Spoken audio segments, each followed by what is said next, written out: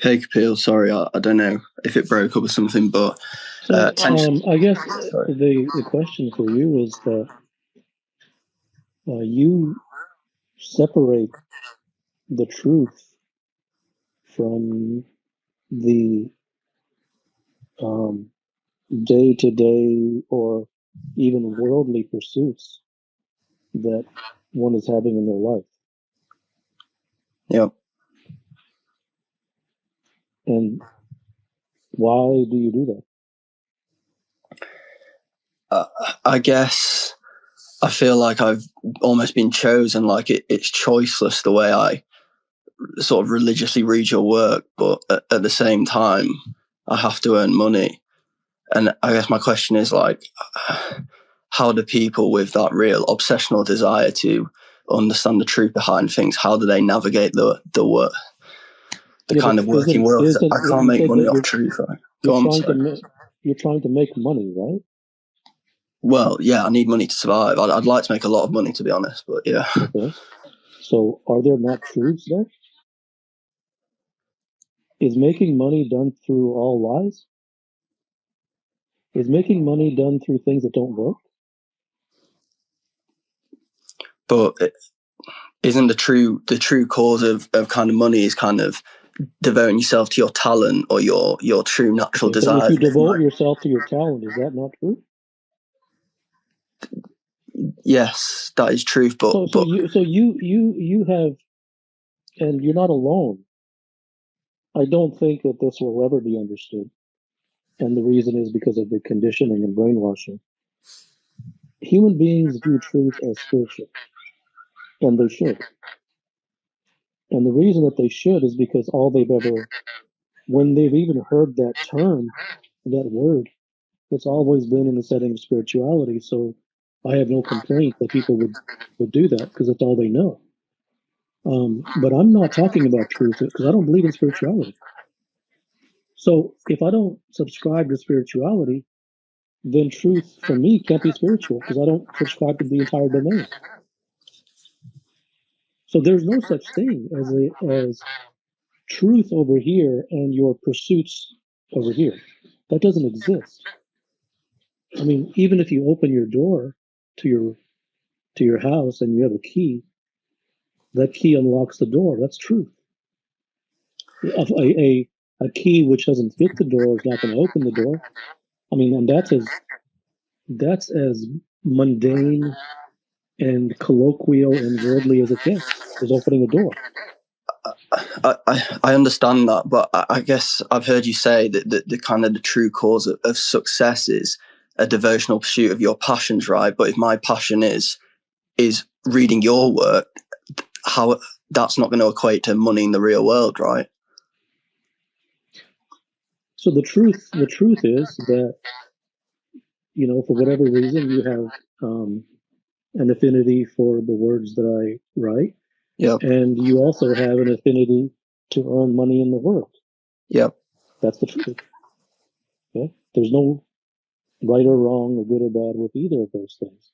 And if both of those are the truth in your situation, then it's also the truth that you must discover what needs to be discovered in order to satisfy your own desires to make money in the world. So it would be untrue based upon what you've already said.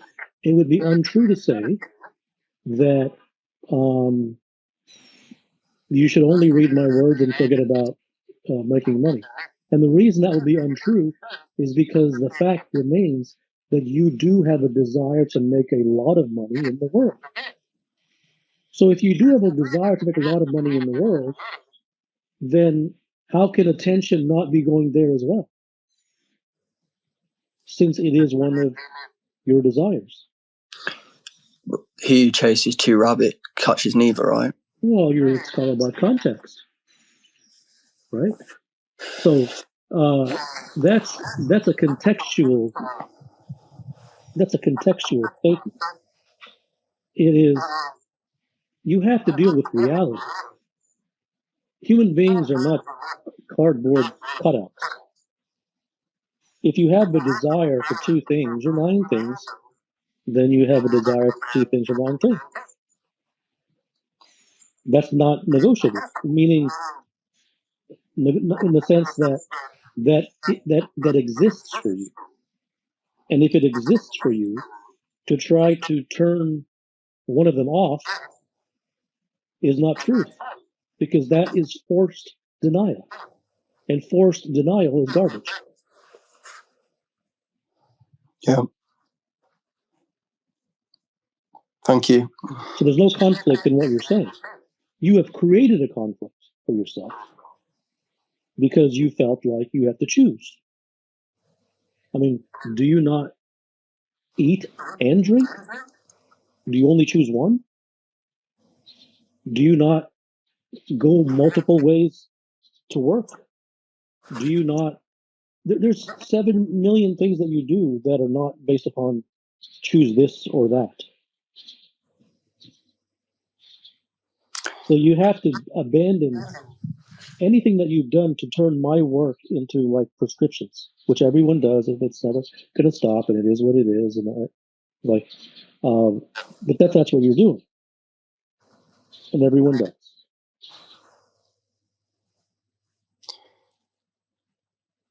I thank you for having me on. Good evening, sir. I have a question regarding exposure, whereby I don't know whether some things are worth observing or looking. I can't hear a thing. I don't know if I'm. What don't you understand about exposure? Okay. There are times when I'm having maybe a habit or a situation I'm going through, and I tend to ask myself, sometimes the opportunity arises whether to completely ignore this thing that keeps arising, or whether to observe it carefully in order to get over it. I don't know if that makes sense. Well, that isn't what I mean. You can interpret it however you want. That's everyone's own freedom to do so. But that isn't what I'm talking about with exposure. With exposure, for me, it's exposure to truth. Okay. The truth about, let's say, a bad habit, or let's say you have a situation that keeps arising that I expose myself to work. No. But you threw it with the truth there like it was a rotten apple. You just threw the word truth in that statement like it was a pair of used shoelaces. Okay, that wasn't the truth wasn't the center stage of that comment. That was just tossed in there. Um, you don't know the truth behind your head. So how are you going to expose yourself to the truth? Okay. I expose myself to your work, for instance, for a long time. I've been consuming your work, and then there are things that have been in my life that have not been, let's say, to my benefit. And when they come up, when they arise, I ask myself whether to observe them more carefully or whether to just look at where I'm like, I ask myself whether I can just go go through them, like ignore them. I don't know if that is. But those are, and that's fine. But though you're talking about two different things, that isn't. Once again, you don't need to take my lead or anything, but you're asking me the question, so I have to answer according to me. That is not what I am talking about when it comes to exposure. And the reason that talking about exposure is because that is the original question that you asked was related to exposure.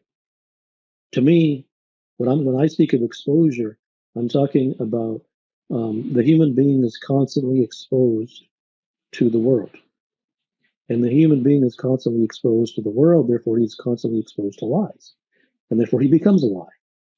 And he doesn't become that because he wants to, but he has no choice.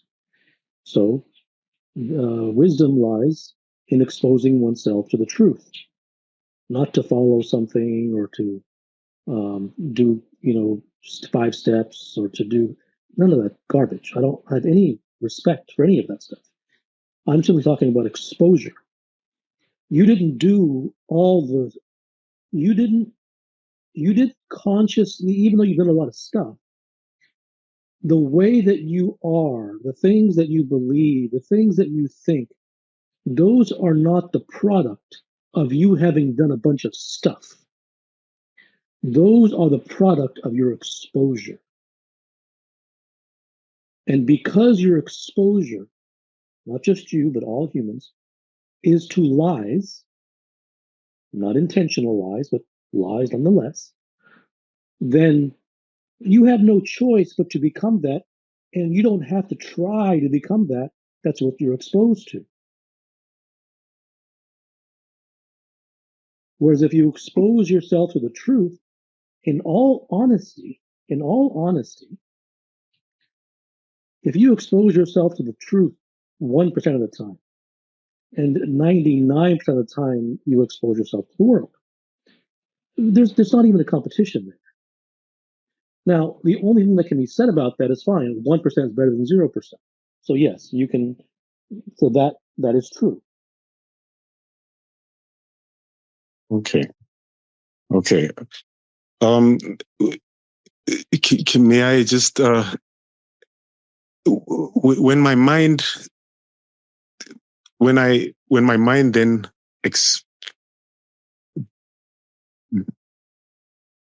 when my mind brings up things that I've been consuming your work, let's say sometimes a lot, and my mind brings up things that give me that opportunity to decide. I don't know if does it just flow into perfect. I don't know. I don't know. Okay. Number one, I don't know. Number two, I don't care, because the mechanistic details of how these things happen are beyond the intellect, this very small, shamelessly small intellect of human beings. So don't even try. And the more you try, the more you'll go deeper into the intellect. This is not a mechanical thing. So I have no idea what routes it takes and what X, Y, and Z happens and what the technical details. Even to open that door is to open the door to confusion. I hear you talk about prescriptions a lot. Now, someone who approaches a life day to day gets some exposure from the podcasts they hear, from the books they read. Now, my question is, when someone is approaching in some situation in their life, they are like, let me give you an example. Let's say for happiness equation, it's like once I say that I don't want to be happy because I want to be successful, or I'm not happy because I know too much. Again, I'm saying that, okay, if I'm actually knowledgeable or I have that knowledge, then why am I not happy? So these kind of things kind of stand as contradictory. And I'm approaching life day to day. I can't have an obsolete decision. So does anyone have to have an obsolete definition in the first place? And if yes, then how to incorporate it? I don't understand your question. You're all over the place. Do you want me to say it again? Well, if you say it again, I won't understand it again. Okay, let me make another example. So let's say I know that happiness is something that is based on work, like you have to work on it. Now, I can say that I am not. You use the word know very confidently. What if your knowing is complete BS? What if happiness is not something that you have to work on to get? Now, let's say that I've received a prescription that... You didn't respond to the question. Am I talking to a wall? You didn't respond to that. Did you hear what I said?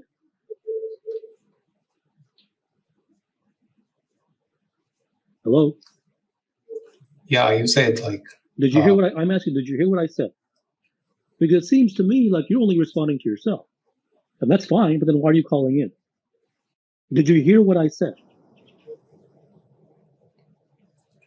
I did. Okay. Well, you didn't respond to it.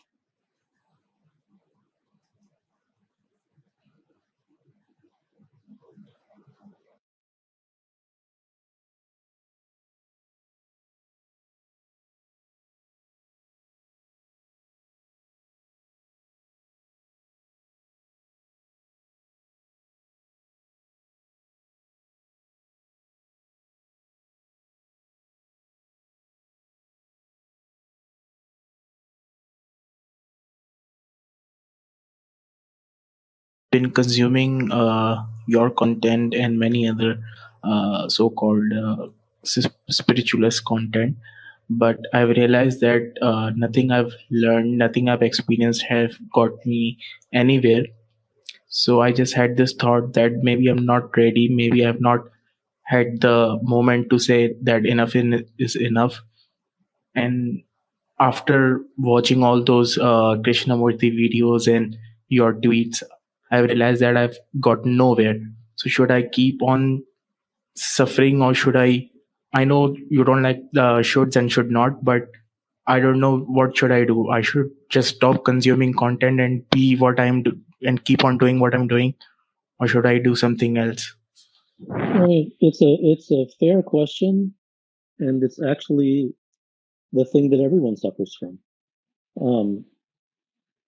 You not having got anywhere is because you think that watching a bunch of stuff can get you somewhere. And you think that because that's what you've been brainwashed by society to believe.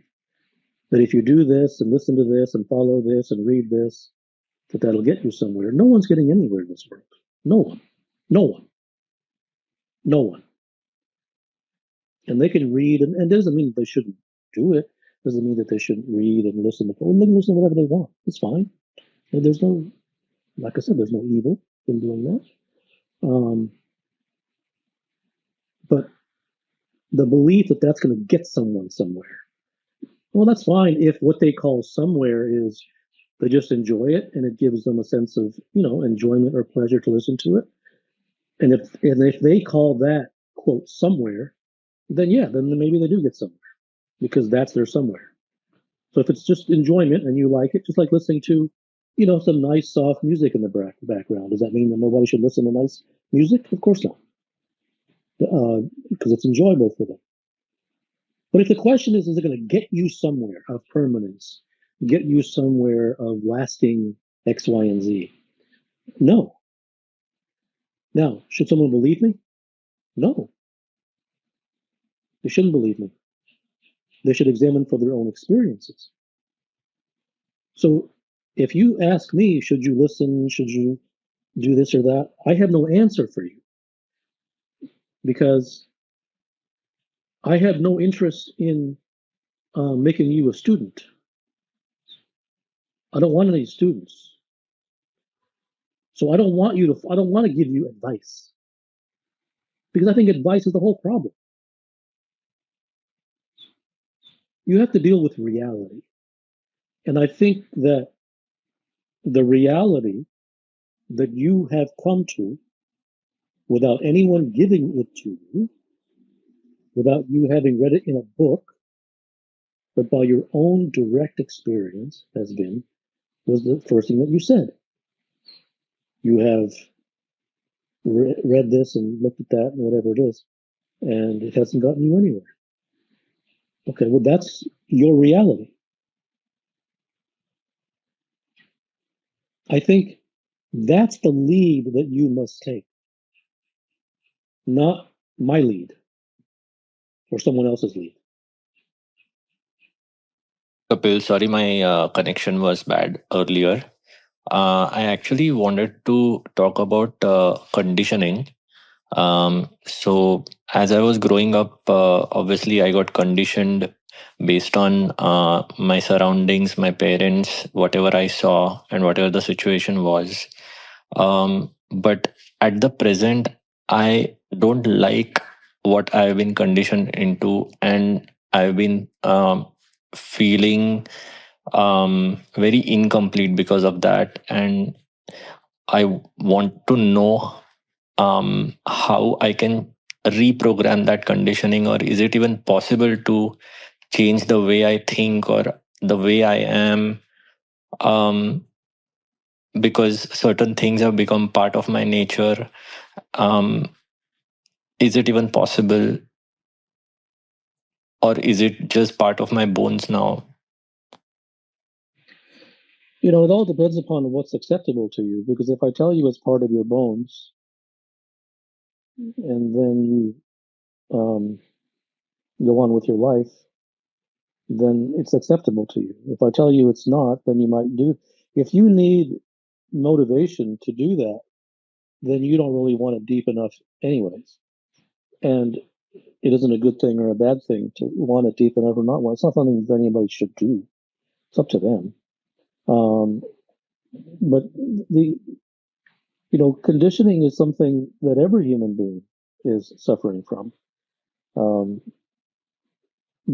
I think the most destructive part of that is to not even know that one is conditioned. So, what I will tell you is that you don't have even 1% of idea of how conditioned you are.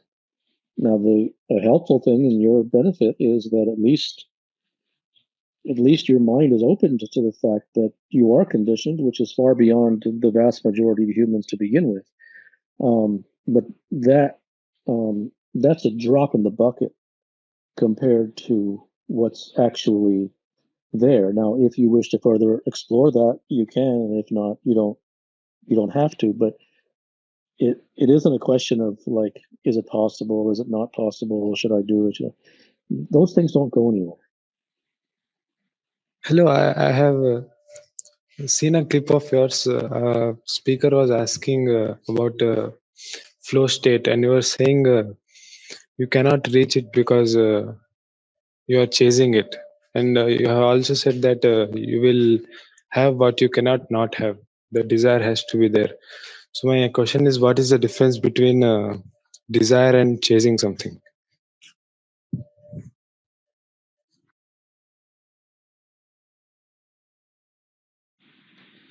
You know what the problem with what you said is? No, no. That's why I'm asking.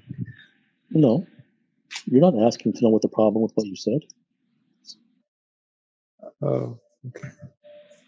So I want to know what's the difference between desire and chasing something. Repeating the question isn't going to change anything.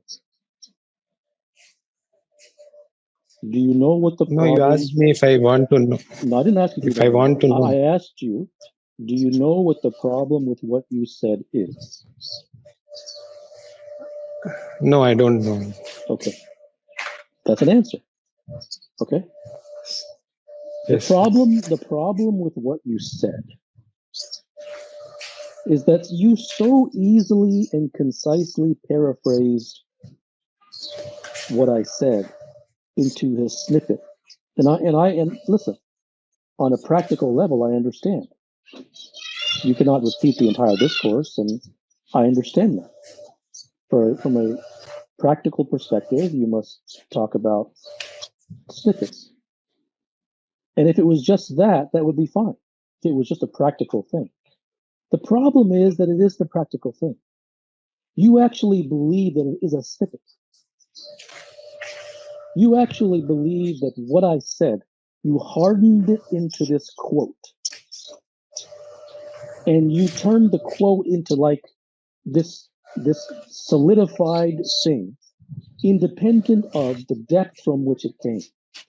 And then you asked a question based upon the fragment that you separated from the entire context. So it's kind of like taking a drop from the ocean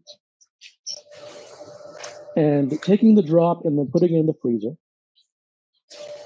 and turning the drop into, a drop of ice. Then asking questions about the solidified form of ice. You've lost the ocean. So I can't answer a question that is based upon you having reduced something big and wide into something that is a snippet, which has not just been done for practicality purposes, but you actually buy into the snippet form.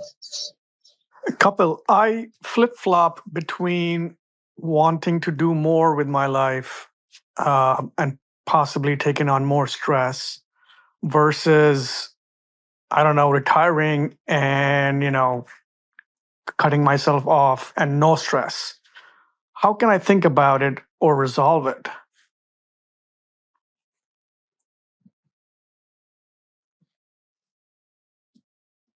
That isn't a resolvable thing because you're approaching it from the intellectual and prescriptive methodological perspective. Periods of highs and lows. So 1 week I will feel very energetic and hopeful. And then the next week I might feel more down. And I've noticed that this seems to be a recurrent pattern. And my question is a sign that you're getting closer to the truth that the amplitudes of these highs and lows lessens? My honest answer to you is I don't think that you should ask any questions because you're an intellectual. You asked intellectual questions last time as well. And if I didn't tell you, I'll tell you now. I don't think that you'll ever not be an intellectual. I could be wrong. And if I am wrong, it'll be at least 20, 30 years. You don't have the bandwidth to understand from a non-intellectual perspective, and it isn't good or bad. We're all made differently. Everyone's nature is different, and no one's bad and no one's good, and you're not wrong. But having said that, I must say things as they are.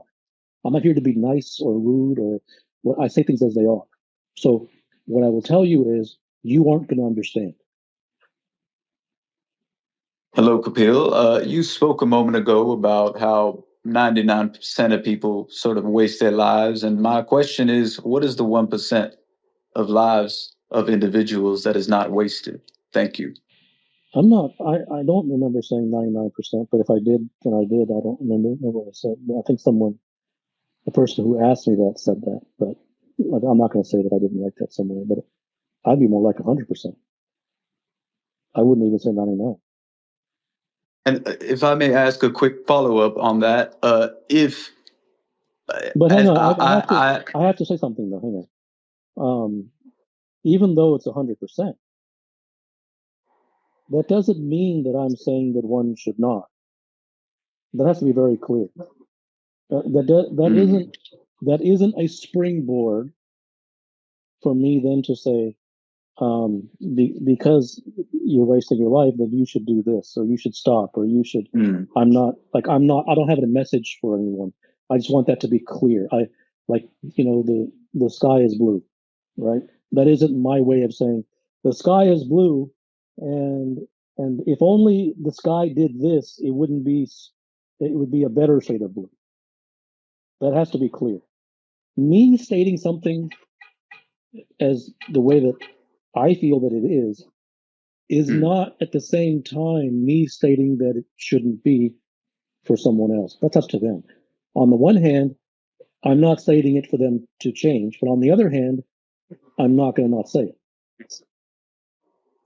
Of course. And my quick follow-up on that one was these these individuals that you work with, they are actually the 1 in a billion that do in fact not waste their lives. Is that correct? That's a very good question. Honestly, I wouldn't go so far to say that. What I can say is, look, even if a man is a heathen, let him be sincere. Even if a man is a heathen, let him be honest, right? And so there's no judgment here that you wasted your life and therefore you should change and do this because shame on you and you should do. I'm not. What I'm saying is, if a person, since he is wasting his life, if he is going through a systematic sort of journey to try to not waste it or to learn the truth behind it or to, what more can be asked of a person? Right? So I'm not going to go so far as to make some dramatic statement that, yes, they have now stopped wasting, my clients have now stopped wasting. No, I'm not going to say that. What I will say though is that if someone is sincere to go through that type of journey, and it doesn't mean that's the only way you can show sincerity. You have to talk to me. So I'm not the owner of sincerity, right? I mean, so you have your own birthrights just like anybody else. I'm not the owner of you or anybody else. So no one has to come talk to me or become my client. Sincerity is sincerity, and you can manifest it in whatever way you want. But those who come to me, at least they, in their own way, are demonstrating the sincerity to try to do something about it. And so that can be said that at least they're doing that for themselves. Not that it's a good or bad thing, but that has to be given credit, because to never try to explore one's own downfall really isn't highly respectable either. To never try to learn the truth, especially about the things that matter to someone, that isn't really that doesn't deserve great regard either, right? My question is the concept of time and an individual living tomorrow and being alive in the future, is this one of the main causes of people sort of wasting their lives and not being focused on truth? Thank you. Do you think that you're wasting your life? It does seem to be the case when I look at my past decisions and my life so far. I'm 22 years old, but it does seem to be the case, yes. And why do you think that you're wasting it? What tells you that? Well, you have spoken in the past about, if people had a close call with death, they would most likely have a greater connection with truth. And when I think about that, if I was going to die tomorrow, I know that my life would be different. My decisions would be different. So then, what's your question? So my question is this concept of me living tomorrow, me being alive in the future, and time itself, is this the thing that's causing but I think that the reason I asked what's your question, I think you already answered your own question, because on the one hand, you asked, is me being alive tomorrow and the concept of infinite time responsible for me wasting my life? And then on the other hand, you said that I know for a fact that if I had a near-death experience, that my life would be very different. So I think you asked the question and you gave the answer. Good afternoon, Kapil, and thank you for your time in hosting this space. I've always been obsessed with enlightenment, ultimate freedom, otherworldly truths, and in my journey to discover them, I've gone through several yoga, meditation, kriyas, and so on, the past 10 or more than 10 years. And in those periods, I had many physiological changes and problems that some would term as Kundalini disturbances. And over the past 2 years, after having um, discovered your work, I recognized the futility of such prescriptions and stopped everything. But I am still obsessed with enlightenment, and I still go through these physical disturbances. And yesterday, I had some insight um, um, when I try to reach out.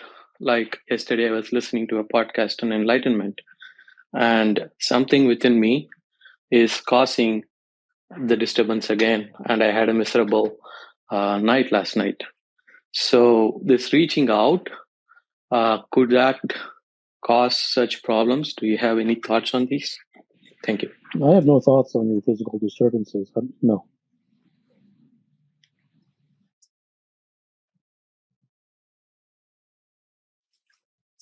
Okay. Is there some connection between actively seeking such things, or those things happen anyway based on a human's maturity? And I mean, I things, kind of like one of the previous callers. I think that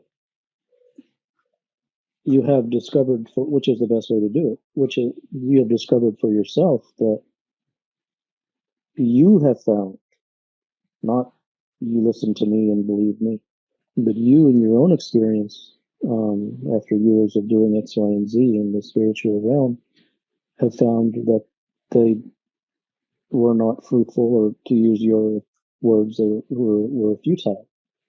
And the fact is, like, they can only be futile. That isn't news to them, because things don't happen that way. So I don't have a preference issue against prescriptions and methods, practices, spirituality, self-help. That isn't like something that's not my preference. I'm only interested in truth. And I know that isn't true. That's why it isn't on my table. Those things do not take you to the place that you're talking about. That's why monks remain in the temple for decades. And they die in the temple, mid-chant. Not because they're bad monks. Not because they didn't do their meditation correctly. Not because they didn't listen to their superiors. Not because they didn't sweep the floor properly. That's all garbage. It's laughable. It's a joke. Those things, now, all that can come from that is that you enjoy being a monk and you enjoy doing the chanting. And that itself is fine. But that isn't any different than going for a jog or going shopping. I mean, it's another pleasurable activity. But those things don't take someone to that realm. If they did, then those monks wouldn't die in the monastery as monks, still trying to reach those places. So, like, and I'll scream this from the rooftops as I always have. No one should ever listen to me. No one should ever believe me. I am not trying to sell you on an idea or a concept. Because I have to care for that. I don't care. I'm not interested in helping you find truth. I don't care whether you do or not. But you asked me a question, and your question seemed sincere, so I gave you a response, and that is to say that those things, I didn't make the rules. But if I had made them, I would make them this way anyways. But I don't. Those things do not take one to those realms. Now, me having made that statement, should you listen to me? No, you shouldn't. But it's more relevant for you because you have years of experience behind you, which all culminated in you calling those pursuits futile. And they are. Mm-hmm. So I think wisdom, and to use your word, maturity, that lies in knowing that that isn't how things happen. That is how things can happen on a mechanical level in the world, but that isn't how things happen on a. I'm not going to call it spiritual, but in this otherworldly domain where everyone is trying to get to in their own way and according to their own words, whether they want to call it freedom or joy or bliss or realization or enlightenment or whatever one's word is. Those things don't come from mechanical pursuits. And the more intellectual someone is, the more they're screwed. I mean, an intellectual or a scientist type person doesn't have a prayer. They should just leave. Now, does that mean that there is absolutely no possibility for that kind of person? No. No, there's always a possibility.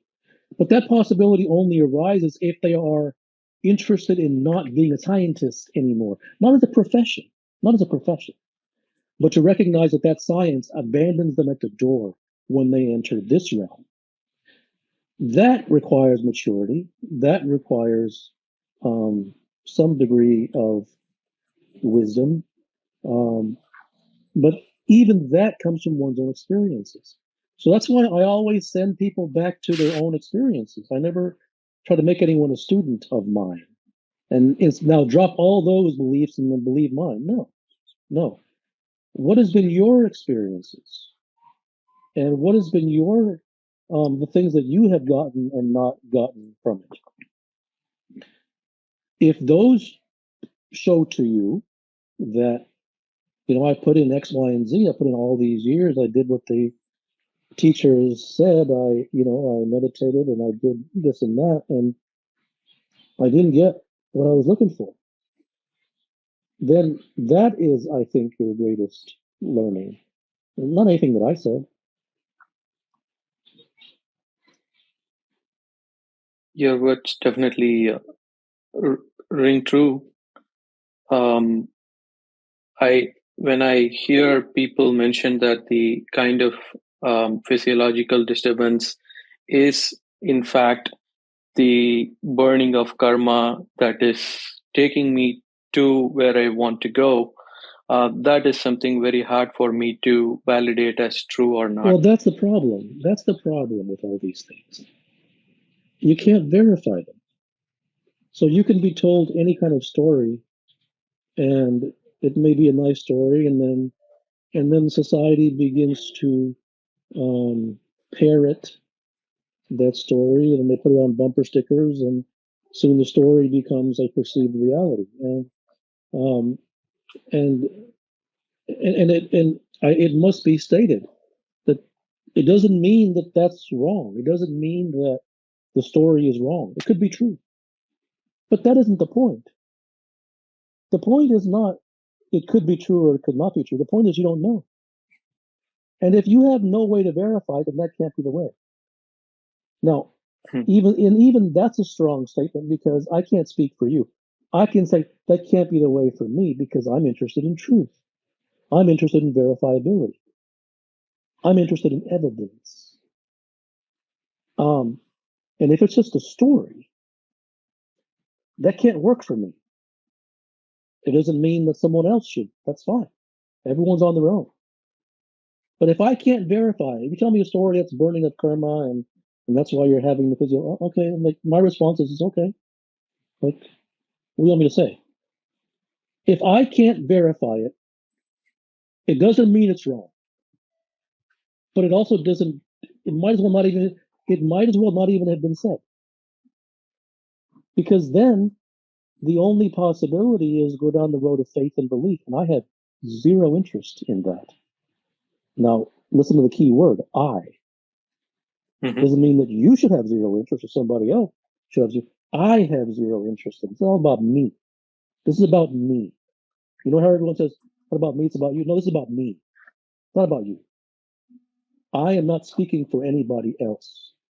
I am saying that for me, that's a deal breaker because I can't verify it and I cannot go down the road of belief and faith because then that's a black box, which I have no one there where the finish line is. The starting, I just might as well just get a hot air balloon and go off into the sky. I mean, so I'm talking about me. I never want to try to impose on anybody else that they should think the way I think. That's why I say it's about me.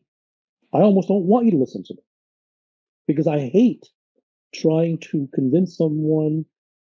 I don't even like it when someone says, "Oh, well, you said this," and I really like. I don't even want you to say that I said this. What do you think? Hello.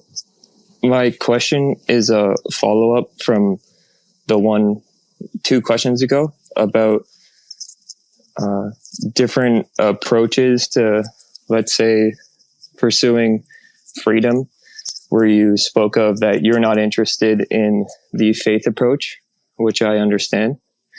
My question is our only option to just follow the approach that we are most sincere about, because it's sincerity that will only work anyways? I mean, whatever you're most sincere about is what you're going to do anyways. Hello, Kapil. Many of your discourses are about connecting with what's true and what's genuine within oneself. Would you agree that knowing who you are on a deep level and connecting with your heart is much more important than thinking through things intellectually and trying to theorize things with questions and answers, but more so just connecting to what's true in your heart? Yeah, it's a big assumption. I mean, it sounds nice on paper, but paper and reality are two very different things. And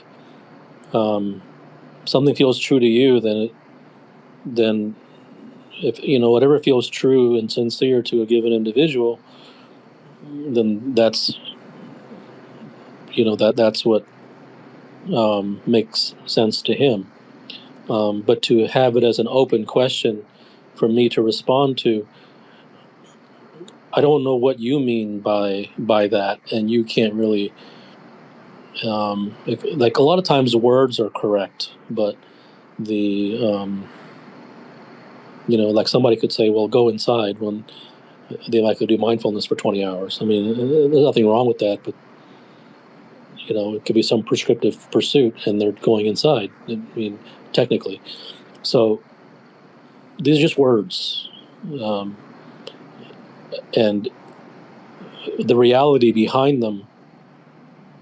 And there's nothing wrong. There's no judgment about them, whether they're wrong or right, or you should or shouldn't.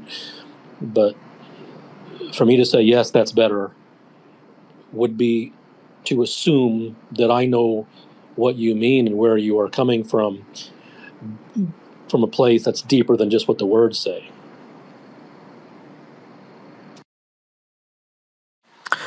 Kapil, why do I sometimes feel that I want to take on stress to do something more meaningful with my life, while at other times feel like I want to retire and disappear? Once again, it's a trivial pursuit question, because I could say you feel that way because of X, Y, and Z. That isn't going to do anything. To gain the knowledge behind something doesn't really change the thing. It's just nice. It doesn't address the heart of the matter. Human beings go through various different convolutions and evolutions and think all types of things. And these things are never attacked from some trivial pursuit type question, no matter how well-meaning it is. It just doesn't come from there. And humans don't understand that. They think that if they get an answer to something, that they'll say, "Oh, wow, that's wonderful, that's great, that's going to change now." Nothing's going to change. These are all just cosmetic questions, though they're coming from a well-meaning place. I'm not demeaning them, but I'm talking about reality here. It's all about reality, truth, transformation, getting somewhere. It isn't about trivial pursuit, and I know that you're not trying to talk at as if it's trivial pursuit, but at the same time, I have to say what it is, because it's not going to go anywhere. Your insight will help me find the truth, right? No, it won't. because it's kind of like a field, and this is, I think this is a pretty universal thing. It's kind of like a field, and the field is, let's say, frozen over. In order for something to grow in that field, the land must be tilled. And it's only once it's tilled that it becomes fertile enough for any seed that's placed in there to sprout into any type of plant or flower or whatever it is. I mean, I'm not going to say no one, because I can never say no one. But the fact is that almost no one's fields are tilled. Now, they can be tilled, but it would be much more effective to pursue the tilling, not to pursue the planting. So for you to ask me that, a question, and then I give you some seeds, and then you throw them on your frozen ground, no, it won't help you find the truth, because it's coming in the form of information, and you are asking in the form of information.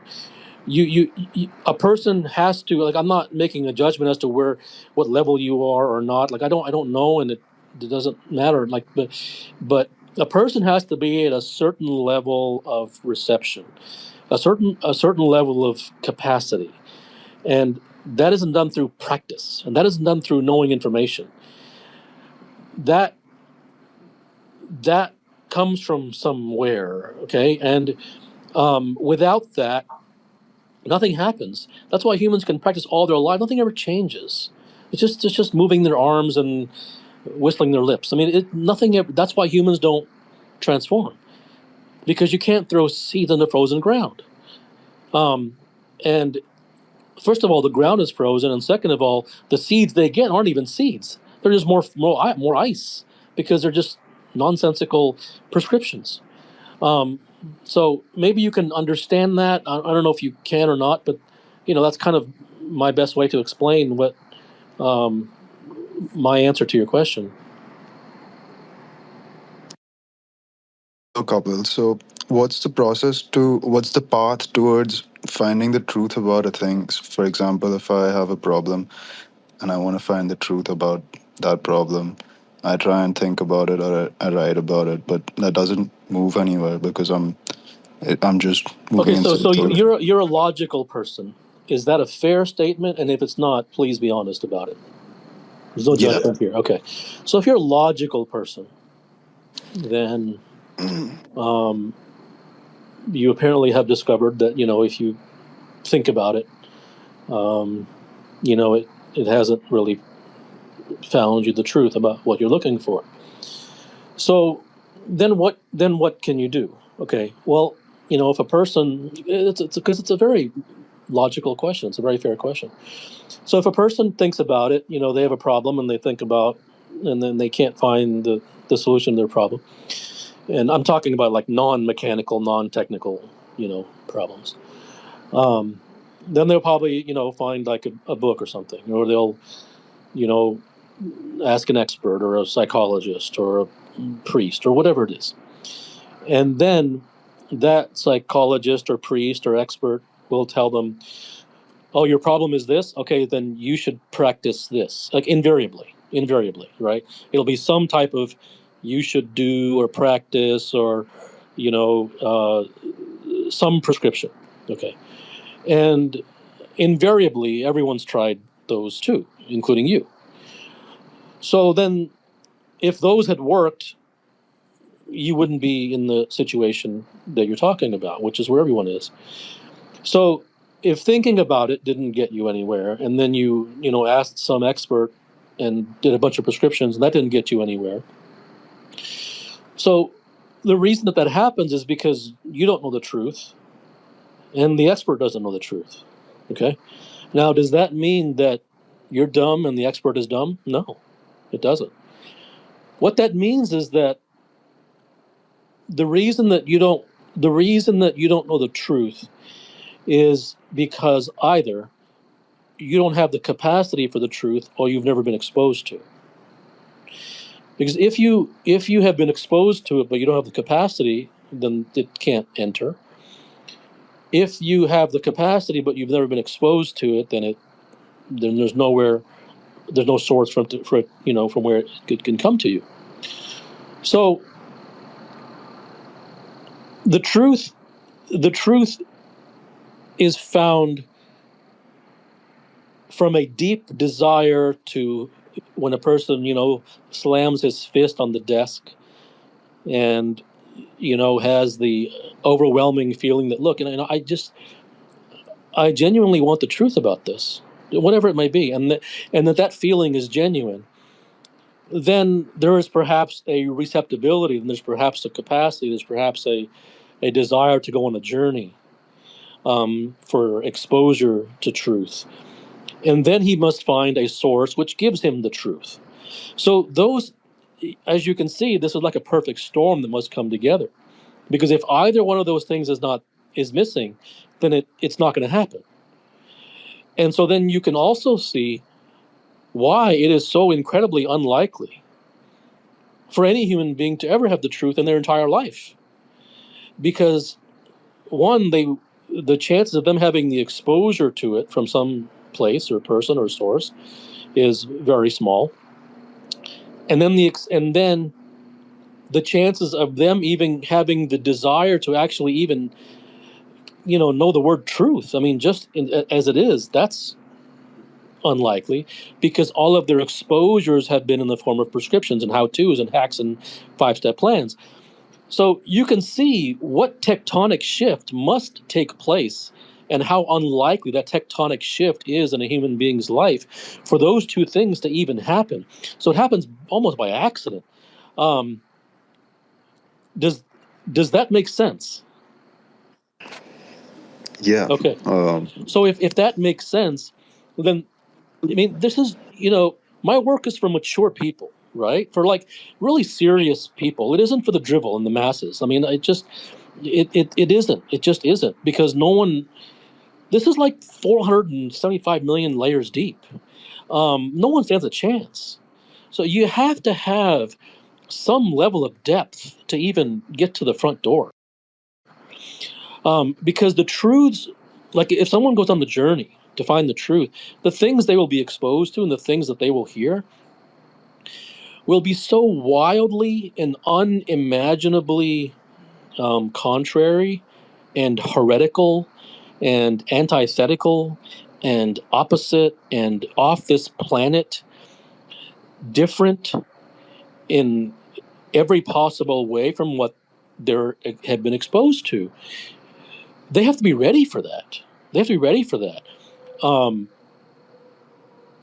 So that's my sort of somewhat comprehensive response to your question as to, if I want the truth about something and I thought about it and it didn't come to me, then what do I have to do? That's an honest answer to your question. Thank you. Hey, Kapil. Namaste, and I appreciate the previous answer you gave. What does going on a journey mean? That's the part I don't understand. No, that's fair. Like, for instance, if someone goes on this is just an example. If someone goes on a journey with me, right, and let's say they're a client, then there's a journey which takes place in terms of a repeated exposure to truths based upon the problems and issues and concerns and matters that are most important to them. And through that journey, there was a consistent exposure to truth. There isn't an attempt to try to proselytize or make them conform or make them have certain beliefs or abandon X, Y, and Z or do various practices. And it's a journey towards direct truth. Now, the reason that I use my words very carefully, I said that's just an example. You go on your own journey. No one needs me. I'm not have a monopoly on anything. Like you're a free human being. You can do whatever you want. So one can go on their own journey to discover the truth.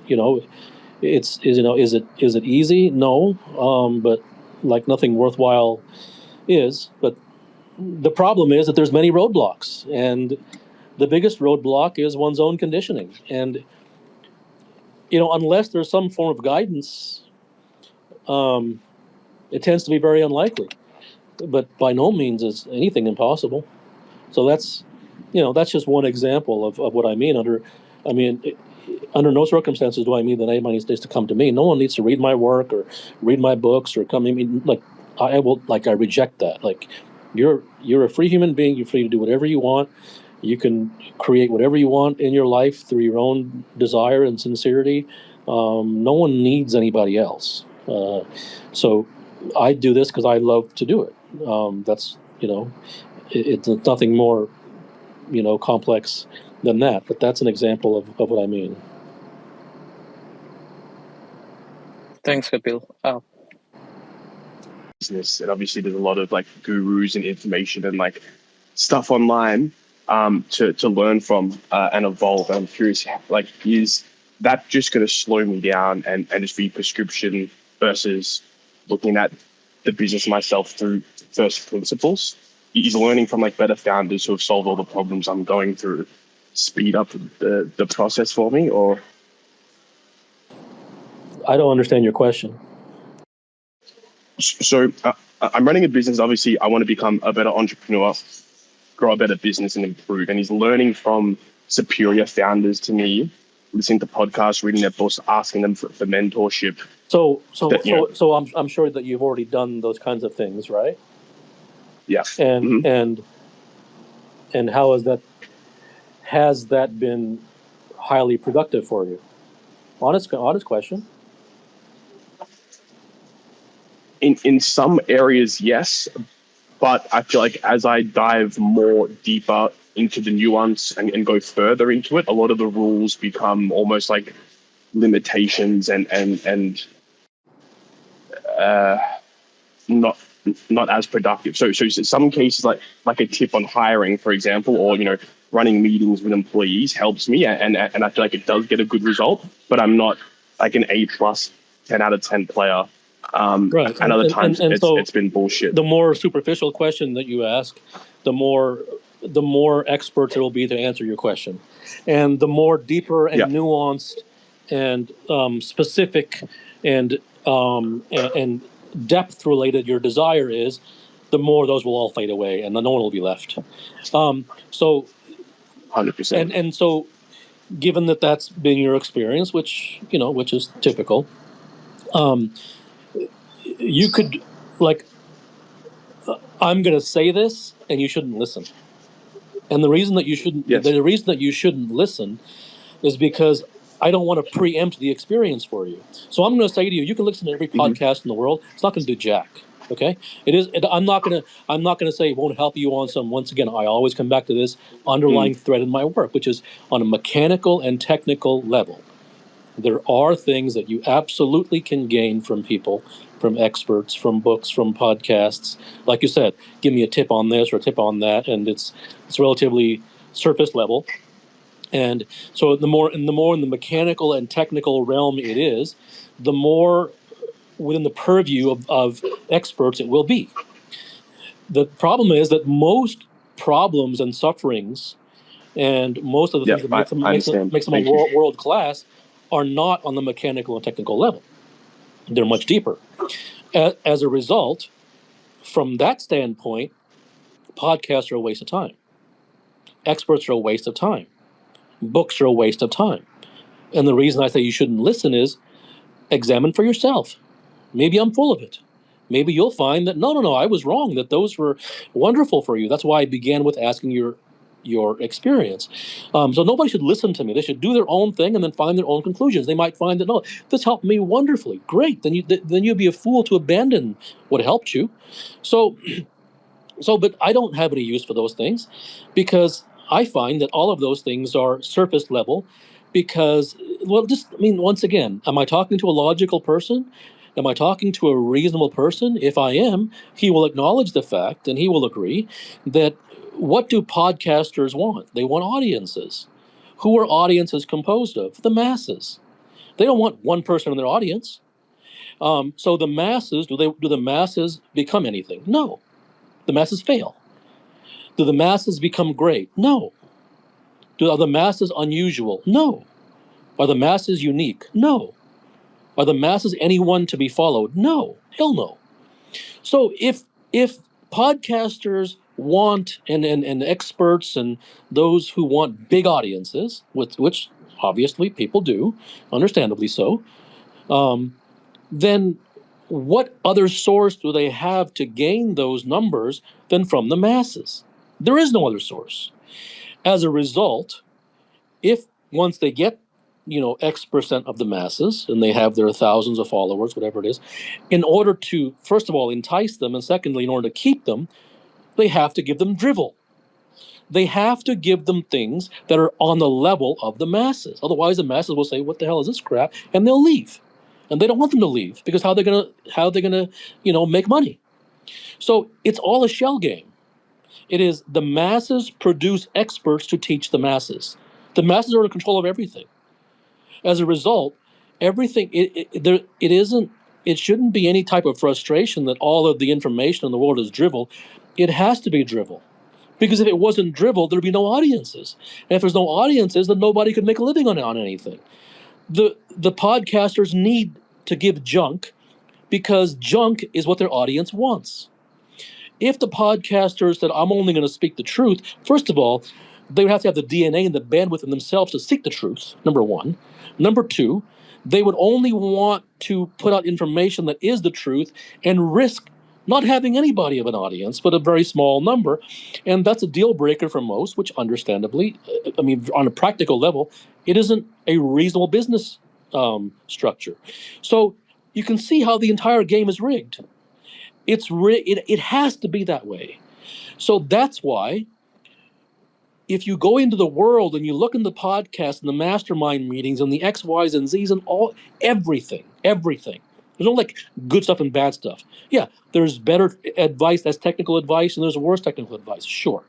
Better mechanical advice and worse mechanical advice. Sure. But anything beyond the mechanical and technical, I have people send me emails and they say, "I stopped listening to all podcasts, reading all books because I see it all. I see through it all now." Right? I don't. That's not a good thing. I don't really care. I didn't try to convince them of that. They found that on their own. So, if you want truth, you don't really have a source out there because there's no money in truth. There's no audience for truth.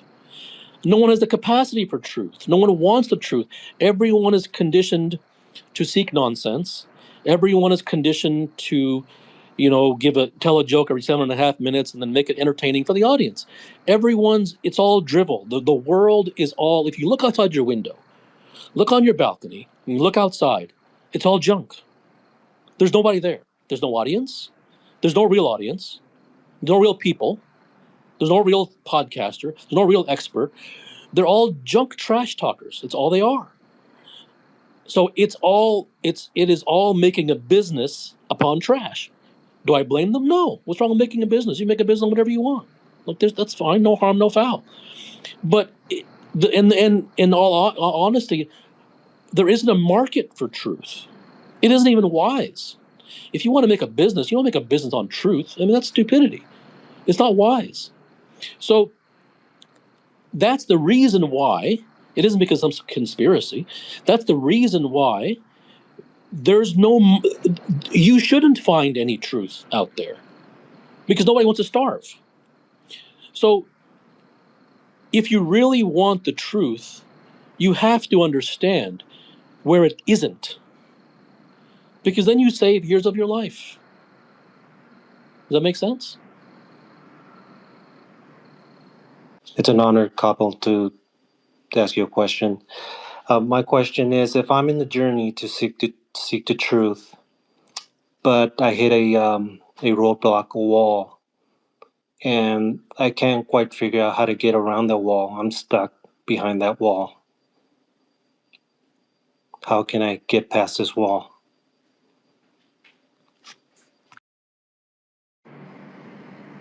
There's no way that I can tell you how to get past a wall. I don't. One has to sift through what I said and discover things from there if they wish. that might be a benefit to them.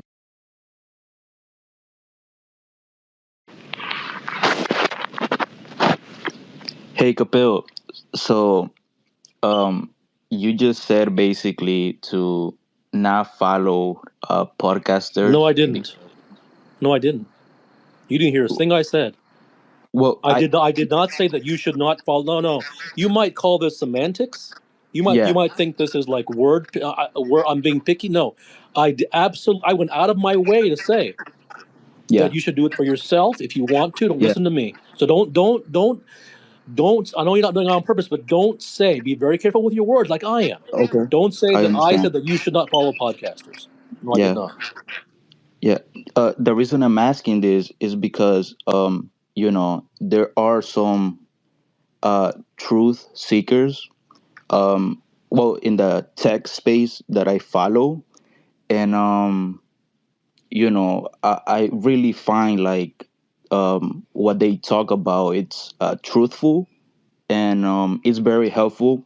But at the same time, since you're saying it's all a business, I was just wondering, um, do some things could actually, can help you and Well, I mean, help improve your life? I've already answered that question. I said that if something helps you, then it would Yeah, be foolish not to. Why wouldn't you take advantage of that if something helps you? It's all up to you. If yeah. something helps you, don't listen to me. I mean, don't listen to Okay. me. I mean, if something helps you, it helps you. All right. Thank you very much. Kapil, one of the things I find fascinating about diving into your work is that many of the questions that I have are more of your questions are answered in your silence because I just answer them myself. It's almost like you're the exposure and then just a mirror for people to answer more of the questions. And the question I have is this void that many, myself included at different points in my life, feel of, the chasing to constantly get somewhere and achieve X, Y, and Z and become X, Y, and Z. Is all that based on a not knowing of who we really are and like the transformation of like finding this permanence, whether it's becoming aware of the fact that you're a son of God or whatever it is that is the final destination? Is that where the void originates from? What void are you talking about? It's the endless uh, pursuits of humanity and constantly trying to become this and arrive there, and Well, the the human restlessness being's of human nature. fundamental problem, is that he doesn't know the truth. That's his fundamental problem. It isn't because he's doing this wrong and that wrong, and he needs to change this and change that. I mean, besides obviously destructive behaviors that hurt people and hurt himself. Obviously, I mean, there's base level stuff that is not, that needs to be changed. Um, but the human suffers because he doesn't know the truth. He doesn't realize. As simple as that statement might be, it is anything but simple. He suffers because he doesn't know the truth, and because he doesn't know that, then what he does is he thinks that because of the experts and the teachings and all those stuff, he thinks he is suffering because he's doing it wrong, and he needs to do it right, and he hasn't practiced enough, and he doesn't have the 5 steps, and he doesn't have the right prescriptions. That's what he thinks. That's what his brainwashing and conditioning has got him. And because that's what he has been raised to believe, not just by his parents, but the whole world, everyone, then that's where his entire life remains focused on. That's where he lives for his entire life. He doesn't, the word truth, like it's like this meaningless word that even sounds spiritual. So like even the word, it isn't really something that is a part of human life. not even a part of their vocabulary. I mean, they've heard the word, but there's truth, like nothing else exists but the truth, and it has nothing to do with spirituality. But these are very, very foreign type of explanations. I mean, these are very foreign. This is a very foreign idea to human beings who live in the world of how to and fixing their problems by practicing X, Y, and Z. So because he doesn't recognize that all of his problems result from him not knowing the truth, and I don't care how many things he changes. He might improve a little bit of this and a little bit of that. But a human being is born, he suffers for his entire life, endless suffering. Some suffer more than others. Some have harder lives than others. And then, when he's old, he dies. Because we all have an age limit, and we die. So that's human existence, and it isn't existence at all. And all of that results from not knowing. Forget like not knowing the truth. Not knowing that his problem isn't that he doesn't know the 5 steps. His problem is he doesn't know the truth.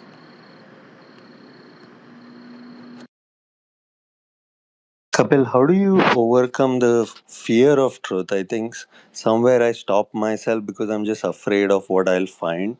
So I'm rather distract myself. So what experience did you have that even gave you an inkling that you might be afraid of what you find? I think as I was pursuing my truth, I started to feel more alive and stronger, and that just made me more afraid of failing.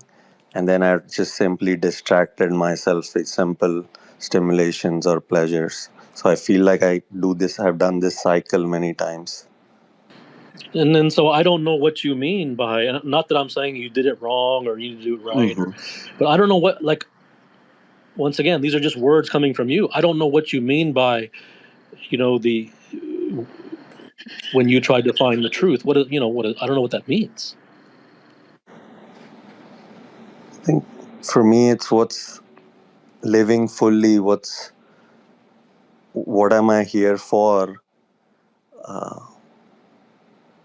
Just trying to be more self-actualized. And honestly, all of those words are worldly words, right? Yep. And that's what I mean. Like someone says, well, I looked in that bucket and it was all a bunch of I'm afraid of that, or it's junk. Okay. But maybe the bucket was labeled X, but it didn't really contain X.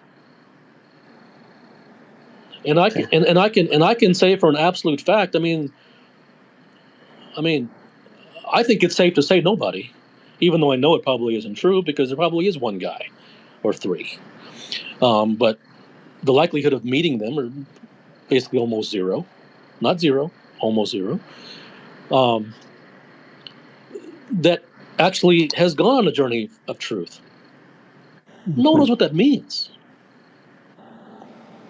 If you mention the word truth to someone, they think spirituality. They think meditation. They think mindfulness. They think yoga. They think all those things. None of those has anything to do with the truth. Nothing. Zero. It doesn't mean they're bad. Doesn't mean they're wrong. Doesn't mean that you can't get some benefit from them. It has nothing to do with that. That isn't the question here. The question is the pursuit of truth. And I don't think there's a human being alive who isn't conditioned. And as a result, because he's conditioned, he's going to seek, like even when I say the word truth, he's going to, I know what that means. That's spiritual. That's the East. That's meditation. Oh, that's already been talked about. Yeah, that was in the Four Noble Truths and the Eightfold Path. Yeah, I read that. Yeah, that was like, that's all they know. So when someone says to me that, oh, I went on the path to truth and I'm afraid of what, oh, no, you didn't. I mean, that may sound presumptuous, and that's fine. But I'm willing to be wrong every time, because I know that there's the one chance that I'll be right. The one chance that I'll be wrong. Fine, I'll take one failure out of 40 million. Fine, I'll risk that. Okay. No, you didn't. Yep. Because I know when someone says I want to search, I know what they did. They went into all that stuff, and you proved it. Self-actualization and X, Y, and Z, and so, like, don't even say anything, right? These are all junk words, and I know that you have to use some words, otherwise you won't be able to speak. Right. But that isn't truth, because truth isn't being taught anywhere. Truth, forget taught. Truth isn't even being discussed anywhere. Not in any temple, not in any monastery, nothing. It is not because it's some sacred thing that shouldn't be. No, it's entirely practical. But humans, because of their wiring and their conditioning, are interested and have been taught to be interested in pursuing spirituality, which has nothing whatsoever to do with truth. How does one recognize which desires are sincere and which are mere conditioning? Why do you care? I have a lot of interests and I'm trying to figure out. I feel like I'm getting pulled in a lot of directions. So what? Is that fine? I think it's fine sometimes. Sometimes I don't think it's fine. There's no fine. There's no fine or not fine. There's no. Can you elaborate? There's no okay or not okay. There's no right and there's no wrong. There's no, like, you're asking. This is, once again, you're a product of the media. I'm not blaming you. I'm not putting you down. I'm just using you as an example for all human beings. You're asking an is that okay type of question, because you have experts like, oh, that's fine, that's normal, that's good. No, nothing is normal and not normal and good and bad and okay. Like, nothing is anything. It's whatever it is that you want. If, like the other person said, he said, I feel this way, and I don't know, feel this way again. So he didn't ask, is that fine or not? Even if I said it was fine, he didn't want it. So there's no, like, okay. And there's no, some expert says it's okay, then you take a sigh of relief. Oh, thank God, that's okay. That's all garbage. There's no okay and not okay. It is, what does a human being truly want in the heart of hearts if he only had one choice and one chance? What is it in his heart of hearts that he really wants? This okay and not okay, and what should I do, and do you sanction it, and what do the experts say? And it's all just fog. That doesn't go anywhere. That isn't truth.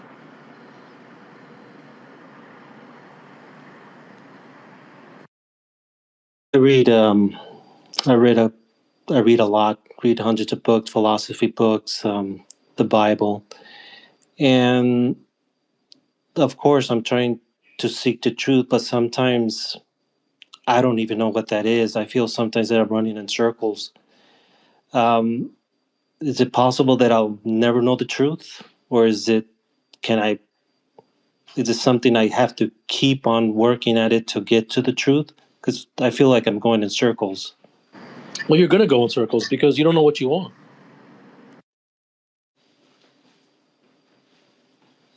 That's true. Hi, Kapil. Thank you so much for all this podcast, like the talk. I'm very blessed to talk to you. My question is that, like, I'll be in suffering and I dissect it. I dig deep, look into it. What is the problem? What I am doing with my life every moment, especially when I'm in suffering, not in pleasure though. I'm tired of this oscillation between suffering, getting to some kind of understanding. But when I go out in society again, I associate with people, and some or the other way, I am back into it, or somewhere it soaks in that, okay, that might be something I need to understand. I am back again. So back and forth, I'm oscillating between the suffering and the understanding, how much ever I can understand. But my question is, like, I'm tired of it. What makes one cease to not move away from the truth? Why do I oscillate? Fundamentally, what you're asking is that what is it that makes one obsessed about the truth, and to the point where they don't really they view everything through that lens, and whatever they do, they want it through the avenue of truth. And I can't answer that question. I don't know why people have the desires that they do. I don't know. I don't know where it comes from. I think people are maybe chosen by something as opposed to them choosing it. I don't really have a more elegant answer than that. I can't explain why. I don't think really there are many human beings who actually are or have an obsession for truth to begin with.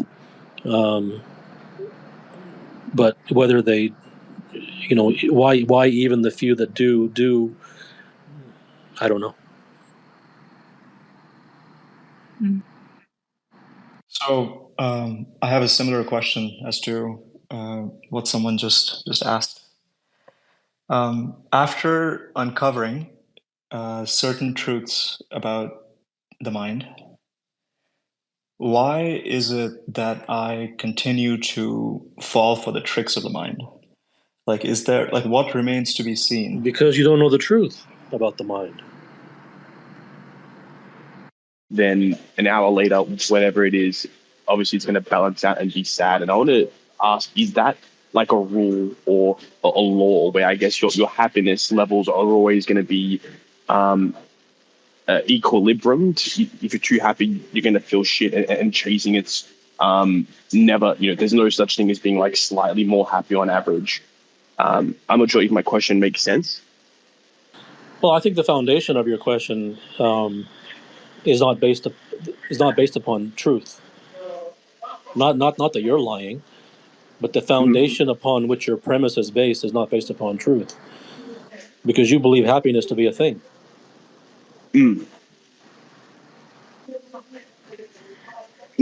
Maybe pleasure is the right word then. Like, stimulating, I guess, like happy things in the brain. Yeah, and because feeling that's because pleasure and displeasure and pleasure and sorrow are all the same thing. You think they're different. Hello. Hi, Kapil. Hope you can hear me. Kapil, yeah, I had some personal tragedy last year, and along with that came bad health issues and emotional chaos and a lot of other problems and therapy and all that. And during those last 6 months, the biggest problem I had was that why I'm not able to talk to people about it. The moment I talk to anyone, somebody's giving advice or therapist is coming with their standard cosmetic questions, I just could not open up. And eventually I realized is the root of my problem is that I expect people to listen to me. I expect people to ask me the questions which I want to be asked. But I'm still not there. But I feel somehow this. Well, I think that your problem is a universal problem. I don't think any human being has anybody to talk to. Now that doesn't mean that on some surface level, or even on a somewhat deeper level, someone's having a problem with something and they have a best friend that they talk to and they help them through. I mean, those things do exist. I mean, it doesn't mean that someone can't get something from a therapist. But in general, like, the deeper your questions are, the more that there is no one to talk to, because you won't find anyone who's not going to prescriptionize you.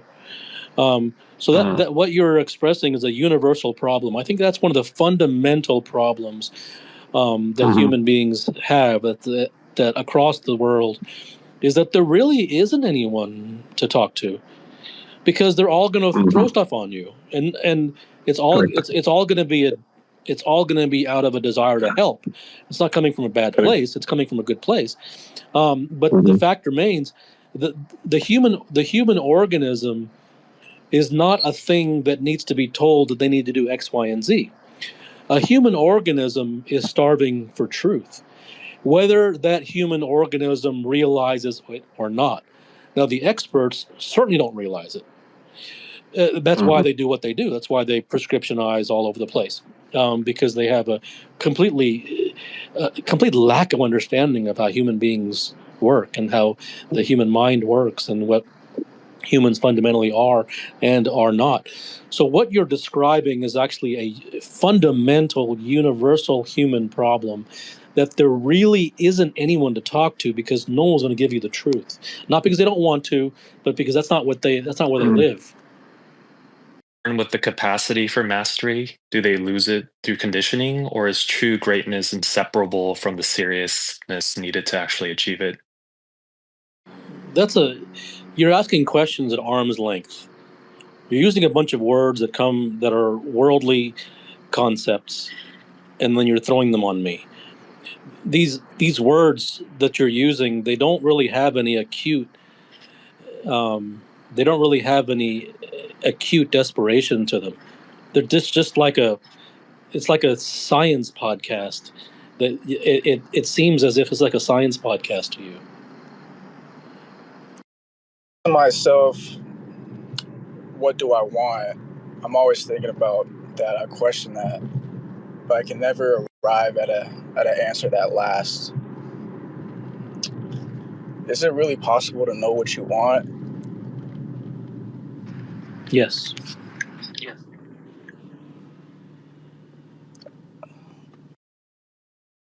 Hello, Kapil. My question is all truth accessible to me right now?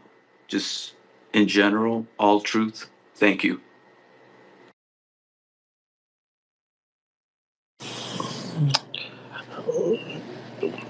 I don't know, because that all depends upon your level of receptivity. That depends upon one's capacity to jettison their beliefs and opinions. That depends upon the depth of one's desire to know the truth. That depends upon all sorts of readiness within the human being, which cannot be gauged just by you asking that question.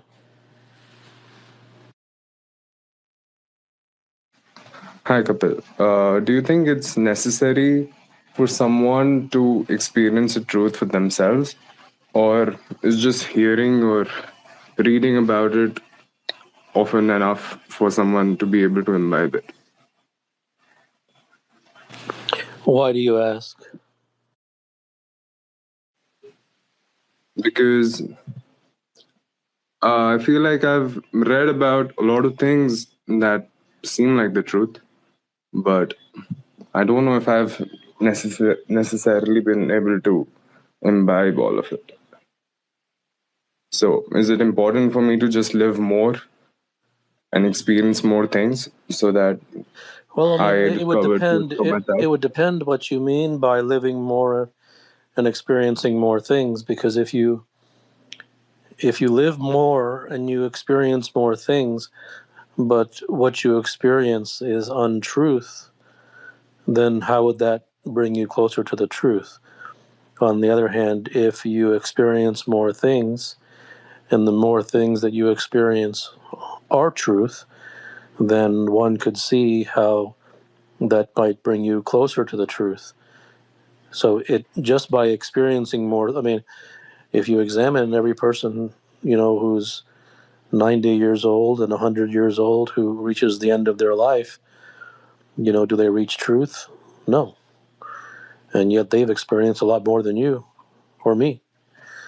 So experiencing life, while it certainly can teach lessons and, life experiences can be valuable, but as far as reaching the truth or learning the truth, I don't think I don't think years of living or how long you live has really much to do with truth, because one's life really isn't, almost never tends to be about even wanting to learn truth. So just by experiencing life, how can that bring truth? Can you share your insight on love? When love becomes a very deep pain, how does one carries this through life? I think humans use a lot of words, and those words are defined according to the very same language in which they learned them. These words have very little meaning in the land of truth, because the context in which one learns them, they tend to be just sort of just words. What does that word even mean? And then when pain arises from it, in actuality, the pain is much more understandable than so-called love. So all of these words, the context in which they're used, the things to which they're attached to, the things which they're used to refer to, one uses a bunch of words which have no foundation, or at least the person hasn't really examined the foundation. He just picked it up off a tree. And then he begins to ask questions about a word and a concept which he never really examined. And then when there's consequences to that, then he begins to ask questions about it when it should have been examined in the first place. So if you come in at the fourth and fifth stage, if you come in at the fourth and fifth level and begin asking about a fundament of a thing, then it really doesn't address the issue, because you're asking about band-aids placed upon band-aids. And you're asking about the fifth band-aid placed upon the other four. They have no relevance. It does have relevance that one is feeling pain. That's understandable and acute and relatable by all human beings. But the word love is much more theoretical. Pain, I think, is real. Love is conceptual.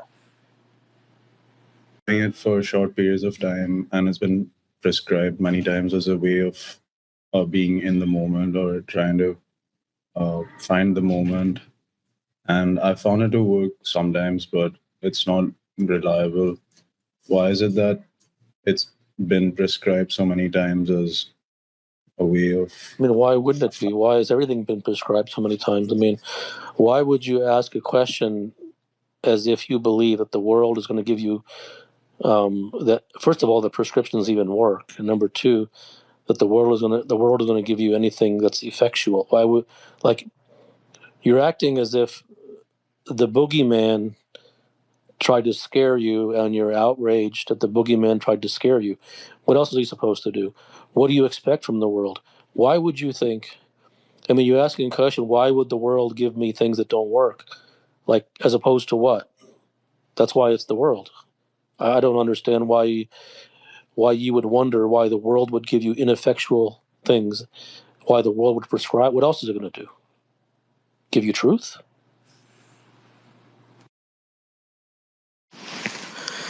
Kapil, what would be the signs that I am getting closer to the truth, or maybe have found the truth? Why does that matter?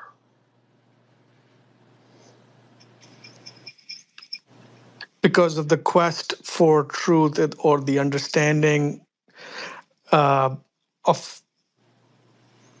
I don't know. So what is a sign that you are desperately seeking the truth? Maybe problems or pain in life. That isn't an answer. Everyone's having problems and pain in life, so they're all seeking the truth. To the previous question, I wanted to ask, how do I find the truth about meditation? Because if I would to rely on belief, I would assume that it doesn't work. and the other path would be to try it and keep doing it for some period of time and see whether it works for myself. But You can refer to my book if you wish. There is no how. That might be of help to you. It might not, but that kind of thing is discussed pretty much at length in there. thank you. My life is constant pain, constant suffering, constant struggle. I am sometimes aware of my mind and I can try to observe it, but kind of as you've alluded to, what I do doesn't work, right? Because I get angry again, or my emotions are triggered again, and once again I'm back in the game. It seems like part of the answer is conditioning, and I'm wondering if there's something more beyond like the basic training, like the training of a dog, or if the quote unquote evil is really just in the conditioning itself. Well, whether it is or not, the fact is that human beings are conditioned. So, okay, so then what's one going to do with that? Well, that's personal. One person may throw up their hands and say, "Oh well, I'm conditioned. It is what it is."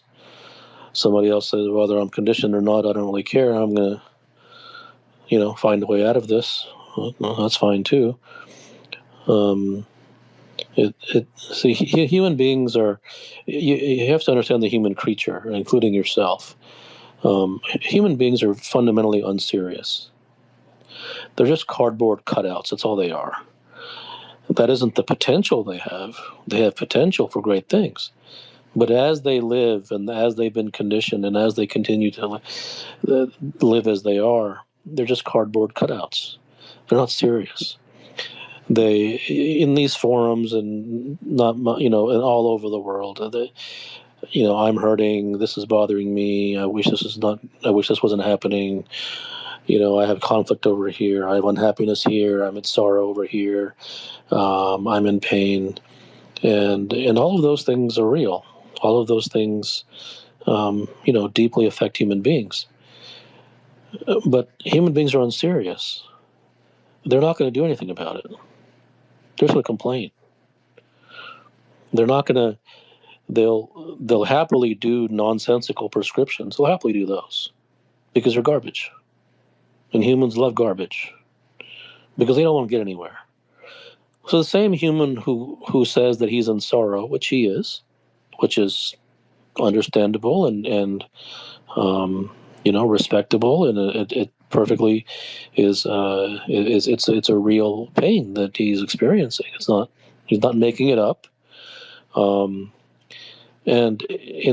it's actually the very fact that he isn't making up his pain, the very fact that he isn't like aggrandizing it and exaggerating it, like, is also it also makes it so ironic that he listens to the world who treats him like he doesn't have any pain.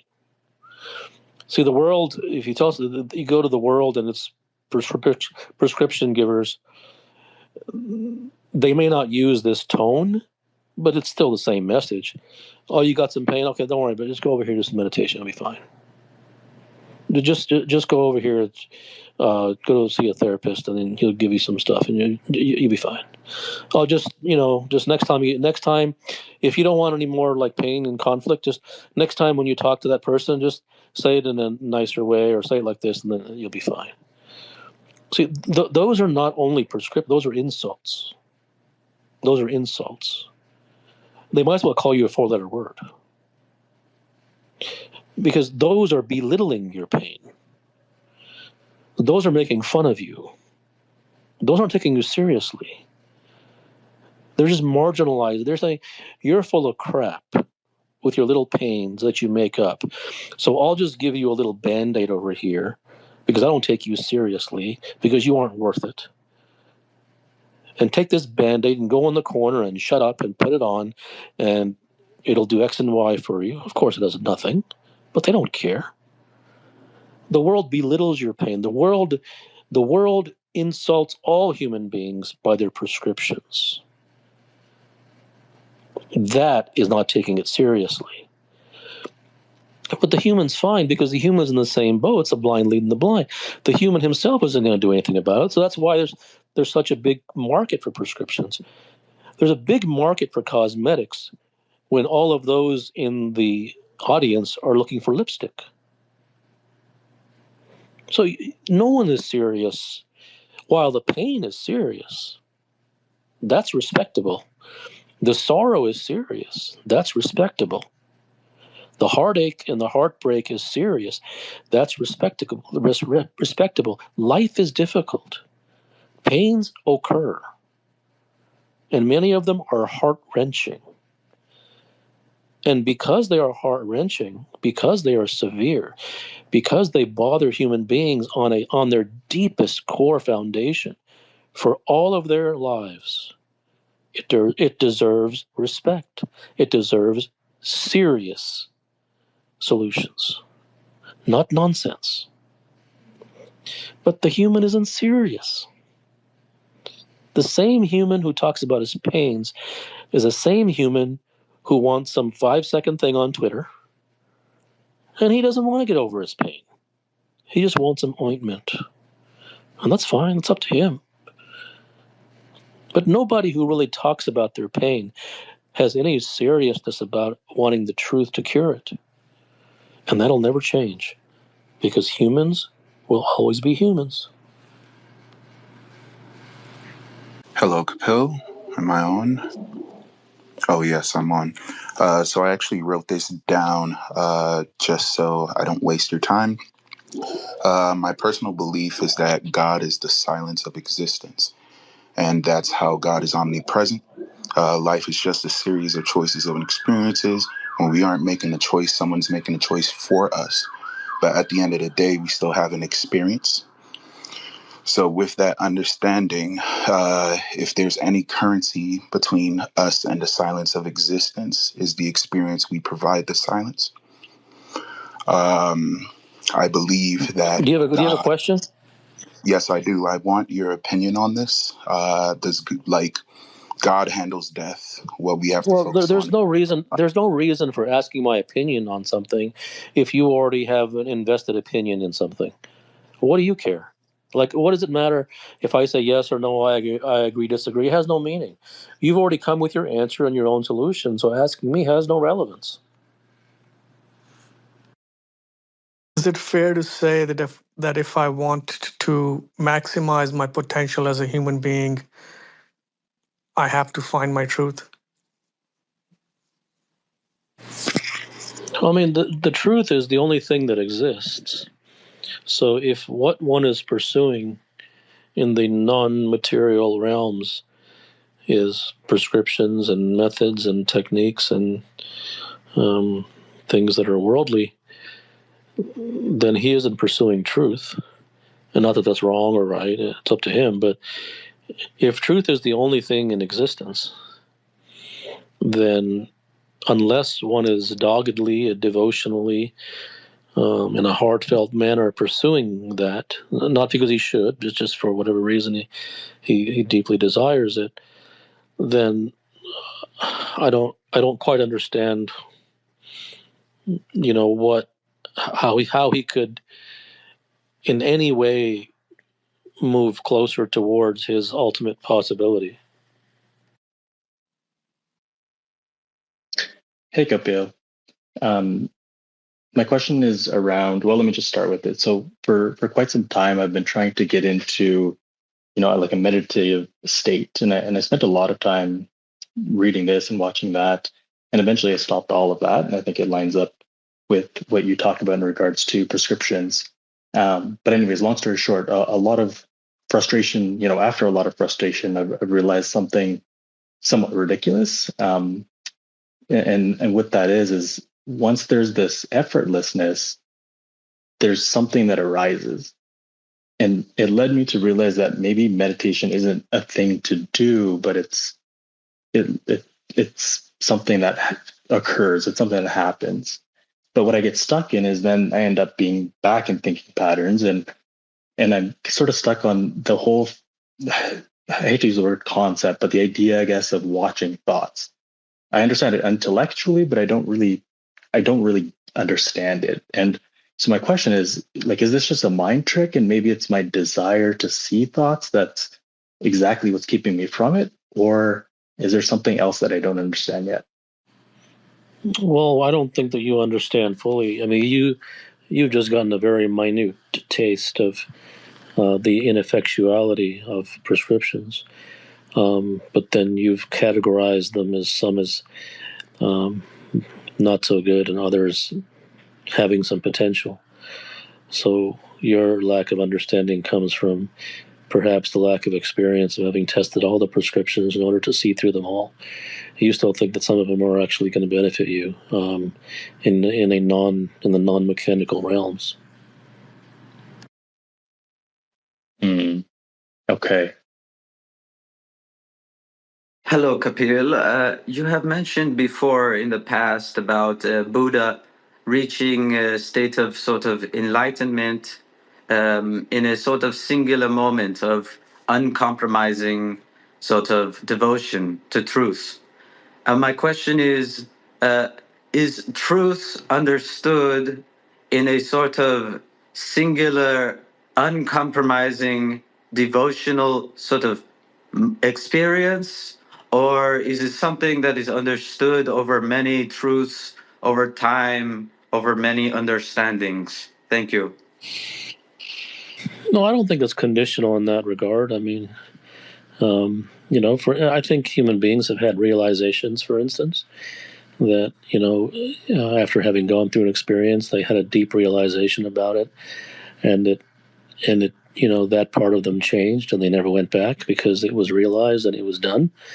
So I don't think it's some spiritual thing. I think it's very practical. But whatever does or does not lead to it, I don't think it's this devotional moment of bliss and romanticized. No, I think it's very practical.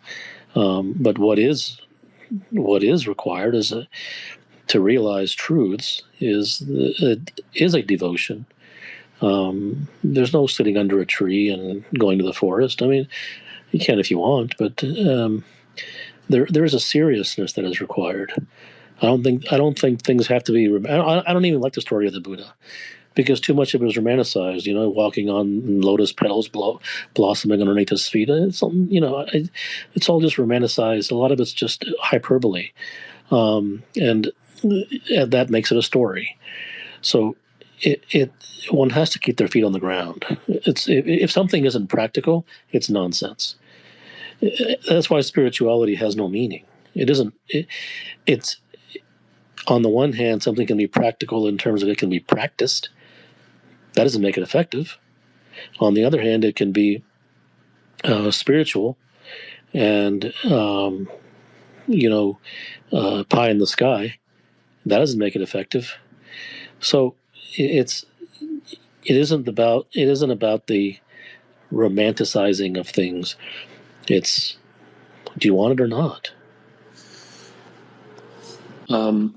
Thank you for your work. I can't thank you enough for the writings that you have put out there. My question is, can the five senses be trusted? Or in other words, are all the truths recognized by sensory inputs alone, given there is no conditioning or the filter with which you see things? Yeah, what are you asking? I'm, I mean, I've heard you mention, things like communion with truth and being able to access truths from an unnameable place and things like that, and it fascinates me. At the same time, I couldn't understand that, um, you know from See, the instrument that we the have. problem is not the brain that you have. The problem is the desire that you have. And that desire that human beings have is misplaced because it's placed in the direction of the world and worldly knowledge. Now, that worldly knowledge which you require for your work and material things is fine. But I'm talking about with regard to otherworldly things in one's life that are not mechanical or technical. Even in those things, the human being does not have a desire for those things. So, because he lacks the desire, he begins to ask about fancy things like going beyond the senses and achieving the truth in some fanciful moment underneath, a tree, a banyan tree or something. He goes to those fancy places because he lacks just the basic second grade desire for the truth. So if he had that desire, it doesn't matter if what brain he has. He would orient it in the direction of wanting to seek the truth, as opposed to having it oriented towards wanting more prescriptions. So it's nothing. The more spiritual you make it, the further and further you move away from truth. The more all these things are like all these things become complicated and spiritual and like fanciful and romantic. Those things have nothing to do with the truth. The truth is feet on the ground, practical. But the human plays a very clever game. He doesn't really want it. So then, because he doesn't really want it, then he begins to bring up the five senses and all these things that he learned in the spiritual world. And almost to convince himself that, see, I can't go beyond the five senses, so I can't get the truth. He just plays these games. When you're hungry, do you want food? Yes. When you're thirsty, do you want water? Yes. It's nothing more basic than that. But when it comes to a desire, do you want truth? No, you don't. Hi, Kapil. My question is it possible to escape the constant condition of human suffering when one is still not necessarily financially free and still has to worry about putting food on the table? Thank you. But see, you've proven my point again. I mean, you're making truth like this spiritual quest that's independent from daily living, and that's independent from earning money, and independent from your daily existence. And you've learned that from the spiritualists because they've bastardized truth. They've bastardized everything. Truth has nothing to do with leaving your home and living in a cave and giving up your worldly. It does nothing to do with that. Truth invests everything. It's the only thing there is. So it invests every arena of the human being's life. So this line of demarcation that you've conceptualized and been brainwashed into, that I have my so-called real world over here, and then the truth is something else. It's just that isn't true. Good evening, Kapil. So, in the past few months, I've been examining a part of my game that's fear, basically, and I've started noticing that fear seems to present itself in situation in which I feel like I'm playing a different game than the usual trading game, and I've noticed that quote unquote an understanding that can help me reduce fear is that I love the game for the fact that I can lose. And so, is this a truth, or am I going like astray? Well, the game that you're playing is the game of looking for tidbits to fill in your gaps of knowledge, hoping that you'll piece together small fragments into a big whole. And those things don't happen. So the game that you're playing is the game of not being systematic in your approach towards truth. No, not that you should or you should not. I'm just telling you the game that you're playing. The game that you're playing is standing on the outside looking in, and asking tidbits of questions that will that you hope will turn into some holistic understanding. Things don't work that way. If somebody is really genuinely interested in moving past the games, if someone is genuinely interested in moving past fear and anxiety and all of these things, which really are otherworldly pursuits only for the very, very rare, then that seriousness is expressed through a deep desire for a systematic pursuit of truth, a systematic pursuit of that which leads to an end of all of these impurities and problems in one's life. It isn't done by window shopping on the outside, asking bits and pieces whenever something comes up, because those bits and pieces never turn into a cohesive whole. Hello, Kapil. Thank you for you helped me quit smoking and drinking through reading and understanding, and it helped me understand that prescriptions lead one astray. But my question is, what is the foundation of a healthy relationship? Because I recently had went through a breakup and it tore me apart, and so I'm trying to understand what the foundation The of foundation of a healthy relationship is the foundation of everything. And guess what it is? myself. Truth. Thank you. Go to a person who has seen the truth and is in a place to show another person the truth, what would that person look for? I mean, why do you ask?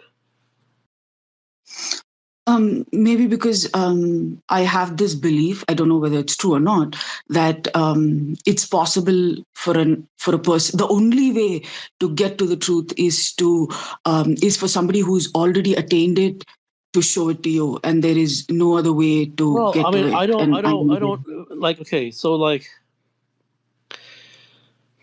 I don't know about the only way. There's. I don't think anything really has an only way necessarily. But can someone be shown the truth? Absolutely, 100%, no doubt. But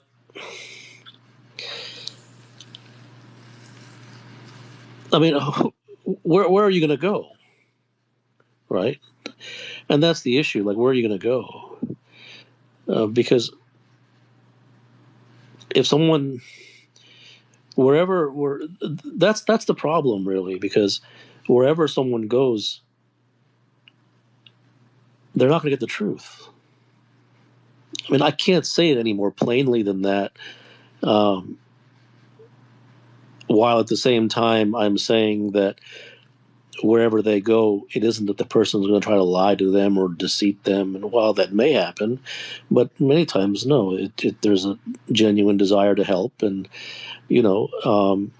but humans just aren't walking around looking for the truth, including the human that you go and visit. So like that just isn't the wiring. It's like you're looking for an alien on Earth. The humans just aren't that way. I mean, it's like you're looking for a human who functions off of carbon dioxide instead of oxygen. It just doesn't. It just doesn't. It on a practical level.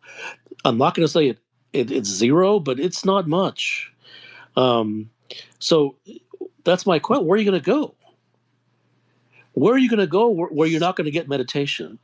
Where are you going to go where you're not going to get some leaflet slammed in your face, which is mindfulness in bold letters? Where are you going to go that isn't, go practice this yoga and this thing and that thing and this puja and that? Where are you going to go? That's the issue.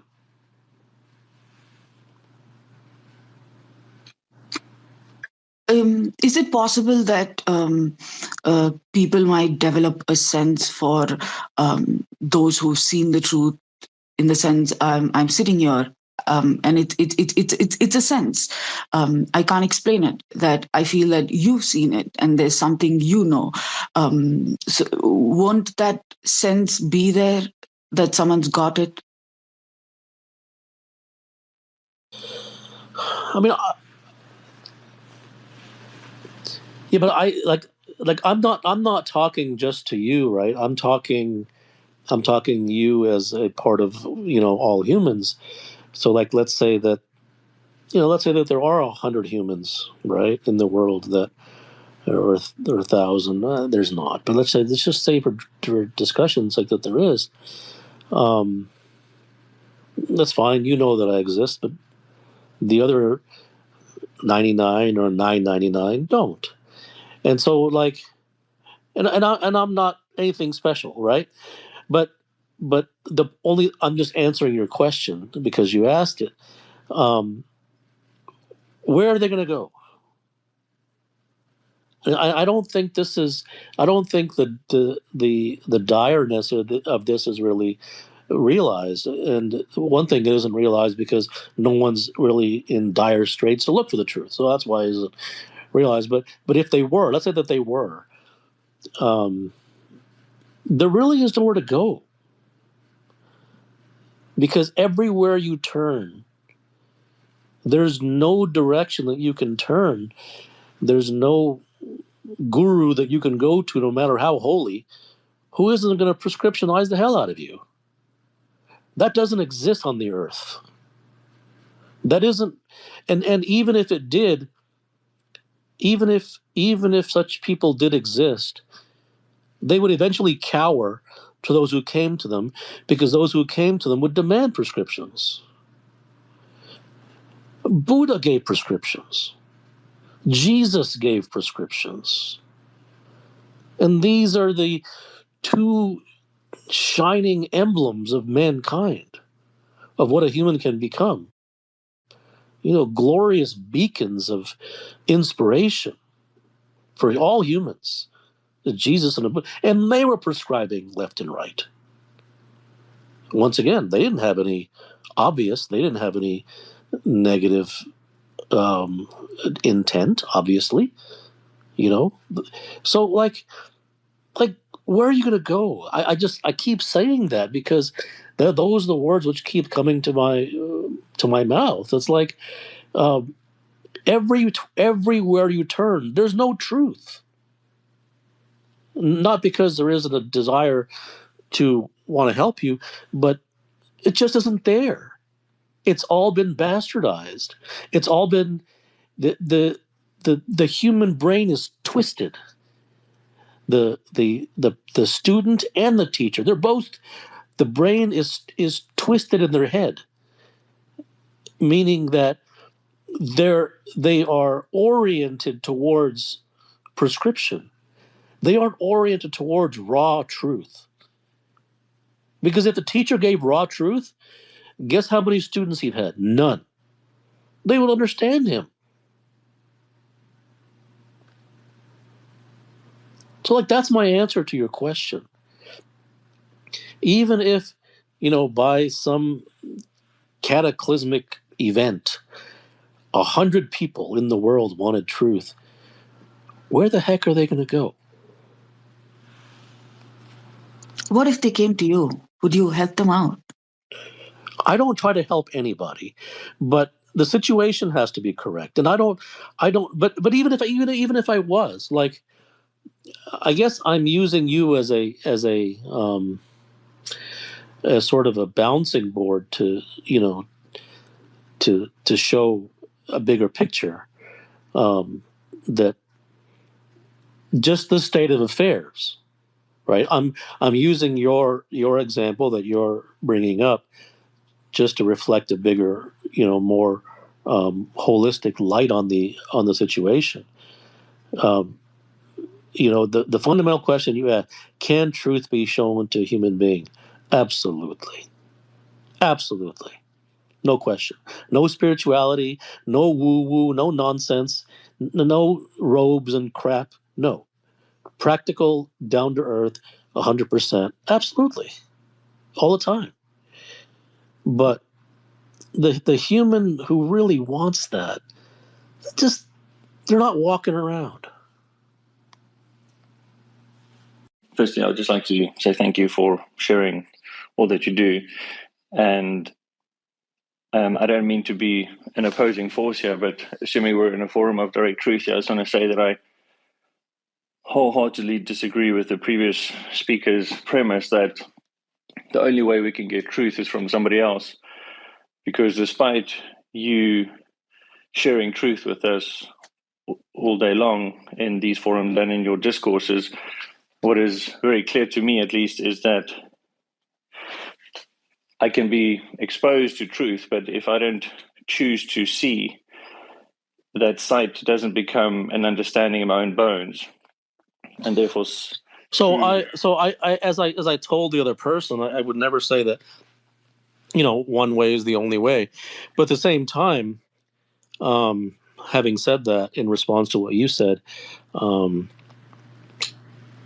I will not say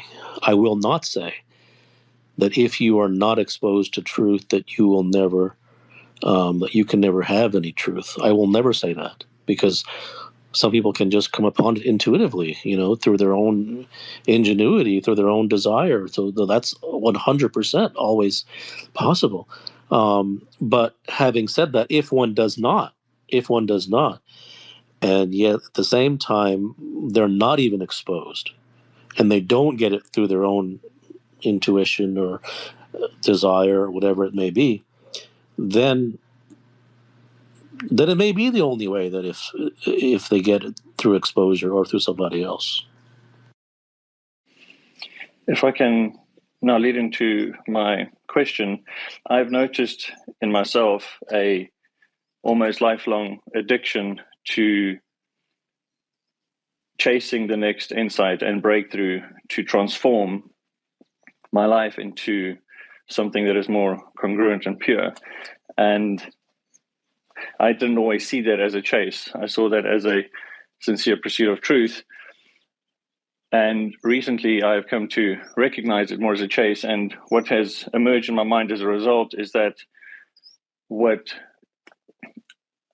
myself and people may be seeking more than a transformational insight is permission to be free to be who we already are rather than transform. And I was hoping you could perhaps just speak more to what is preventing such permission. Well, it depends what you mean by who we really are. What does that mean? Well, the truth of who one is already, the truth of. But does one know who or what one is? That's a big assumption. It would be one thing if you knew and then you said that's enough, and that now that I know what I am or who I am, that I want permission to be that. That's one thing, but that's a very big assumption. Well, I guess my statement is coming from my context of the very recognition of the futility of chasing the breakthroughs is from recognizing that the futility of the mask that I've been chasing, and that futility has been bringing into focus who I truly am, in the sense of what I desire beyond that mask. And well, the futility of what you've been chasing, you have seen through. Apparently, you've seen through the futility of seeking prescriptions, feeling that prescriptions you thought would get you somewhere, and they apparently did not. So that would be seeing through the prescription chase. That's fine. But how does that relate to seeing through who you are? What does that have to do with you? That has to do with your approach, and that has to do with the way that you pursued it and what you were pursuing. Prescription didn't work, so that seeing through that I understand. But going beyond that, what then?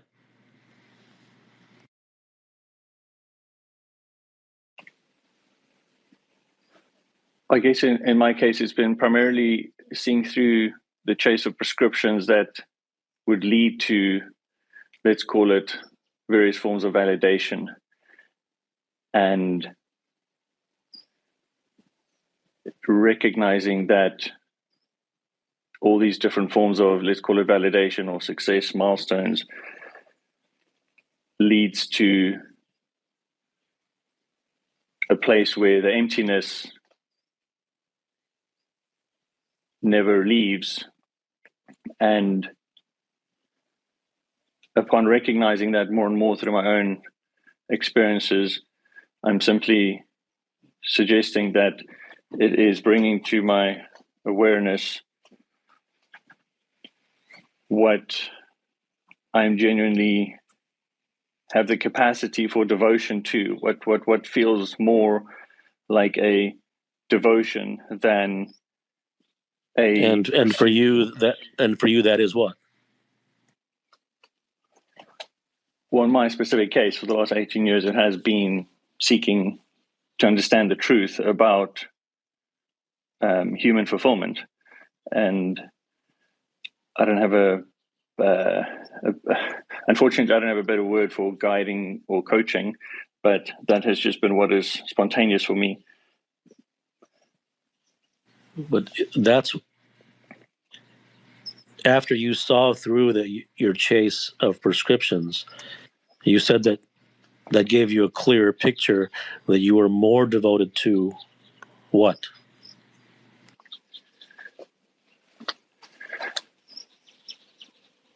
To this form of coaching, but in a way that is... To this form of you giving coaching or receiving coaching? Giving. So how you're giving coaching based upon what? If you've seen through prescriptions, then how are you coaching then? That's why I said the word coaching is a tricky word. Let's call it guidance. Okay, that's fine. That's fine. I don't. If with all due respect, you can call it whatever you want. It's going to be coaching.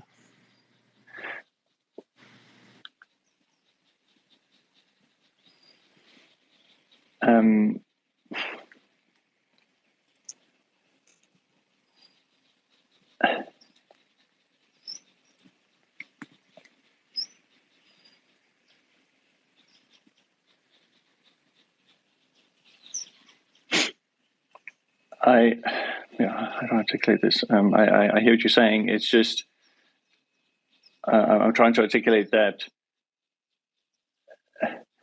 whilst I had delusions of transformation being some approximation of self-improvement, I can recognize the futility of coaching from that perspective and projecting my own fantasies as such of transformation onto others. I'm here speaking to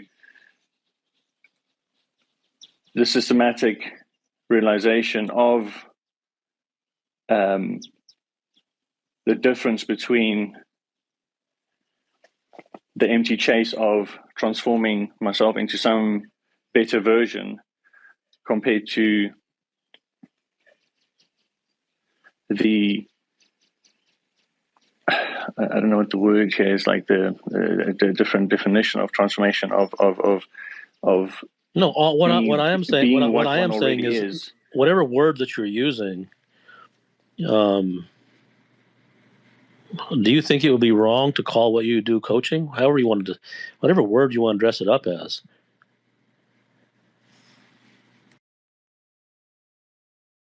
you broke up there. Do I think it's wrong to call coaching? I'm saying whatever word you want to use for what you're doing.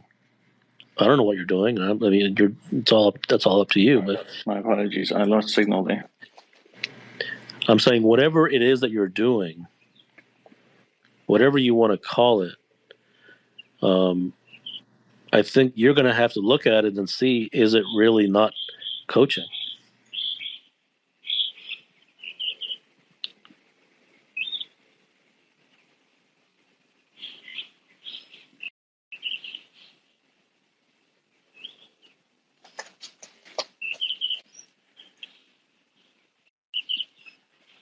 Sure, I understand that. I guess I'm speaking to the very premise of your question there. That is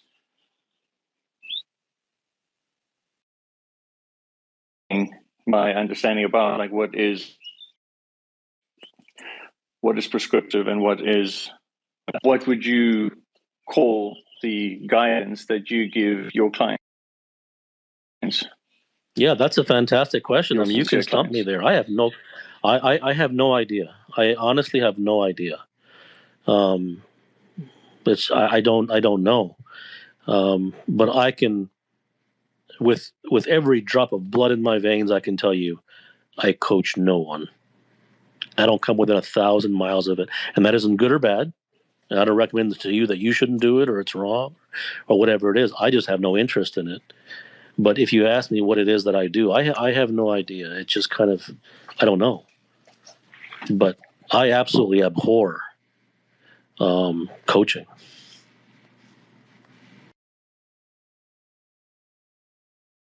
What was being discussed previously.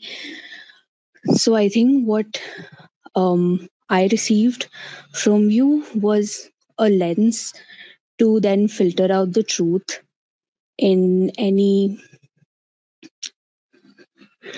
given book which claims to be the truth, like the Gita, where there's a lot of things that you can sort of filter out after you get that lens of truth.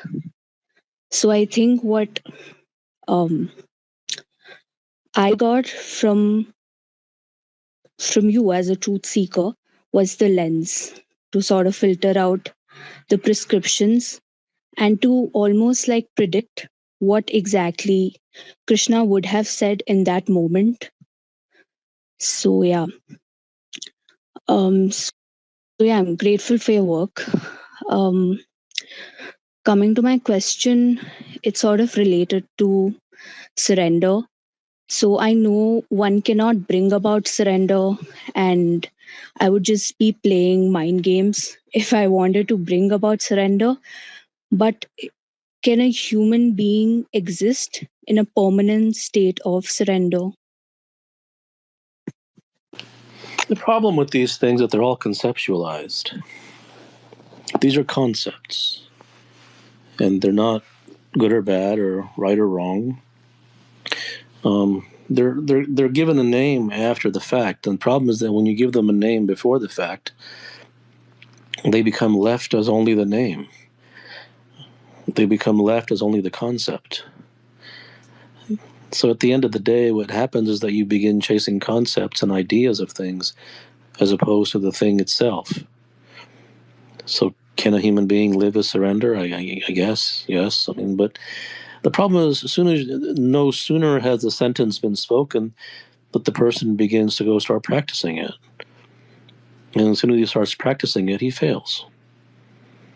Because whether he realizes it or not, what he is practicing is a concept. It is a chase for a concept.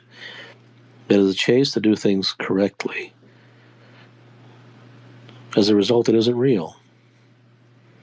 So all these names and these words and these things, and while as a human being we must use words to communicate, yes, but what must be realized is that all of these things are concepts, and the real thing is the real thing, and the concept is the concept, and to treat one as if it was the other just leads to a lifelong chase of practices which really don't get anyone anywhere.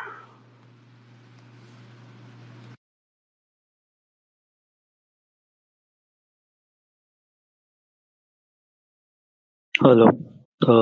Having realized various truths about life and the superficial ways in which people live in the society, I've lost the reference to the normal way in which people in my own household live. And by watching them live in this disgusting way day in and day out, produces reactions which I am unable to control. How does one keep a reference to truth and the superficial ways in which people around me live so that I don't get constantly harassed in a way? Truth has nothing to do with looking at others.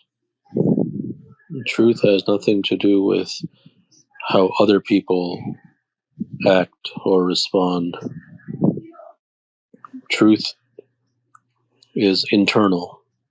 Truth is between you and your interiority.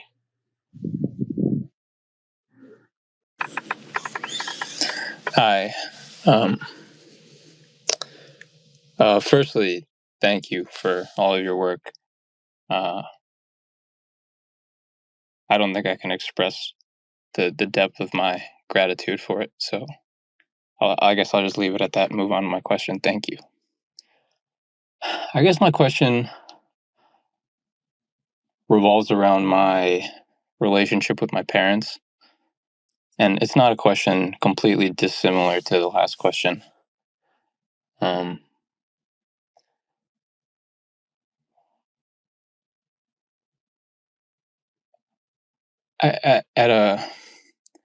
Firstly, I'm deeply grateful for what my parents have done for me and what they continue to do for me.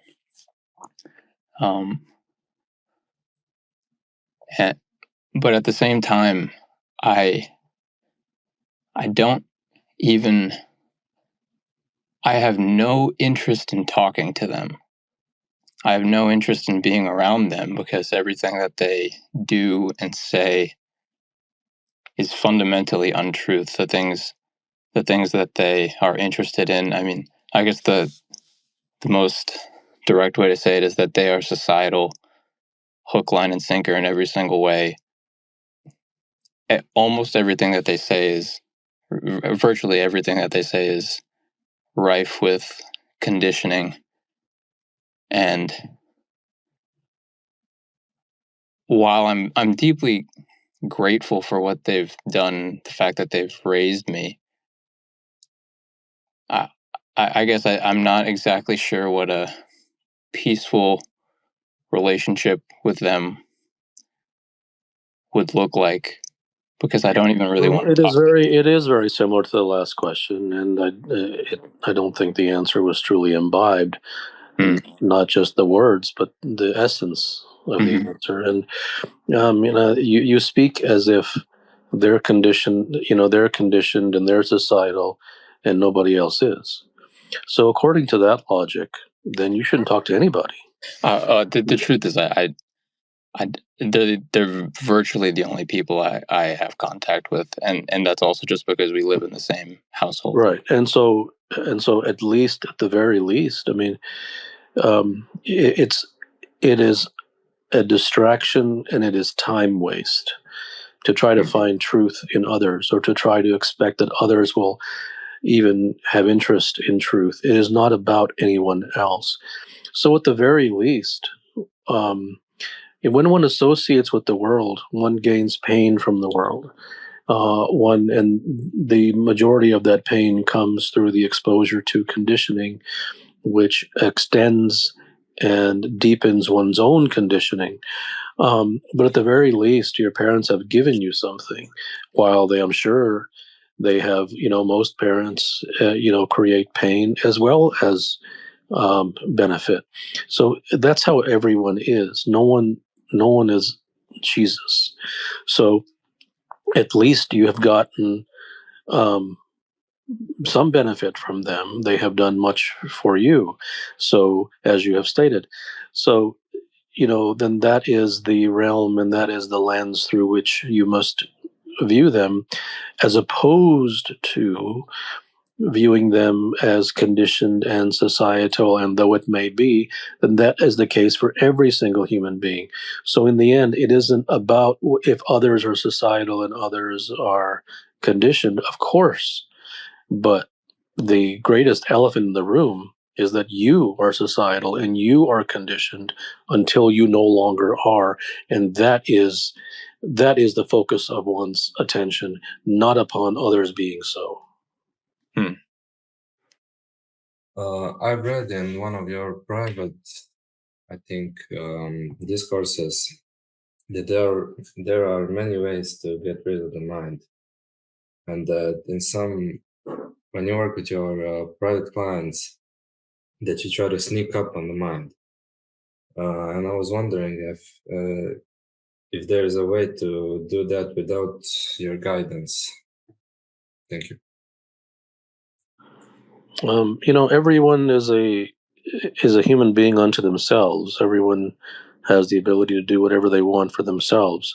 So I don't,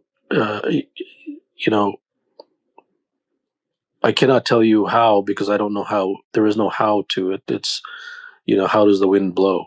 Can you do it without my guidance? Anyone can do anything. So I never say you should come to me or read what I write, or I go out of my way, and because I don't think anyone needs to be dependent upon me, or having said that, the conditioning in human beings is so deep. It is so deeply a part of their bloodstream that it is often it rarely happens that someone does find it on their own.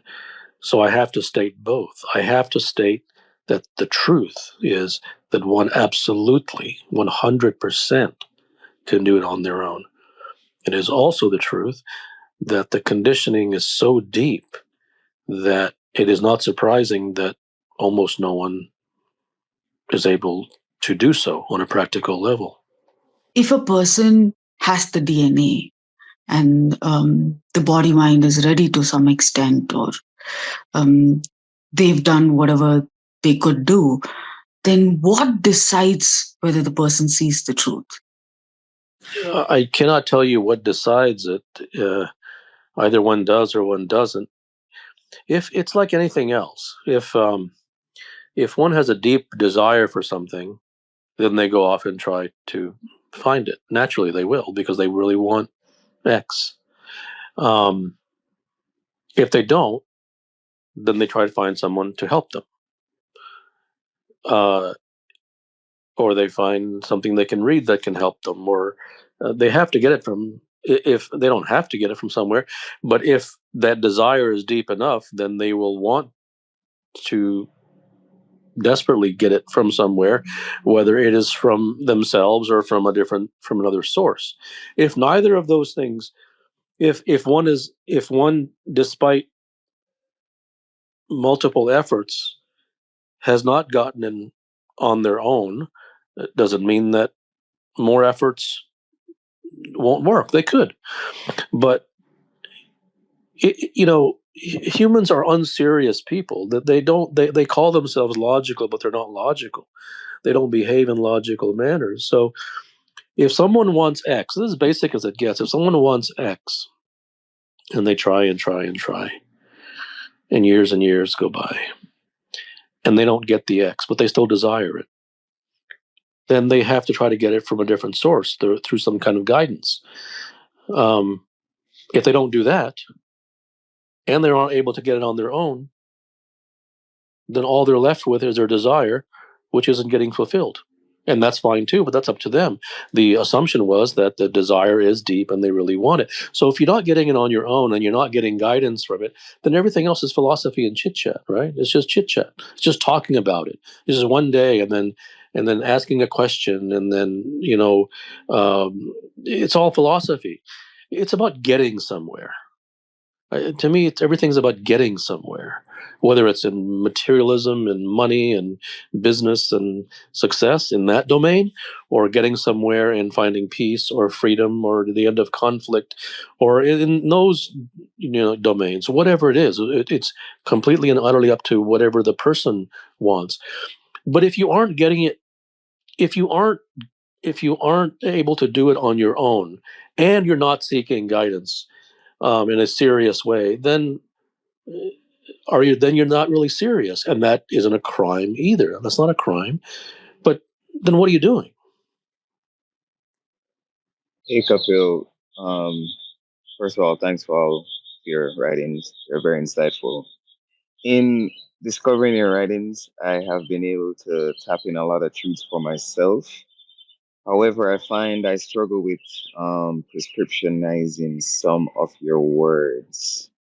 And in asking questions about that and, searching deep within where that is concerned, the only solution that has come up for me is to give your writings a break so I can start to discover more within myself that from a more pure place. Does that make sense? It's something I kind of struggle with wanting to No, do. So that makes sense. That makes sense. Uh, that's fine. Every human being prescriptionizes my words. There's nothing I can do about that. But yeah, whatever your sincere attempt is to stop prescriptionizing, not because it's wrong or bad, just because you want to or have seen the value in it, then your question is, does that make sense? Yes, that makes sense. Is there a way to act without the mind's permission or the desire, or is there a way to manufacture a desire? Because I, it's evident that whatever I do is just because of desire and because of the environment or the conditioning it is, and I have to uh, go back through the process of Atman again and again, um, exposing myself to the truth. I mean, is there a I'm confused, but um, is there a way like I'm panicking, but is there a way like to short? Break out of the circuit of the mind, knowing that it's mind that is bothering me always, and Yes, the answer to your question is yes, there is. But I think you realize, or I think you understand, that there's no prescribed way. Another way of asking, is there a way, is can it be done? And absolutely.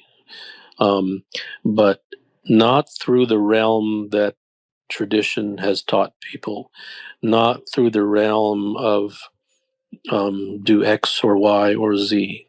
There's no way that way. And then one will ask, well, then what's the way? And when one asks, what's the way? They are asking for an X, Y, and Z. And then when we'll say, well, if I can't ask for X, Y, and Z, then what is the way? And the way is something which emerges. The way is something that is not a defined thing. It is something that happens. It is really for the rarest of people, and the reason for that is not because one is special. It's for the rarest of people because the rarest of people are serious. The rarest of people step up to the plate and are willing to do what needs to be done in order to um, be exposed to the truths that are necessary for them to get where they want to go. those types of humans are virtually non-existent in the world. It isn't a good thing or a bad thing. That's just the state of affairs. And as one of the previous callers talked about, that, that person has a desire to, or they feel they have the DNA, and yet there's nothing but chit chat going on because the person hasn't found it themselves. At the same time, they're not serious about seeking guidance. So that shows you how serious you are. What one does shows one how serious one is. Everyone's a talker. Everyone likes to sound spiritual. Everyone likes to ask questions. No one really comes to the point of, I'm ready to do what needs to be done and understand. And they're just talk. Everyone is basically a poser. Not because they were born that way, and not because something's wrong with them, just because the number of human beings on this planet who are actually serious, you can count on one hand. Hi, Kapil. We've heard a lot about children asking about their parents, and having concerns with their parents. But as a parent, having to educate a child and choose an educational path for a child, what question or what realization did you come to when having to make that choice? It isn't about me.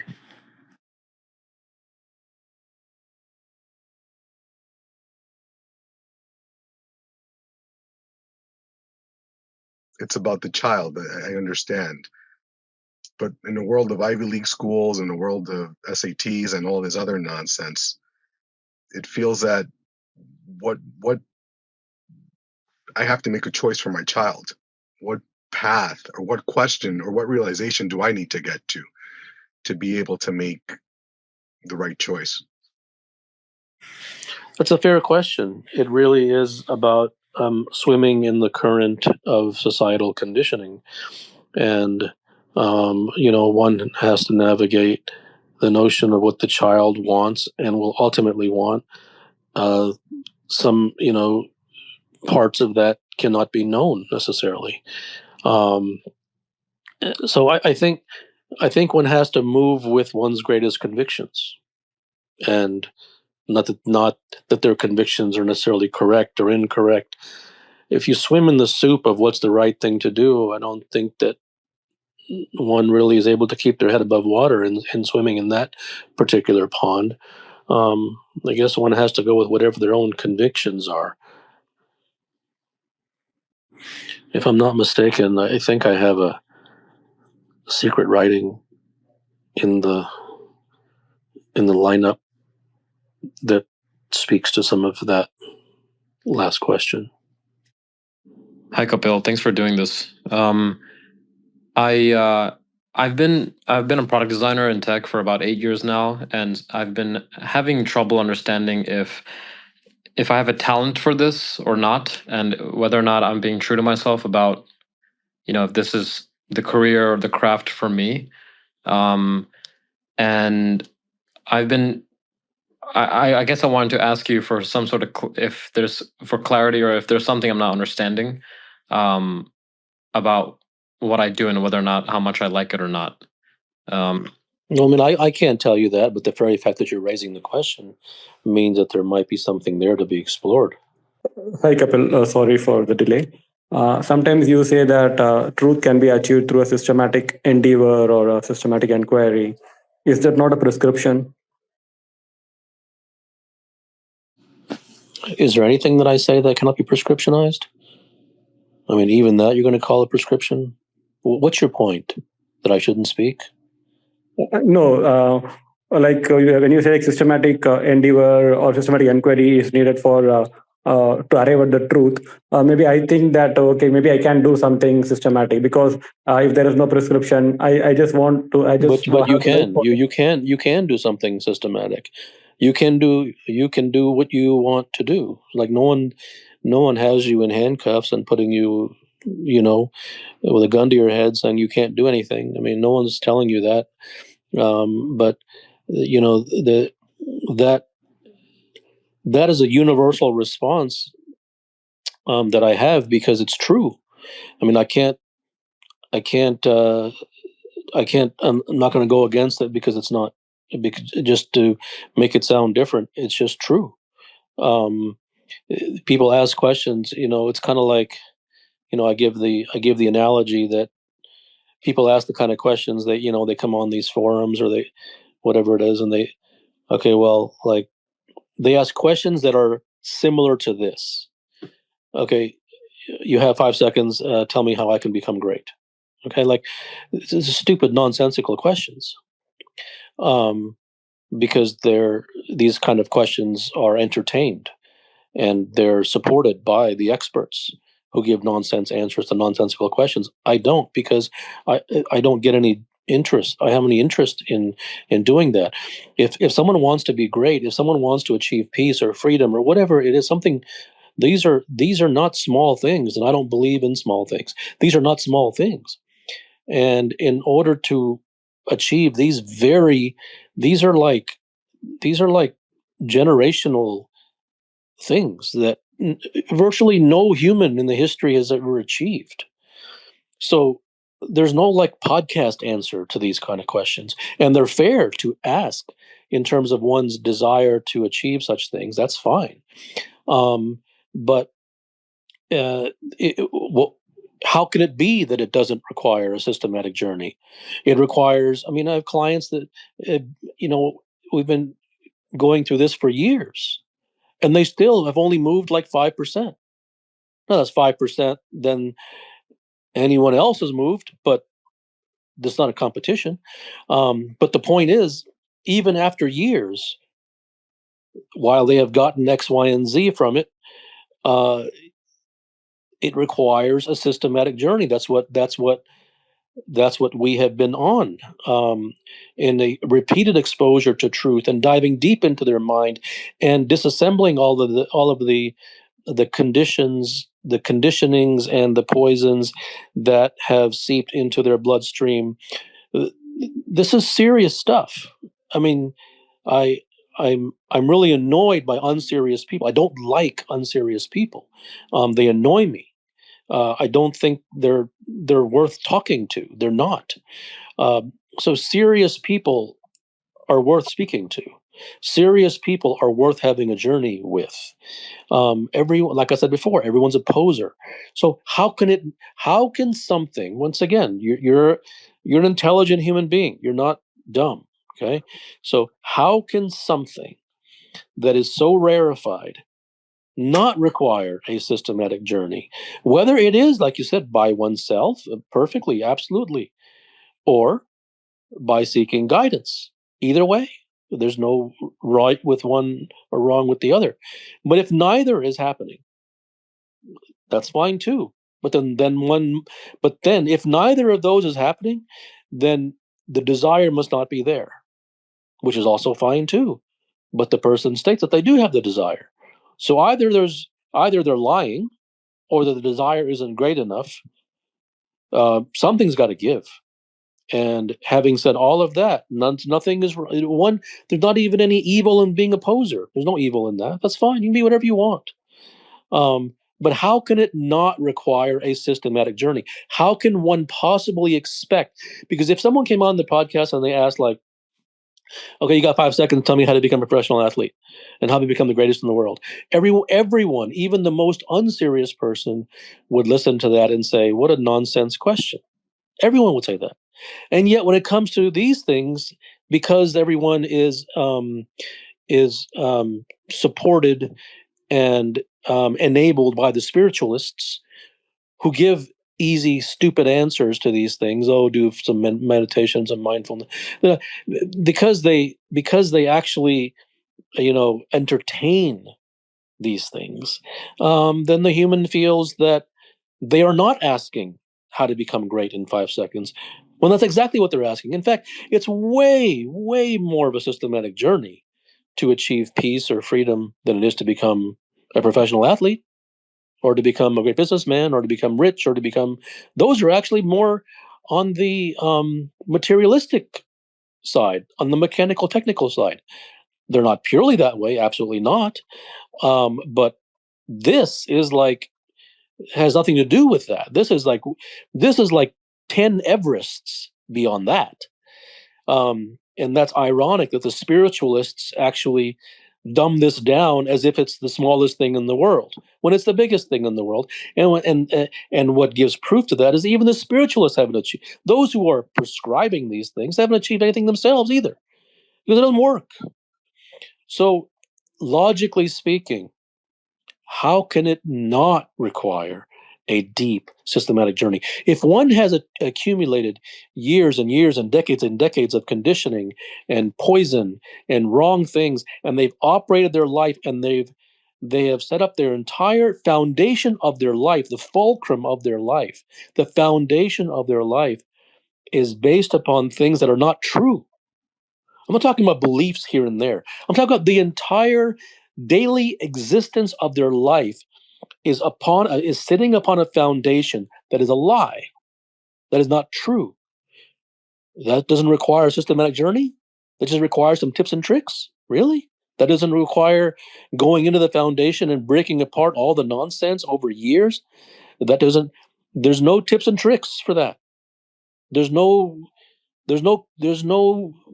prescription for that.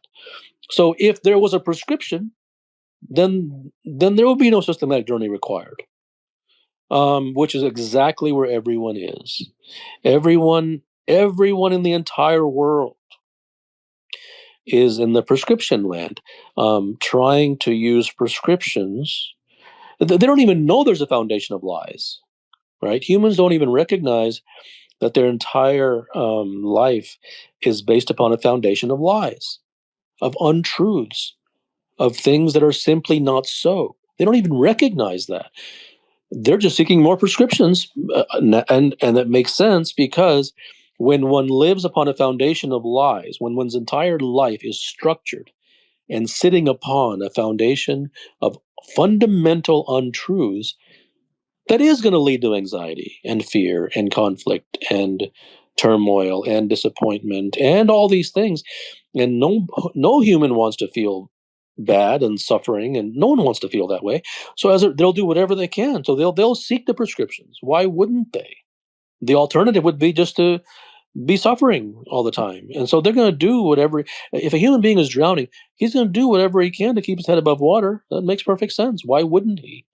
But I think the fundamental lack of understanding is the fundamental lack of exposure.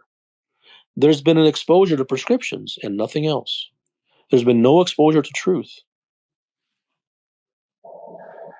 Hi, Kapil. Thank you for doing this. I have a question about beliefs, and I don't know how to navigate it and distinct it from truth, I guess. I don't know. But like, I'll just try to take an example for it.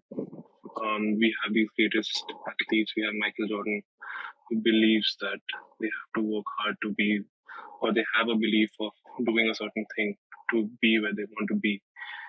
All of these greats have their own way to get to. They believe that they have to do things in a certain way to get to a place where they want to be. Is this their own truths? Does everyone have their own truths? That's a fair question. I think if there's a desire to get somewhere, one will do whatever one can. If the desire is sufficiently deep, one will do whatever one can to get to there. They'll use whatever tools they have to get there. And if belief helps them, then so be it. Belief, when I speak about it, really is in the realm of like believing things that are not true. Picking up things from the world and the experts, and then believing them, or siding with a certain faction, or believing in a particular religious institution versus another, and waving that flag and condemning other religions. I mean, so like belief in that sense, that which is internal to oneself, to fulfill one's desire, one uses whatever tools one has. So whatever it is, it is. Thank you, Kapil, for all the work. It is difficult to put into words all my gratitude I have for your work. For a little bit of context, I've grown up in the knowing of what you speak and luckily been able to be quite removed from the world and its influence. So growing up, I stayed very deep in my sincere quest. And I've seen a lot of truths ever since I was introduced to your work throughout my own experience. So thank you. In this moment, when I've had a chance to ask a question from you, I've realized that I actually have nothing to ask. All the problems are just daily fires, which in these moments fade away. And while I pursue my craft, my art, I have a clear vision of when it's done, how it looks like, what the arrival looks like. But the need to have it that way ruins the whole journey. Even though every time I arrive to the perfect result. Is the lack of looking into this for myself the reason why it still persists? What persists? I guess the need, or I once heard you say that perfection is the state of being perfect, while perfectionism is the need to be perfect. And that's something that I try to understand, or while I pursue my craft. I don't really understand your question. Mm-hmm. I guess what I want to have is what you have, and while pursuing my sincere quest, having the mind or the anxiety or the need to arrive to the vision or whatever the arrival looks like, kind of ruins the whole journey to get there. Or so I guess I want to have it without the need, you know. And do you think there's something that I can tell you that'll make you get rid of the need? No, definitely not. I think that's why I said I guess there's really nothing. And that's right. I mean, what's going on here is that, you know, there's a hole, there's a problem, and you have recognized that there's no prescriptive solution to that problem. But having said that, that doesn't take away the problem. The problem still exists. And therefore, you're doing the only thing that you can, which is to express in your own way that the problem exists, not knowing what to do about it, but at the same time, knowing that there's no prescription for it. And this is exactly my point. Like everyone makes this point without even realizing they're making it. This is exactly my point. So you have a problem, and you at least have come to the point where you recognize that it seems that there's no prescriptive answer to it. There's no prescriptive solution to it. But having said that, that's fine, but that doesn't take away your problem. And that's exactly why it requires a systematic journey. And a systematic journey is not 5 steps. Right? Like I can't even predict what happens in systematic journeys. It's different with everyone. It's organic, and things arise and disappear and all these things. You know, what you find when you go deep into someone's mind, you know, it's not predictable. So that's exactly, so like where else there's like, that is the only thing left, right? Okay, before one recognizes the futility of prescriptions, they seek prescriptions. Fine, they never get anywhere.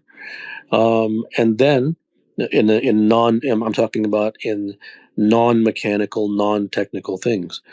And then they may happen to stumble upon my work and see, you know, that prescriptions, or, you know, that I talk about the futility of prescriptions.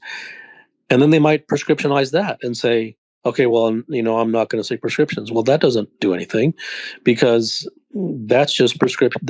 You know, to read my work and say, oh, he's saying no prescriptions, that also is a prescription. So it's not about that. It's about seeing it for yourself, not believing me.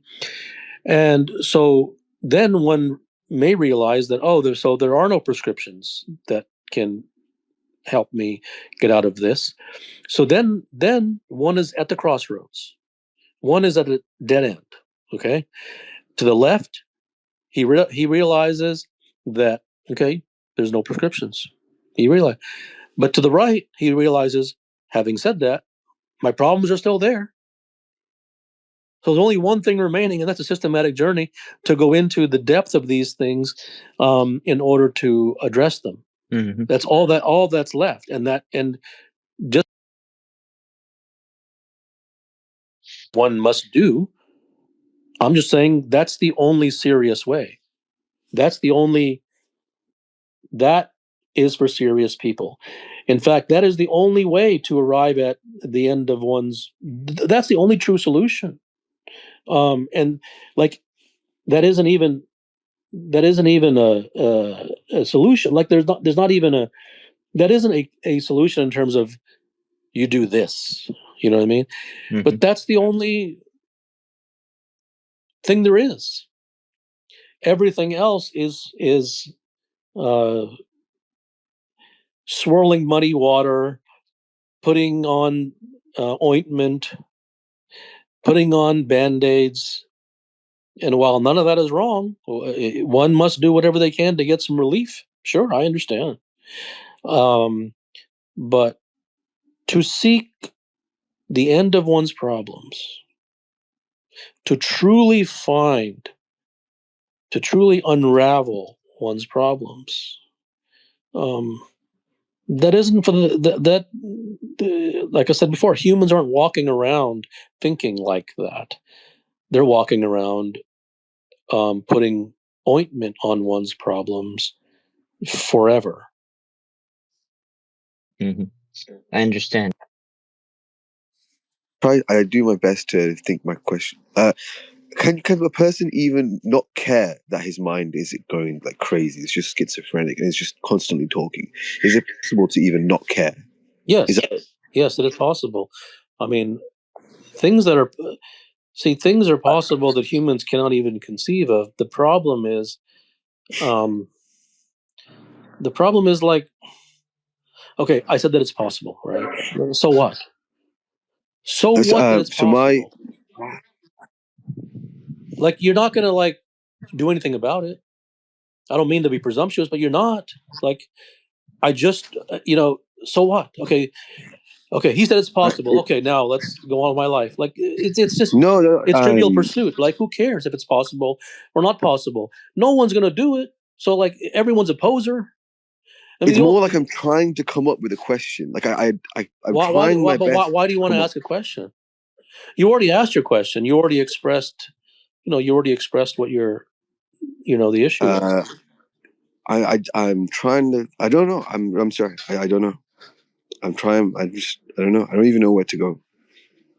But I don't. Yeah. I think if someone doesn't know where to go, like there are several things that you could say to human beings that are universal, right? I mean, one of the places to go is like, stop being a poser. And even me having said that, in the very same breath, I want to take it back, because me saying stop being a poser is prescriptive. So that's not going to do anything, So like, what is someone going to say? Oh yeah, you're right, I'm a poser, so I'm going to stop right now. No, it's not going to happen. So human beings are like cement. They're not reachable. They're too lost in their own nonsense. And even that would be fine. The fundamental problem is that they're unserious. That's why they're all posers. Good day, Kapil. My question is, if I'm unserious and I realize that and I see that as an issue, and I know there is nothing I can do about it, and what kind of question can I put to resolve that? Like, in what way can I approach that? I think it depends upon the depth of one's pain. If you had red ants crawling on your skin, there is no way that you would be unserious You wouldn't sit, if you had red ants crawling on your skin, you wouldn't call the experts and say, can you give me 5 steps to get rid of the ants? Now, you might if they were in your house, because then you want them out of your house, but you still have some time. And that wouldn't even be wrong, because that is still to some degree technical and mechanical. But if they're crawling on your skin, you have no time. You have 0 time. So you would not be unserious. And the reason that you would not be unserious is because you would have a desperation and a true and deep and unparalleled desire to get rid of those red ants. So the reason that humans are unserious is because they don't like suffering, but then they have been conditioned into believing that if they just practice a bunch of 5 steps that they can alleviate things. And since that's the only message that they hear, that's gotten into their bone marrow. So they don't really know that anything else is possible. Do large language models have access to the direct truth? I don't know what large language models are.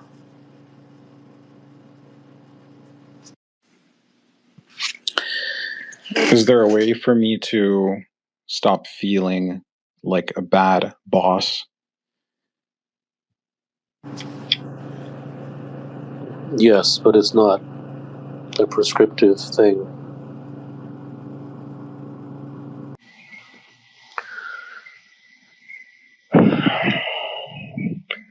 Hi, Kapil. I don't know if this is really a question. I'm just perplexed. I thought I would share it. Maybe you might understand if anyone does. I'm just perplexed. I have an elite, perhaps generational talent. It's been said to me by many who I think are qualified that I have a legendary ability in music, and I'm perplexed because I have nothing but time, nothing but opportunity, and I worked for it. I achieved really otherworldly results in my career and financial endeavors, and the motivation that fueled that was I thought the desire to be free from worldly and societal nonsense. Freedom financially, and freedom with my time, and freedom from any obligations, so that I can allow for complete devotion to art. And I don't know, it's been 3 years now since I accomplished that financial freedom. And I don't feel any pull.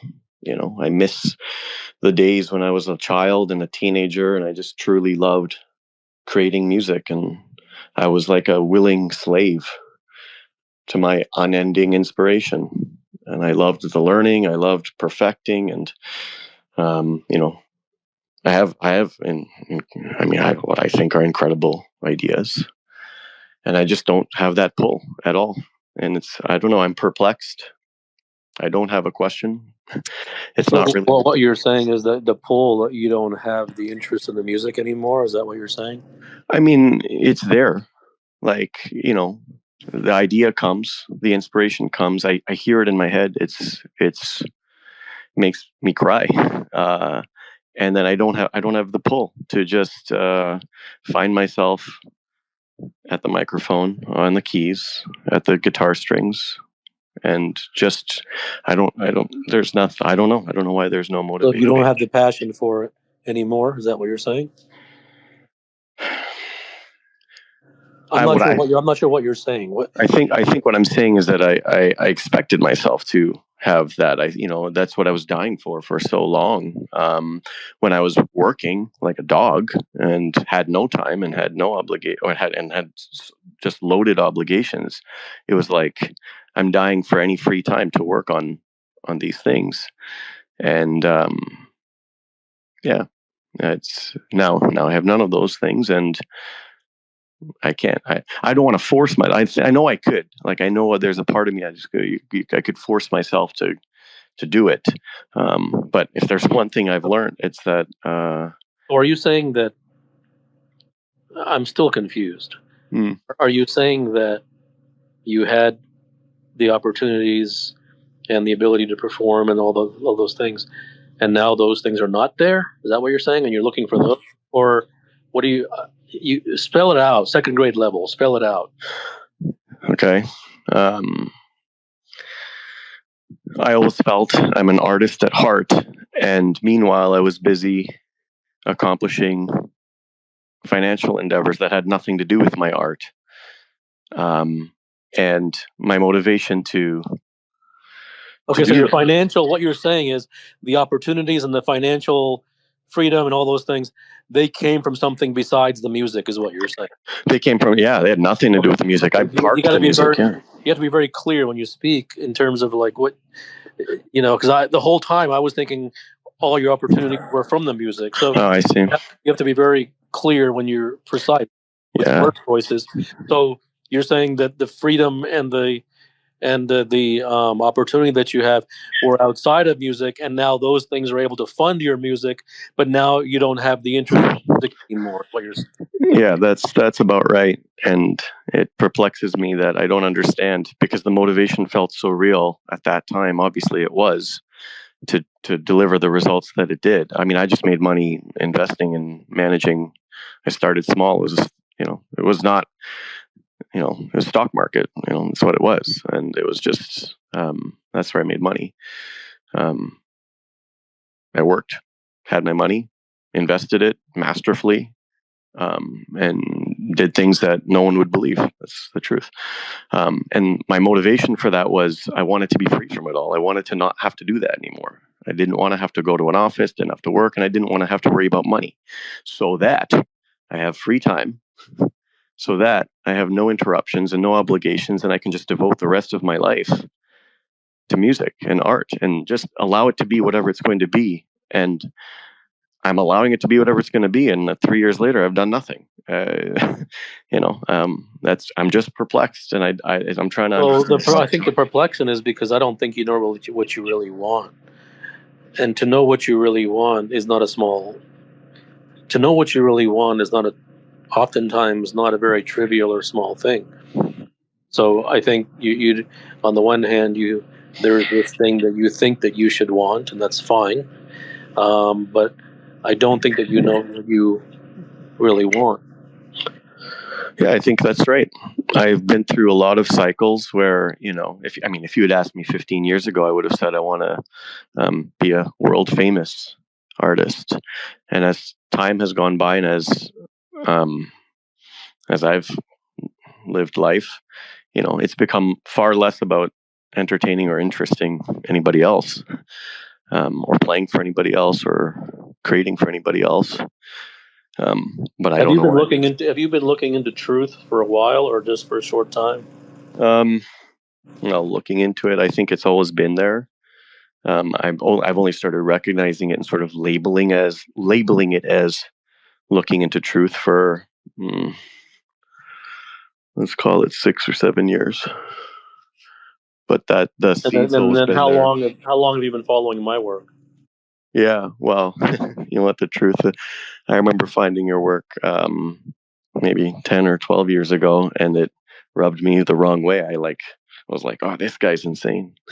And then funny enough, now you're the only person that I would bother even reading or considering listening to. So there's a reason why I asked that question. And the reason why I asked that question, and I can't make any conclusions from it, because I don't presume things about what someone is feeling. That's up to them to describe. The reason why I asked that question is because truth hits people in different ways, and there's no predicting for a given individual how truth is going to hit them and at what angle it's going to hit them. There's no predicting that. is different for everyone. And so there's a very specific reason why I asked you the question about how long have you been looking into truth? How long have you been following my work? The reason I asked that question is because oftentimes, and one of the many ways that truth can hit a person potentially is that he begins to see through some things. He begins to see through the opaqueness and perhaps the shallowness of some things. And I'm not saying that your creativity and music is shallow. Not at all. I'm not saying that at all. In fact, I think talent and devotion to art, I think, is center to the human, to a human life. I mean, that's how much I value it. But what I'm saying is that different human beings have different DNAs, and different human beings are at different levels of the evolutionary, place, right? And so for one person, like, truth could hit him in a certain way that he begins to, or his insides, his interiority seems to resonate with truth above other things which used to resonate with him before. And I'm not at all saying this is what's happening with you. I don't psychoanalyze people. I don't do all that nonsense. I'm saying, I'm very careful with my words. This is one way in which it can manifest for a given individual who doesn't have to be you. But when you say these things, this tends to come to mind. And so this is a possibility. It doesn't mean it is this case. It is a possibility. And so for some people, truth can increase their ambition, and in other people, truth can take away their ambition, because they're like, well, what's the point of anything? And then I just want to know what the secrets of the universe are, and so, like, once again, the angle at which truth hits a given individual, it's a very, very, very powerful thing, and it you cannot underestimate the power of it's a tsunami and a tornado times a million, and what it can do to this on a cellular level of a human being is unpredictable and powerful, and so, yeah, what you're describing can happen. I'm not saying it did happen. I'm saying it can happen. That's what came to mind when you were mentioning these things. I appreciate that. It resonates, at least certainly the part about just the magnitude of that impact. I'm unrecognizable from 10 years ago, except for when I make an effort to be recognizable for people. But I know I'm unrecognizable from that time. I think I just, I enjoy it. I mean, I enjoy when a great idea comes into my heart. I enjoy that. I get excited about the idea. I enjoy how it feels and how it sounds in my head. And, that in itself almost feels complete. It's almost enough. But, yeah, I mean, I don't know, maybe there's something there that, maybe that's what that looks like for me, is that just having that in my heart and in my head for myself and experiencing that great idea musically is enough. Like, it's very interesting. I mean, this really is like another dimension. This really is like the cutting edge of human. This is really the cutting edge of the human journey, which is not being explored anywhere on this planet. How truth hits a person on the fundamental physiologic, neurological, cellular level is so the implications of that, which are manifested by the stories such as yours, the implications of that are so profound oftentimes that you just can't explain them. And that's why I don't say that anyone should follow the truth or read my work, because number one, I know that it's a plutonium bomb, and nobody wants to walk into a plutonium bomb. Now, I'm making it sound negative because sometimes it can be negative for a given individual. It can change the way that a person is. They can go from being a materialist to someone that even the monks would idolize. And there's no way. Once again, there's no way to predict. But I find that truth is the ultimate art. Even the talents that a human being is given on a materialistic and relativistic scale, the talents that a human being is given are pure and natural and truth. But I think even beyond, but that's just on the materialistic and human domain. But even beyond that is the ultimate art of truth, and there's nothing higher. And so what I feel is that there's ancient stories of some master sitting in the mountains, and this person who's been maybe for eons on the verge of falling over into so-called self-realization, happens by him, right? And the master says like a sentence, and the guy becomes enlightened. I mean, whatever the word enlightened. I don't want to go down that road. And someone would say, well, that's just a sentence. How can he? Well, that's because where the guy was, right? That's where that person who was walking towards that master, that's where he was on the verge, right? And it just took a breath to knock him over the edge into that sphere. And that's what I mean by human beings are at a different level of evolution. And that's why it can't be judged as you're in a bad level or you should seek truth. That's a judgment against where one is, and that's insane. That you can't do that. They didn't choose to be here or there, so everyone's on their own journey to find their ultimate home, right? And so it can absolutely transform someone. And so within someone, I don't think anyone can really know where they are on that journey until they come face to face with a truth or several truths or a source of truth. Because then I'm not going to say how they react, because that would be behavioral. How their interiority reacts to that exposure to truth reveals, not like as a judgment reveal, but reveals to themselves where they actually are on that scale, and without any hierarchical like judgment or anything. And so oftentimes the ones who are fairly evolved into that level of truth from past eons or past lives, however you want to say it, oftentimes they are like very amenable and reachable and susceptible to truth, and their interiority responds in a very dramatic way because they themselves are perhaps at a more evolved level. That, like, once again, I'm not saying you or somebody, I'm just saying that's on a bird's eye view what oftentimes tends to happen. It's kind of like water sitting at 99 degrees and then the one That's line exactly said, right. That's exactly right. That's exactly right.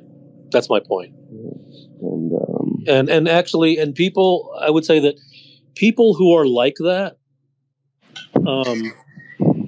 whether there's 5 or 9 or 742, whatever, small number, but people who are like that, actually, oftentimes, their greatest art and their greatest pursuit and their perhaps the best way they can spend their remainder of their life is in the devotion to truth. And that is dictated not by me. That is dictated by the visceral and dramatic reaction of their interiority to having been exposed to truth. That is what is dictated. That's what's revealed to them by themselves. Yeah, this is why I say, like, it's not, it's, 3 years is not, one could say it's not a long time, one could say it's a very long time. I feel that it's a very long time. And I say this, I don't say that I'm disappointed, right? I don't say that I'm upset or disappointed that I'm not pursuing these things. I don't. It's actually more interesting to me to get to the bottom of well, what was that all for? What was that incredible motivation to come to this point, and then to see yourself? You have this expectation or this idea that, of course, um, it was all for enabling art. And then you come and you reach this point and you sit and you say, that's not at all what's happening. I'm not disappointed. I wouldn't even say I'm bothered by it. But I would say I'm perplexed and not, and perhaps that's just it, is that, I'm almost more interested in getting to the bottom of why that's the case. Understanding and that. a lot of your perplexing situation, perhaps is even related to being perplexed as to why you're not disappointed. Being perplexed as to, that was part of it. And then, that I was able to understand because, if there's one thing that I've understood so far, it's that the magic lies in watching where you find yourself pulled, like where 100%. Like 100%. That's true. Right. So if I'm not doing something, I'm not perplexed as to it. It's. I allow myself to say that's okay. I'm not gonna wonder why I'm not disappointed about something or I'm excited about something. I just, whatever it is, I'll just let that be and enjoy it. But not it's just baffling to me. I mean, it feels like a childhood dream come true. Like, really, like someone gave me a magic wand, and at any age you ask me, here's your magic wand, and this is what I would have created for myself. And I even I understand how my motivations have changed. There was a time when creating music was about doing the impossible, creating something and saying, I could have never imagined I could have created that. I could have never imagined I could have, produced something like that. And then as you get a little older, and, of course, the adulation and attention you get from it is a nice motivator, and gives you confidence. It gives you support. It gives you, and then it creates a bunch of falseness. So if I just fast forward through all that, I go, there are some artists who I have come across, and I can count them on one hand, and you could cut off two fingers and I could still count them. So it's not a lot, but they're so genuine, and they're so unlike anything that I've ever seen. That they resonate with me musically, they resonate with me personally, and you know, you won't call yourself a poet, but I would call you a poet, or at least your work poetry, and so when I feel that, resonating so much, and then don't see like anything at all, like it's baffling to me that and this is, I think this is a wonderful example. It's one thing for me to say something, and it's something else for examples to show up and present themselves in real living color. And this is why I always say it isn't about all those things like the self-help and all those things. Those are conscious, intentional, effortful behavior modification. And that's complete garbage, nonsense, stupidity, idiocy. Because as you are describing here, what you are describing is what your interiority has done to you, irrespective and regardless and despite what you consciously wanted. And that is how things work. Mm-hmm. That is the truth, which the experts don't understand, and they never will. It is what a person desires on a visceral level, unbeknownst to him. Right. It is where his interiority leads him, not where he, by way of manipulation and forceful behavioral modification, tries to lead himself, which is nonsensical. And that's why one is best off, especially in these situations, to listen to his interiority. Because what I find is perhaps the greatest tragedy is not for a person not to move towards truth in this lifetime.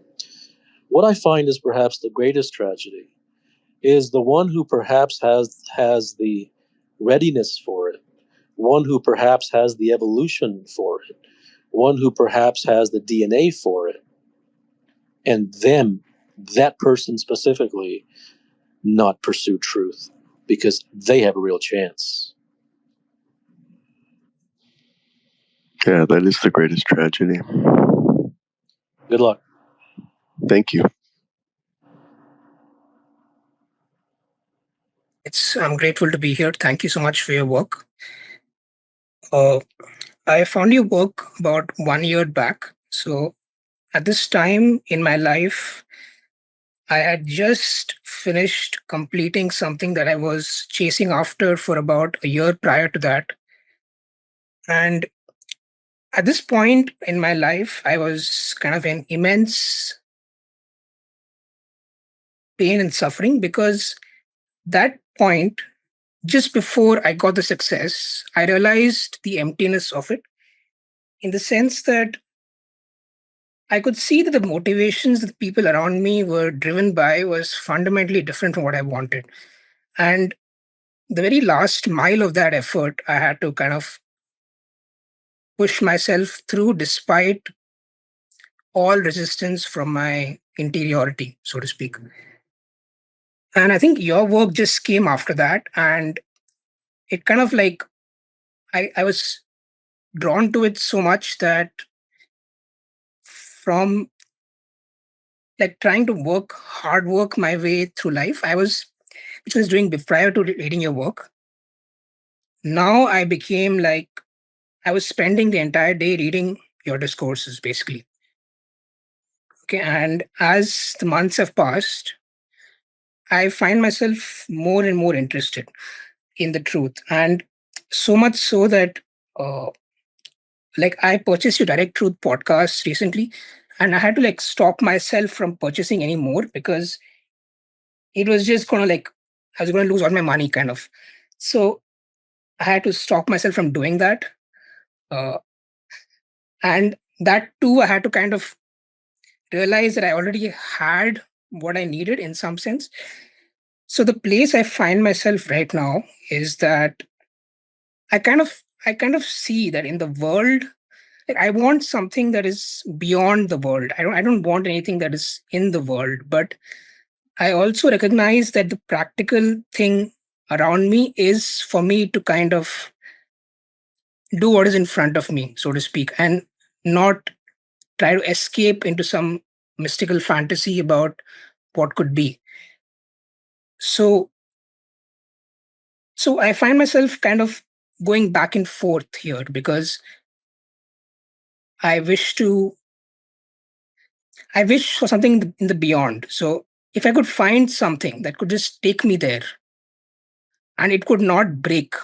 What I mean by that is it would not get it would not be an illusion that I chase, but something that is permanent. But every time I find myself in that phase, I always lose it because I recognize that it's kind of a pleasure chase in some sense. Like I get caught up by the images that my mind presents instead of the essence of it. And like I don't see any practical, like there's no, I see the emptiness of things. So it doesn't seem like there's nothing to do as such in this life in some sense, except to realize truth. But I also see that if I don't go along with what is practical in the world, I don't know where I'll end up because I just don't know what I will do. And so I'm kind of afraid to some extent, but I think I'm not even afraid now. But I just don't know what is there. Like so I would appreciate You don't know what is where. Like I don't see anything in the future in some sense, like I don't I have no idea what will happen next. And that takes my mind from What do you one. what do you mean you don't know? I'm not sure what you're saying. You got to be very clear. I don't know what'll happen next. Do you mean like the events of your life? What do you mean? Like no one knows what will happen next. Like, okay, so I mean,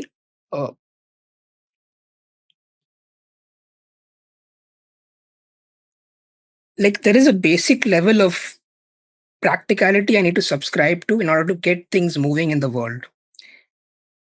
What do you mean by that? You cannot speak in code. Okay. You have to spell it out. What do you mean by get things moving in the world? Okay. Word choice, word choice, word choice. So, like I'm a student, right? So in the sense, I'm in college. I'm in the. I'm like a graduate student, so I need to work on my research / publish papers in order to get my career moving forward. Yes. So by that, what you mean, and that's what I thought you meant, but I wanted to clarify. By that, like you get things moving in the world, you mean that you have to find a way to make a living, more or less. Okay. Yes. Okay. And that is true. That is true. That's priority number one. You have to make a living to be able. If you want to live in the world and you don't want to go live in a cave, then you have to make a living, and you have to feed yourself, and whatever family you end up having, and that absolutely is 100% true.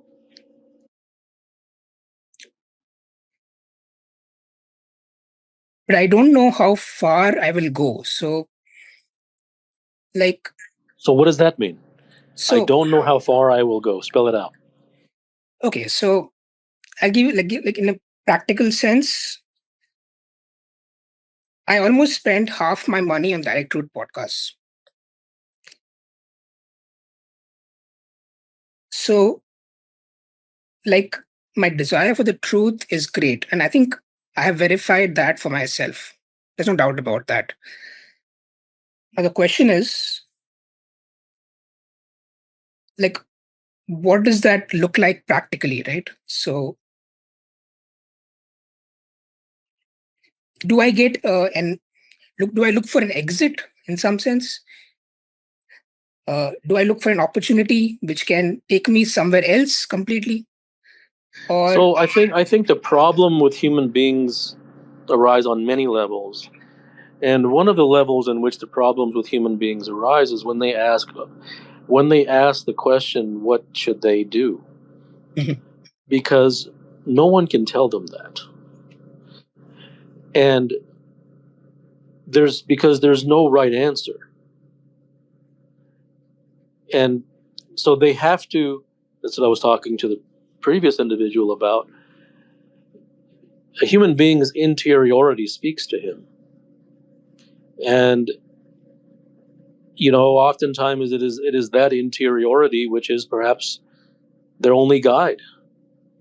And I'm not saying it's correct or incorrect or whatever it is, but I think to ask an external agency what is the right thing to do, or that they should pursue this or that, I think is a very dangerous game, because anything can be a reasonable answer to that question. I think you should stay in school. I think you should follow the truth. I think you should do X, Y, and Z. Anybody can say anything. So there's no answer to that as to what you should be doing, because there are many different paths, and it would be an affront and a crossing the line into your sovereignty to say that this is what you should do, or that's what you should do. No, I think to clarify, I'm 100% with you on that. But I think, so what ends up happening is that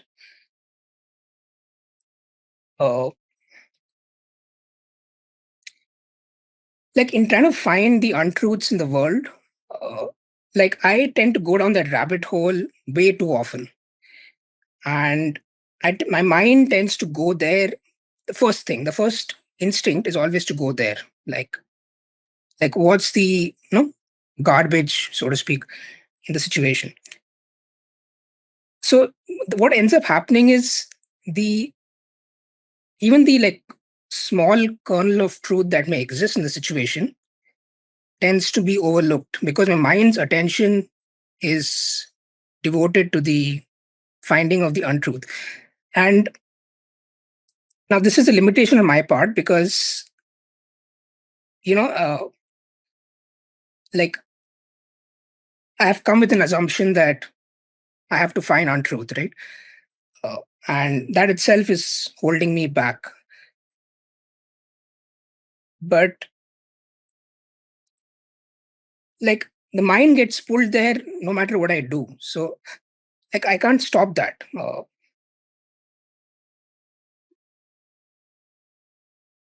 And I keep going there again and again.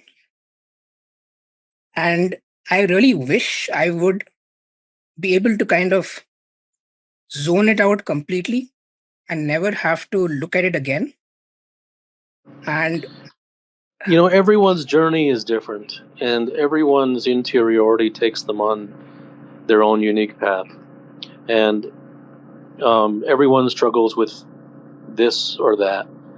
And where it takes you and how it takes you is something that is uniquely your own. But I will say that I think there's a blessing in those who, for whatever reason, happen to resonate with truth. Because it's not very many people. It's a very, very small number in the population. And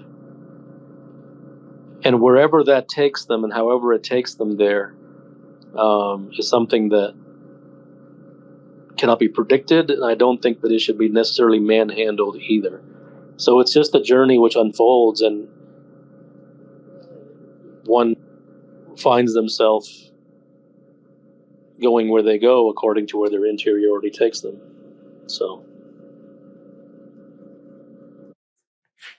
I've come to your work recently, and before then I was following all the self-improvement stuff, and like I really struggled with it a lot, and I felt really bad about it. But now recently I've come to your work and I stopped doing that stuff, but I still feel like most of my time slips by. I recently I thought about it. I was like, how many seconds are in a day? And it's some 50,000. And I just feel like all of it just disappears. And I'm like always thinking about stuff. I don't want to like think all the time and be pulled away by compulsions and addictions and stuff and worrying. I know you're not supposed to ask what to do, but you're the only person that I really resonate with nowadays. And so,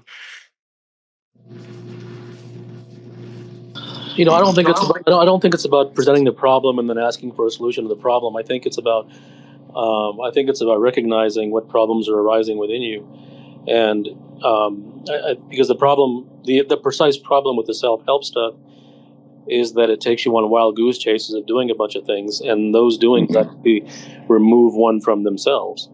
And so, if one does not want to waste their time, and one doesn't not want to waste their life, if they feel that they are wasting their life or their time, then even that thought, even that desire, even that recognition that what am I doing or wasting my time, and I think that's a pretty big thing because I don't think that happens to a lot of people, and so the truth has to kind of evolve like a dance with someone. It has to evolve with the person within their own personal journey with the truth, between them and the truth.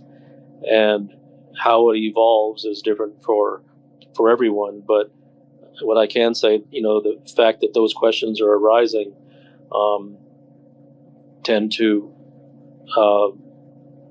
come from a powerful place. Can I say one more thing? Yeah.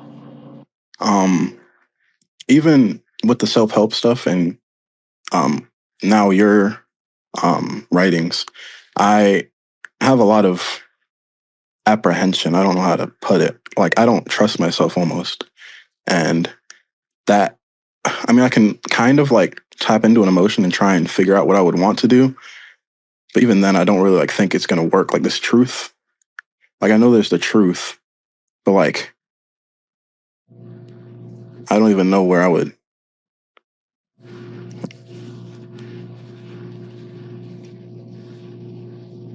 And like, I feel like my time it just slips away so easily. Because I work a lot and I want I'm to not have sure. my. I'm not sure what you're asking. I don't, because I'm really tired sometimes, and like I just kind of want something immediate so that I don't have to, because God knows when I'm gonna come back, because I'm 18 now, and like I feel like my entire life has slipped by, and like I'm just gonna like blink and I'm gonna be 30 and old. So what's your question? Is there something you can say to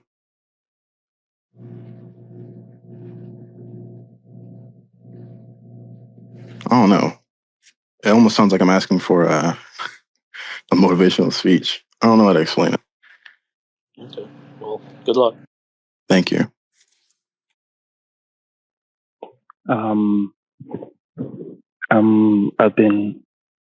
I hope you can hear me. I'm audible.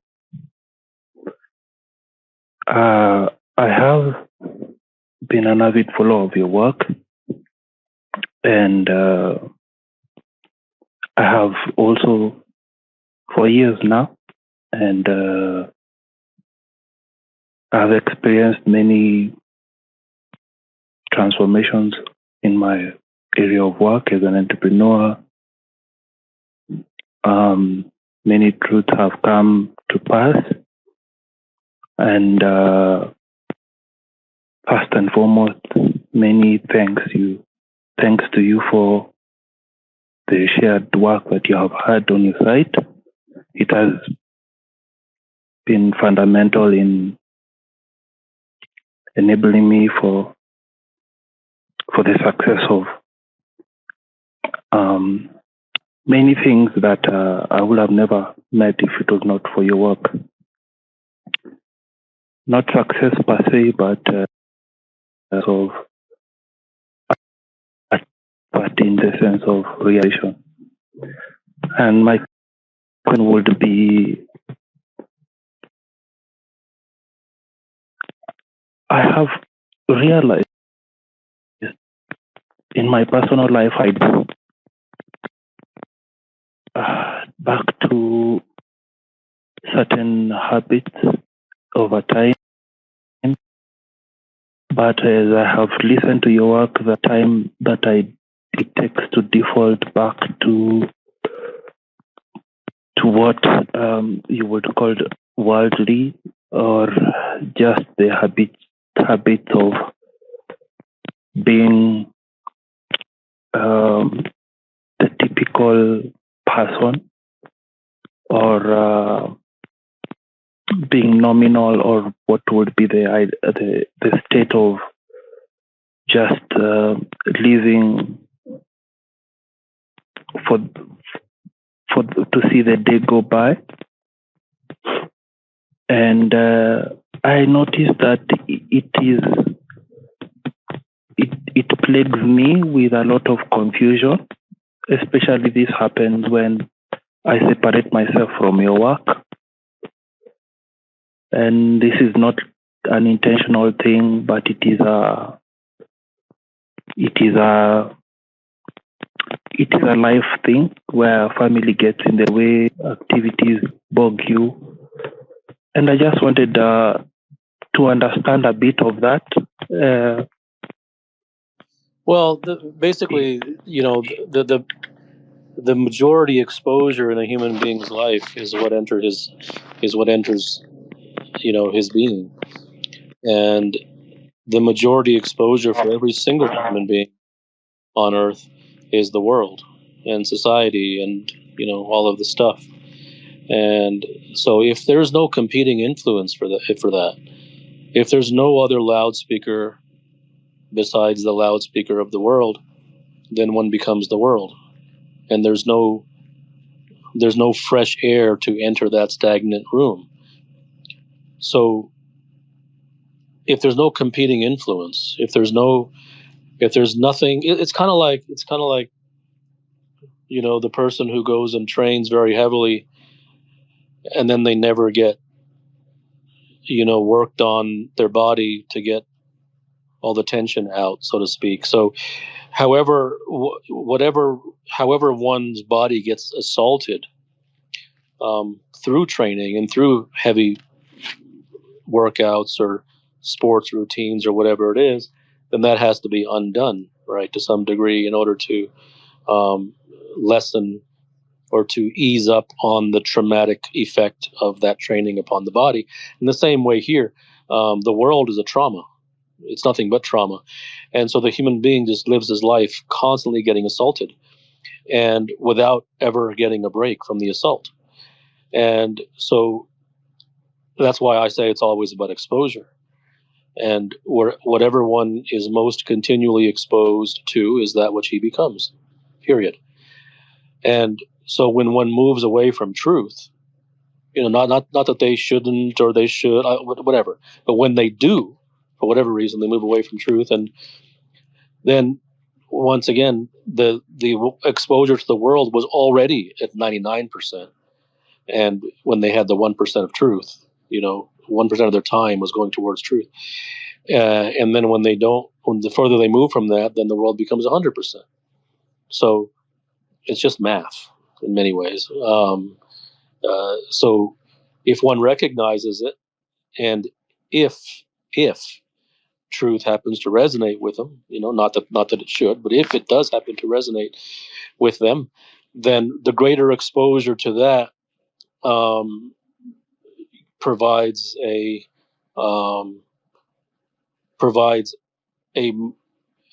greater protection against the assaults from the world, which he is getting every single day. One has to have, there's a certain kind of DNA that one needs to have to become maybe a master in his domain. And so I have one more, like two questions in there. There's also a domain dependence of mastery. So for example, Tiger Woods or Musashi, they would have a hockey stick or a sword that they would practice with every day.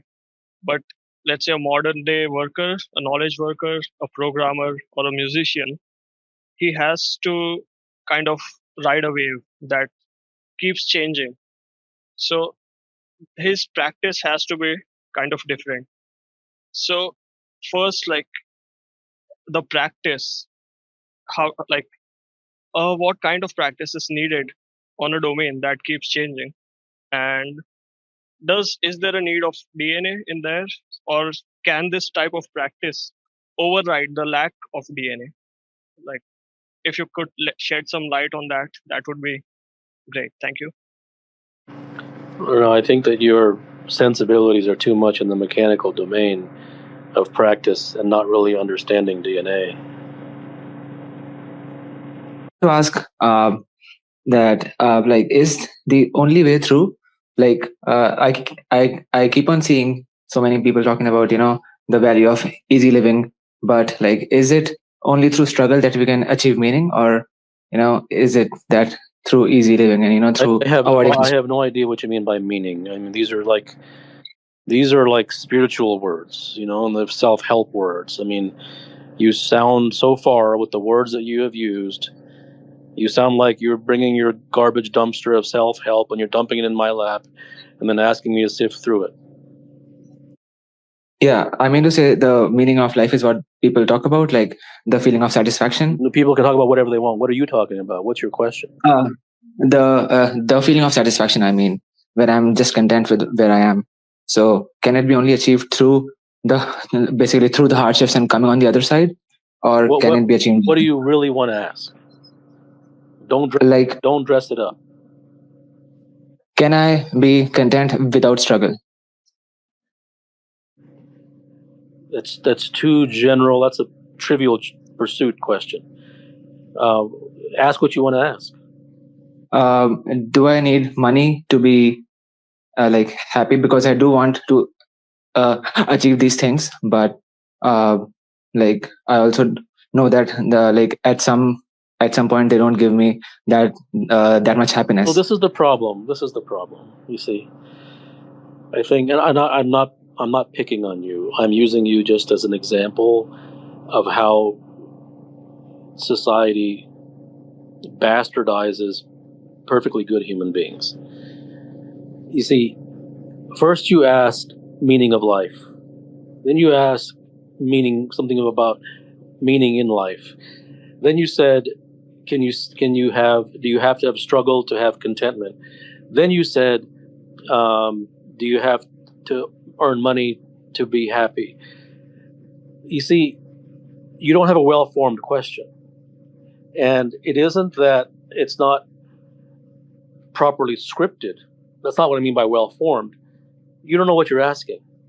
And if you pose those questions to the experts, they'll go on for an hour and they'll tell you their books and all this stuff about happiness. They love those words, the meaning of life and meaning and purpose and happiness. And to me, I don't have any value for those things. It is, what is one's question? And in order to have a question, you see, I knew that I didn't have a question. And the reason I knew that was because your first 7 words, they were from the self-help books and the spirituality. And I'm not blaming you for that, but what I am saying is that until you've been in my work for a while, not that you should, but if you have to kind of cleanse yourself of those things, even to be ready to ask a question. Not that you have to progress in any way. I'm just saying that if you don't, then you'll just be asking more self-help stuff. And I'm not the guy for that. And if somebody likes self-help, that's fine. But they've come into the wrong domain for that, because I have no value for those things. The 2 biggest points where I want to arrive in my life is interior wellness, to have peace in my soul, and exterior wellness, to be materially secure and not being assaulted by this world. Generally, I want the interior solidness and material solidness, and I feel like I don't even feel like I became very solid inside. I have peace in my life now that I never had in my life, even though the situation is the worst that I had, because I live in a war zone. But sometimes this peace does not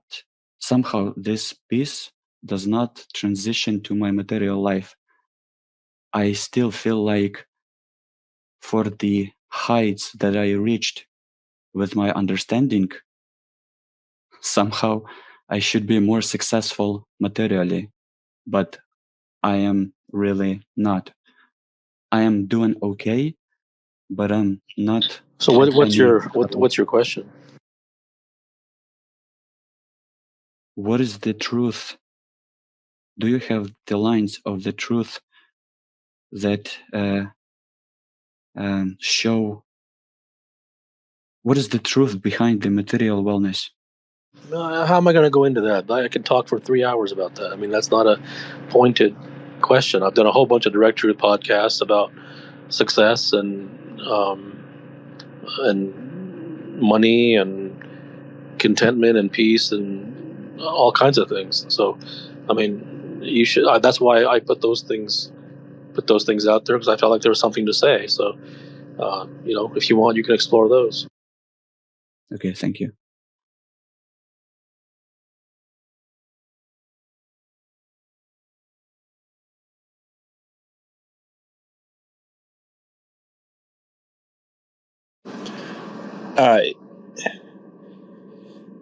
is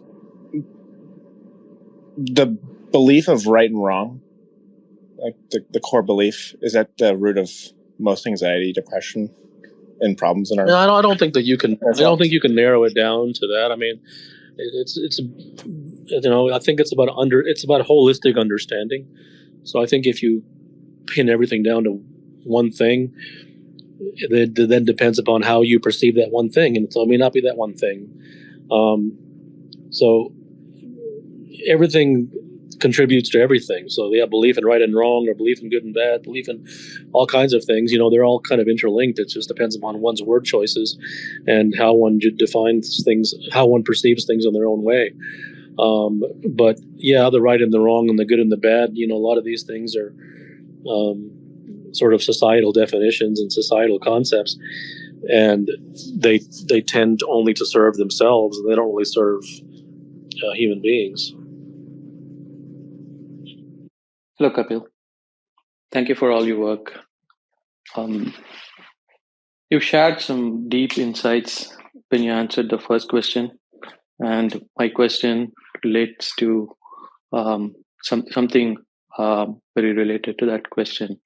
I don't know if there is an answer to this, but perhaps from your experience in guiding other individuals to the truth, you might share some similar experience.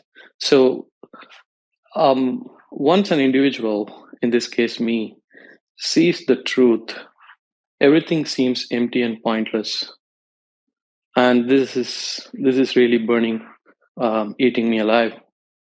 What propels one to get out of bed anymore? Is this something that you have observed as Well, well? that's that's what I was saying. It was different for everybody. For some people, it might increase their motivation. For some people, it might increase their ambition. For other people, it may say, well, what's the point?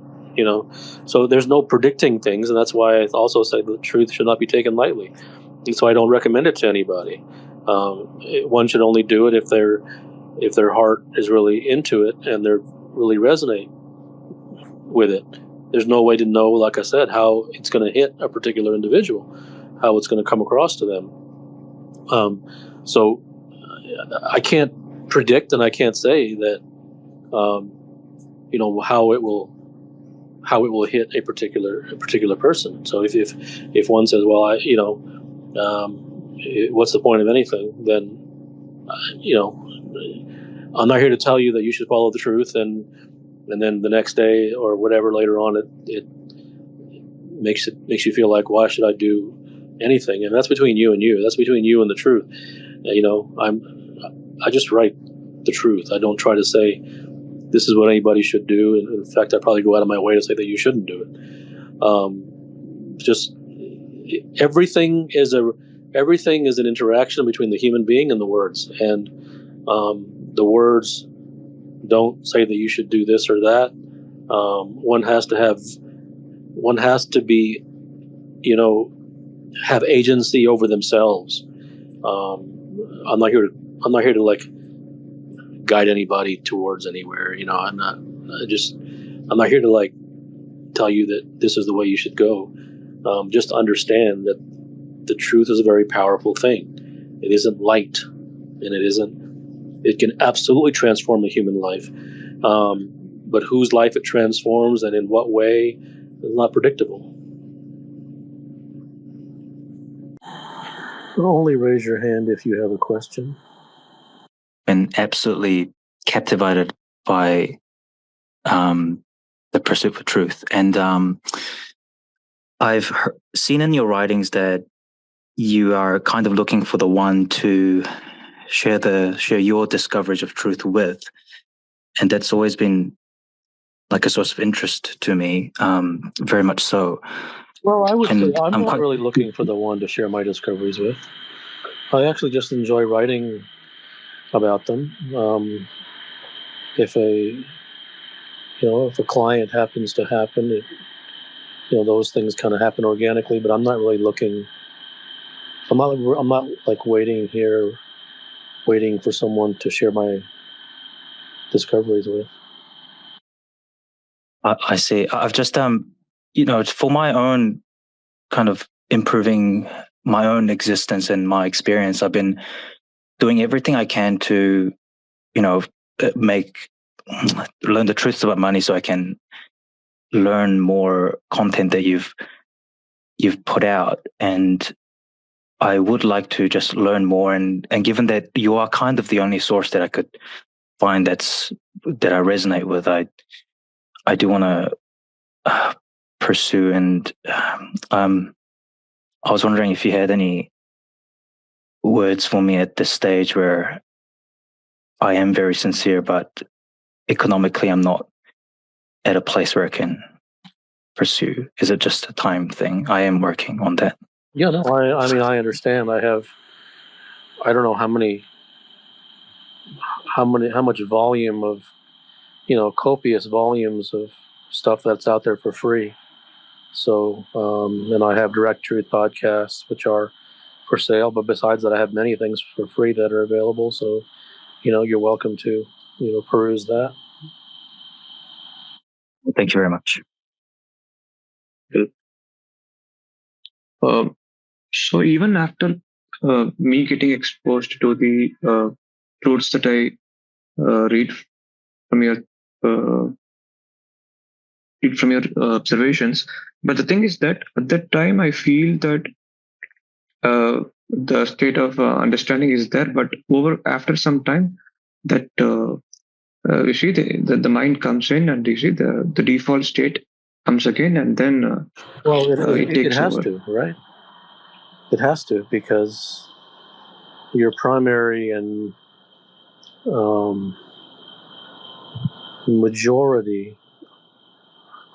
overwhelming majority of exposure is to the world. So whatever you are exposed to most is what's going to be getting inside you.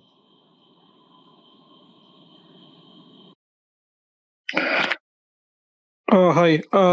So last few months, I'm reading some spiritual books and everything, and I'm trying to understand like how everything is working. So the one experience I'm having is when I wake up in the morning, my mind is totally calmed down. Now, first thing when I check my phone, maybe my first email, if I explain it as a computer language, the one window open up. And before I finish my email or something else come up, the second window open up. Then I got a call from something or something is happening. So the window is keep opening up kind of. And that's how I see that, like, all the stress is building up kind of. What do you recommend to reduce the stress? Or Are you new to my work? Yes. Okay. I don't give methods and techniques and things to help with this or that. I talk about truth. I'm not here to give prescriptions, how-tos, methods. Those things are irrelevant to me. Those things are not something that I'm interested in. I don't believe in how-tos and what do I suggest and what should you do. I think it takes a long time for someone to actually ask a question in this domain, because they have to familiarize them with who I am and what I write about. If they wish, they don't have to. But if you come to this without knowing my work, then you're going to ask a question that you're going to ask to like experts, which is, what 5 steps can I do to help this? Those things are not at all what I do, and I don't have any regard for those things. So if you have any interest in my work, then maybe you'll spend some time reading into it if you wish. You don't have to. And it might resonate with you, it might not. But if you're looking for methods and how-tos, this is not the place. Some of your truths immediately resonate with me based on my experience. But then there are other truths, like the truth of no self, where it seems so out of bounds of one's own experience, because it's almost like a telescope can't see itself. Everything I experience is through myself. And I was just wondering, besides exposure, are there experiences one can have to sort of sense that? I mean, I think chasing experiences, I think, is a waste of time. It's just like, drinking a, sweet tasting drink, those things don't last. They don't go anywhere.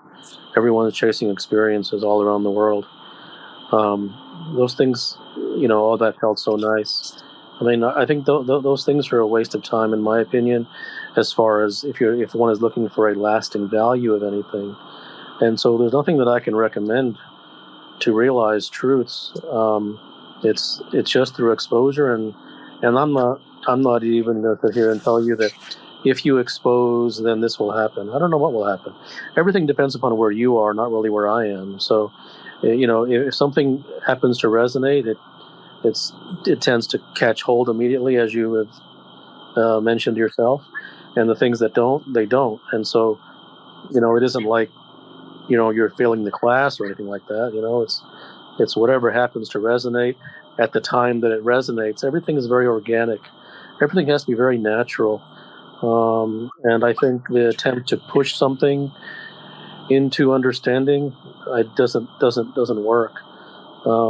Things have to be natural and organic and happen in their own time, if they happen at all. And in any sense of speeding it up or all that will do is encourage you to find tricks and tips to try to do that, and then you're back to prescription land again. Hello, sir. My name is Aman. Sir, I have a question regarding the investigation of truth. There is a problem that I face that sometimes I will have a direct insight through direct perception, and it will cut through the suffering immediately. But next time, when I look into the same insight, the problem that comes with me is that the first time when I was looking into a fact or investigating into something, the mind was in a innocent state of inquiry. But once I have the insight, the mind goes into the I know mind state, like I already know it. So the next time when I try to look into that same insight, then the mind goes from the position, instead of the position of that I don't know and I'm going to investigate, it goes with the position of that I already know and I'm going to now see that I already know. But when I go with that state of mind, it just doesn't work. Like it becomes intellectual, and that clarity of the perception doesn't come to me. And despite seeing this, my mind still keeps on doing it. Like the first time the insight is clear, but the second time So one when I has go, to understand that there's when one lives inside of their mind, there's all kinds of things like this that happen. One's entire life is lived inside the mind, so it doesn't matter what the detail is. It's all imprisonment, and it's all confusion. So that's why the ultimate journey is to go beyond the mind. But that can't tell you that there's no prescription for that. There's no if you do this or that.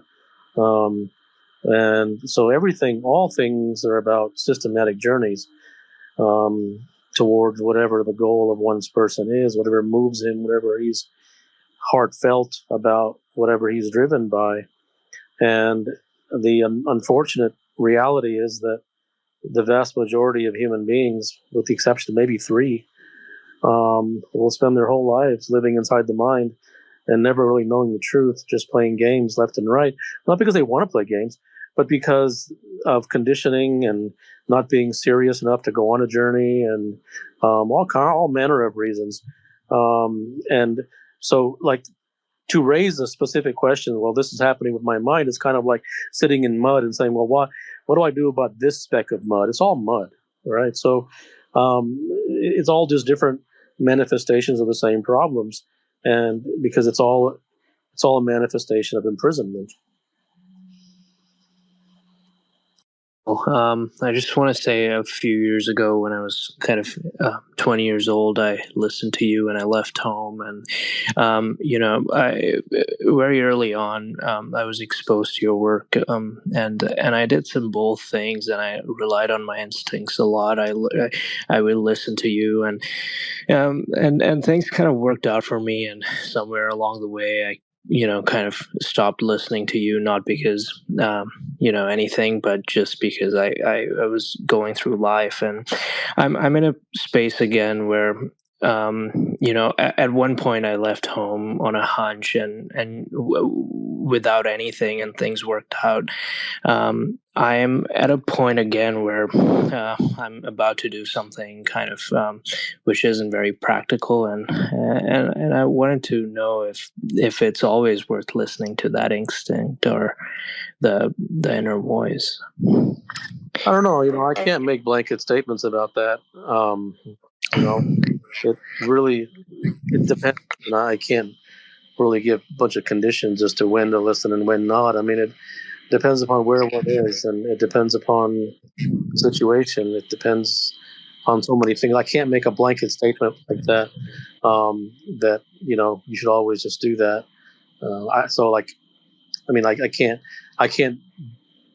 I can't blatantly answer your question in the way that you're asking it. But hello, doctor.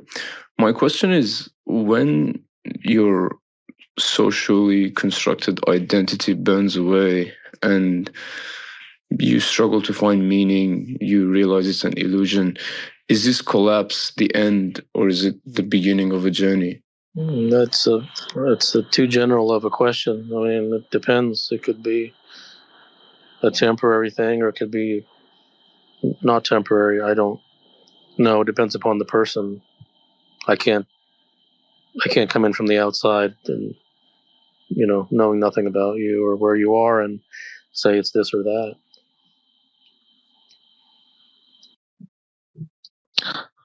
Hello, doctor. The time I think that I fix a problem, that after that time I think I fix a problem, the problem returns. Is it a trick of the mind or something? Well, if the problem returns, then it can't be fixed, or it was not fixed. Kapil, I seen a comment that you made on a post, which was basically how the definition that most people know about being smart or like being gifted, which is a hard thing that most people believe in, but it seems like you have a different take. And I would like to know what's your take and why do you think that the definition that we know is wrong? Thank you. I'm not sure what you're asking. Well, it's basically how or understanding of being smart basically somehow create all these problems on the way that we think and make things Because most basically people call smart is just memorizing the knowledge of bestseller books and experts, and that's just taking in the opinions of others. That doesn't make one smart. That just makes one a good memorizer. I grew up in a household where my parents and the people around me, the family members, were giving importance to like astrology and the rituals. Basically, astrology. This question is about astrology. I've read your book, A Master Secret Whisper, Optimum, where the gist is that when a human has a genuine desire, he or she can achieve anything. So, if does astrology play a part in humans' life or no? Thank you. I mean, the question is too general. It's not specific enough. I think the best way I can answer it is I've done like I don't know, three or four direct truth podcasts on astrology. And so it just depends upon the specifics of question. If you just say like it depends upon the specifics. So if you want, you can refer to that. That might answer your question, or it might not. Hello, Kapil. I have intellectually understood that nothing works, and like whatever I will do, eventually all the feelings are transient. So these desires of achieving something, like these are futile in this feeling sense that this will give me something. Like I've understood this intellectually, but I think I have not been able to get it in my bones. And Those like, things happen when it happens, if it happens at all. Hello, Dr. Gupta. It's an honor to be on stage with you. I have been following your work for some years. So, my question has to do around arriving at a place in which involuntary thought stops. Well, maybe not completely stops, but at least in a way it doesn't bothers me anymore, because I still see that a lot of involuntary thought arises even when I'm speaking with other people. And so I have seen the power of truth in other endeavors, in arriving at no longer having many chases, arriving sort of like well on my way towards freedom from attachment, and I don't know, freedom from future events. So I understand the power of truth and how it can transform someone, but still it seems like in this endeavor, in my mind, I still there's still a lot of involuntary thought. I understand.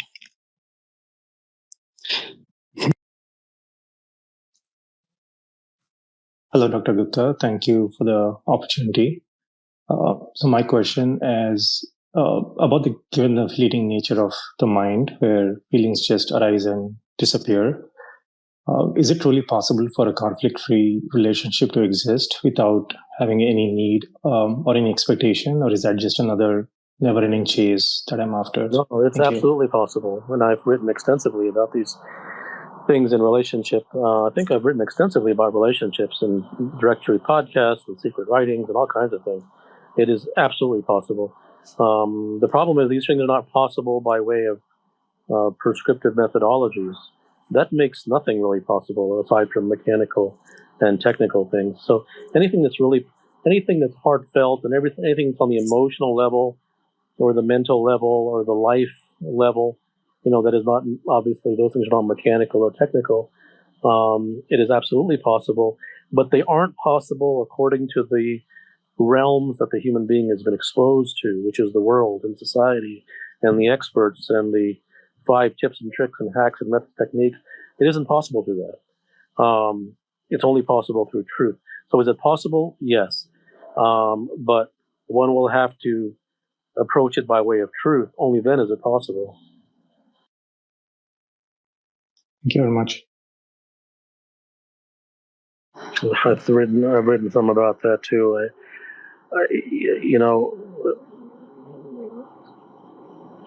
I think anything that's done by force doesn't really happen.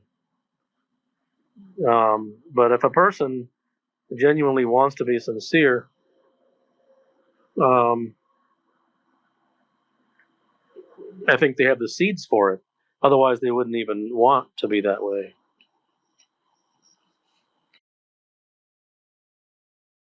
Namaste, Kapil, and thank you for your work and the time.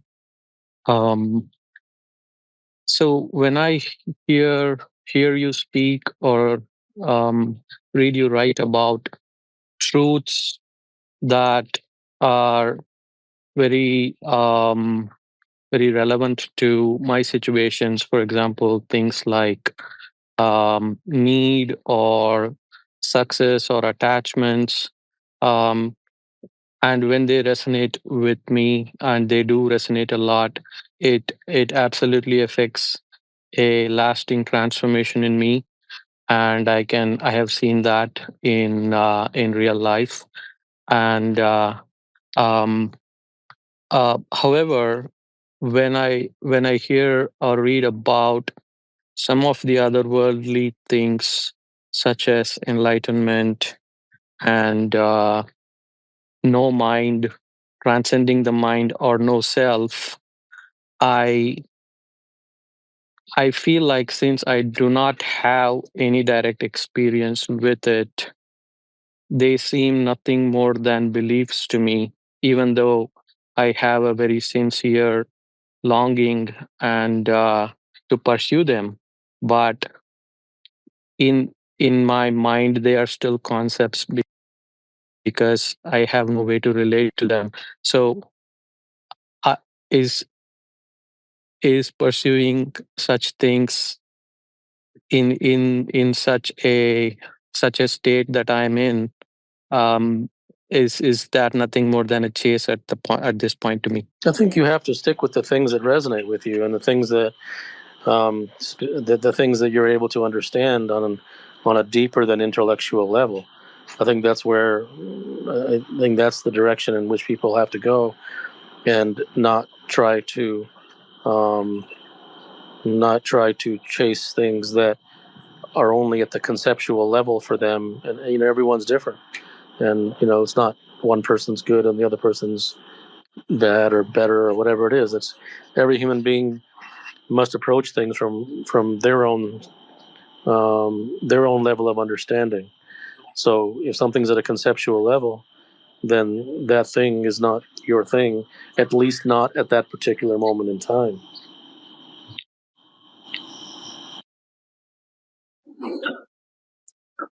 So you're saying that if you are chasing for spiritual enlightenment, there is a less chance of getting it.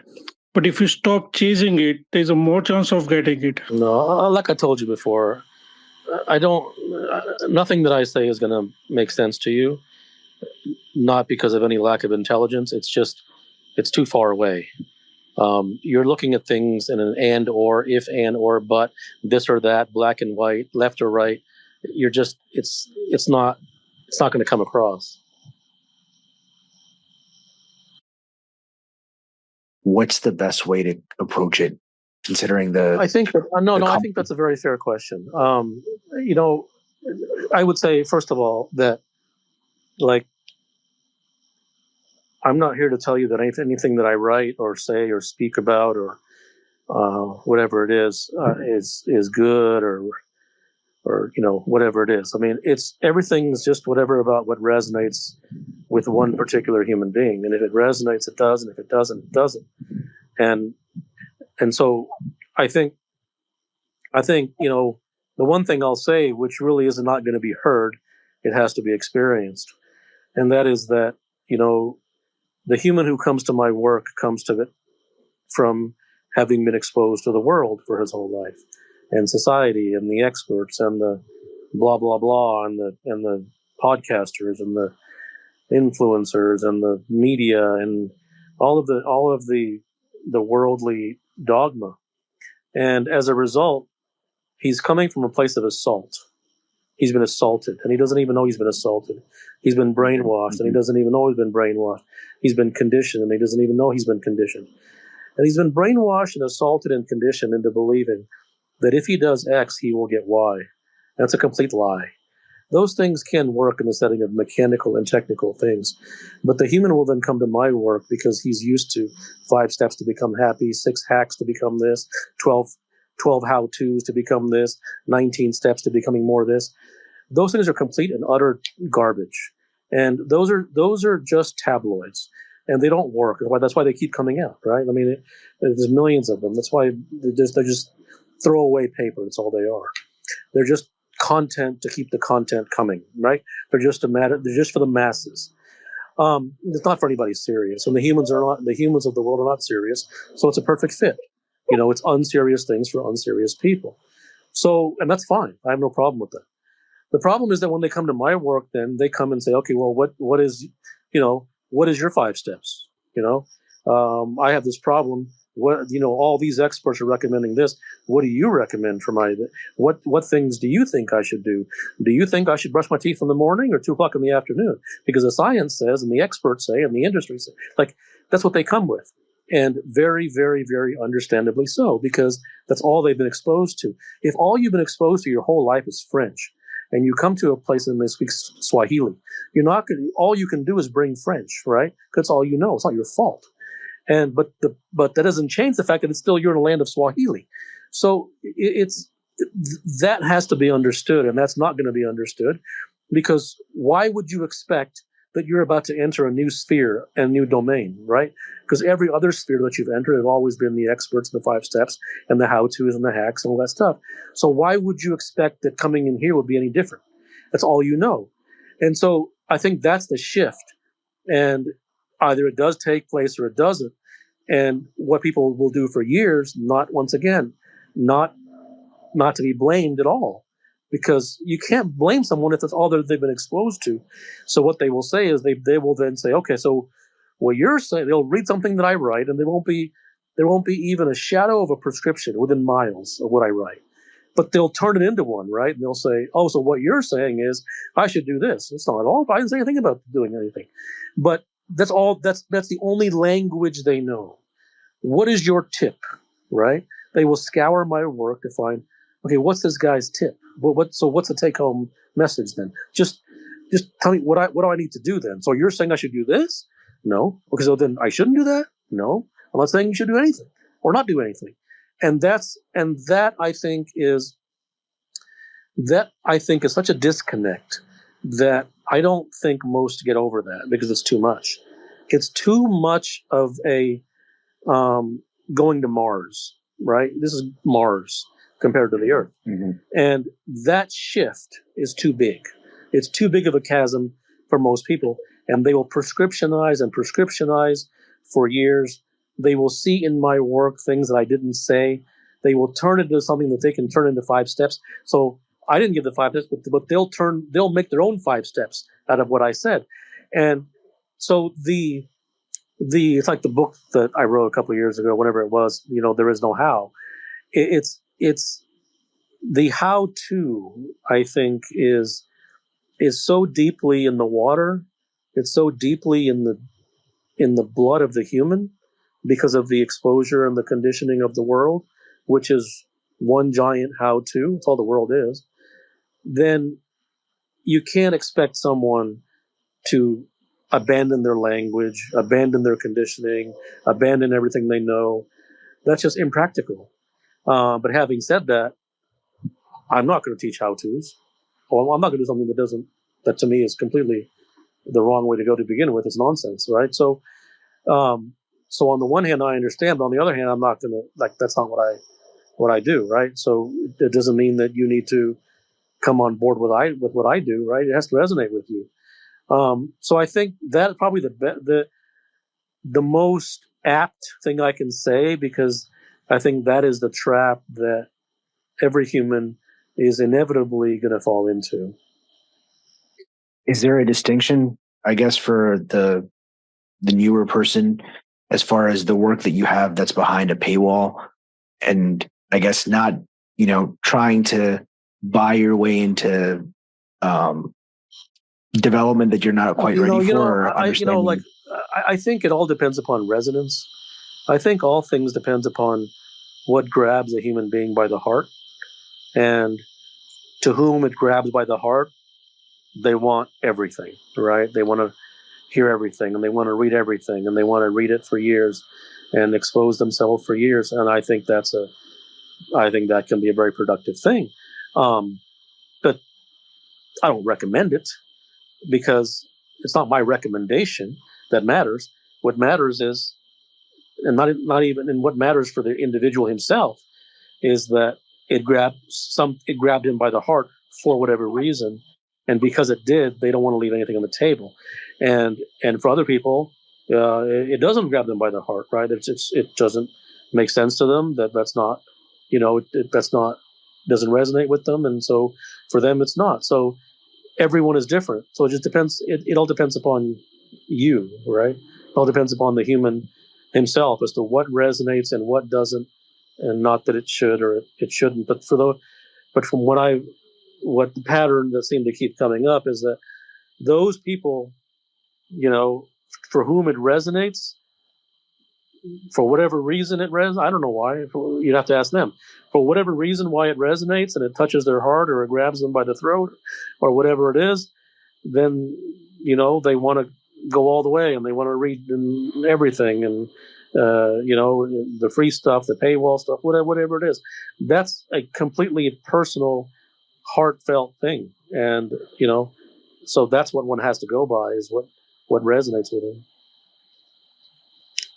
Thank you. Hello, Kapil.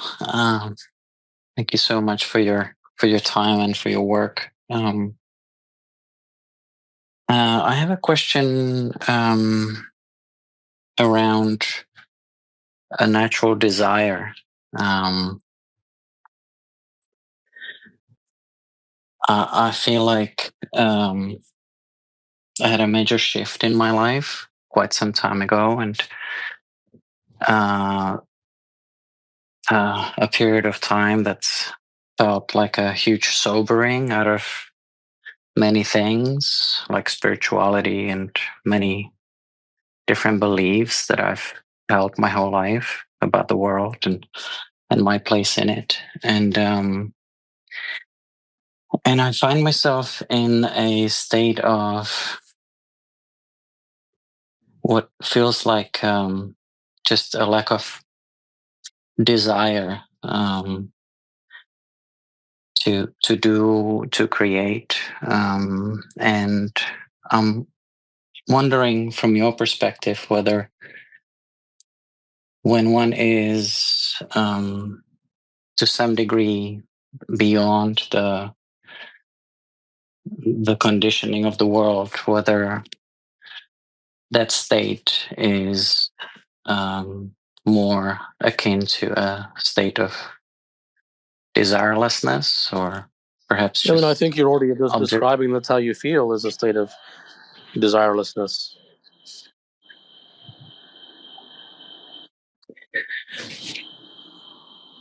Yes, that does. I suppose that the challenge, there is a challenge within it.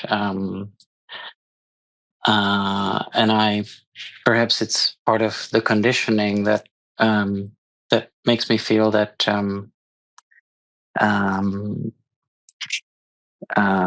that there naturally is a longing or desire that perpetuates one towards something in life, that I observe in other people, or maybe even you, with the way sort of truth, what seems like truth makes you productive in a certain way. It's something you can't help. And I wonder whether simply different people arrive at different states. Different people are different people. All you can do is what's inside yourself. So it doesn't matter what other people are or not. All you can describe is where you are with things. So more specifically, during this time, so ever since being exposed to your work since 2019, 2020, I don't quite remember.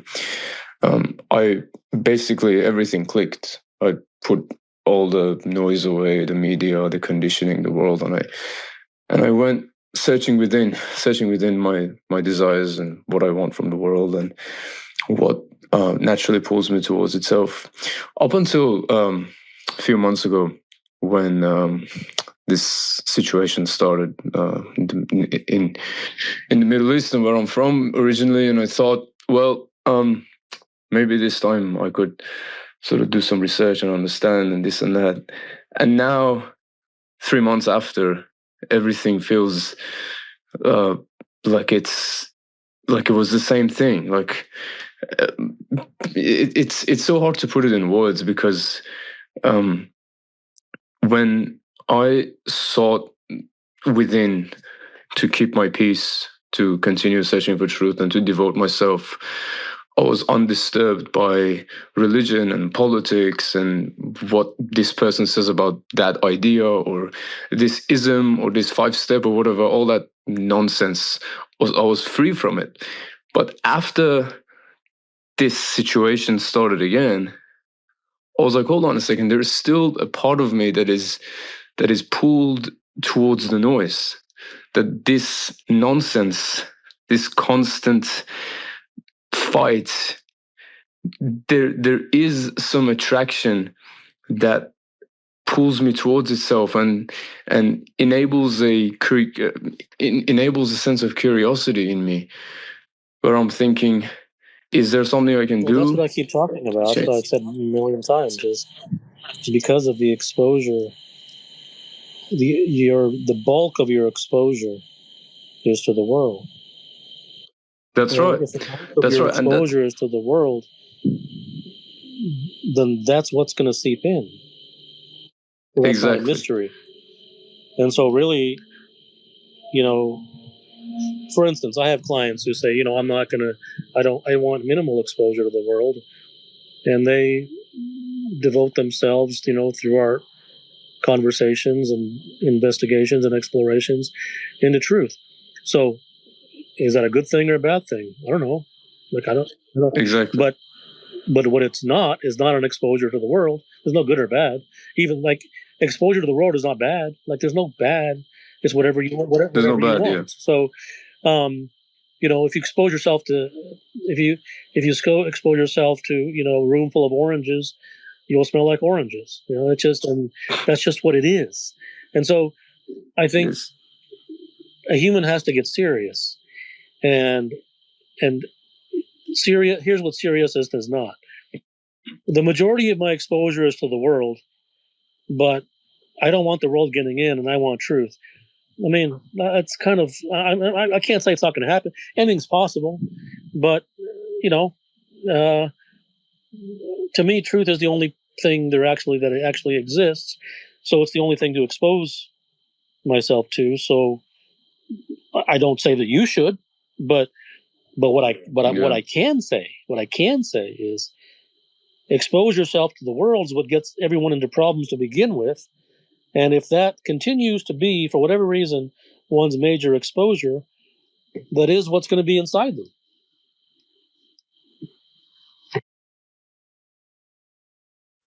Hi.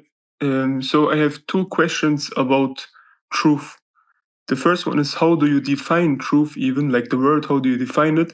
And the second one is, in terms of that there can be many truths for specific aspects of the universe, for example, there's also a general truth about all of it. So if you have a concept of that or an understanding of that, how would you describe that of basically the truth?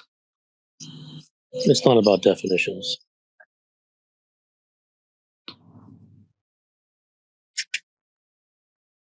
Hey, Kapil, my question is,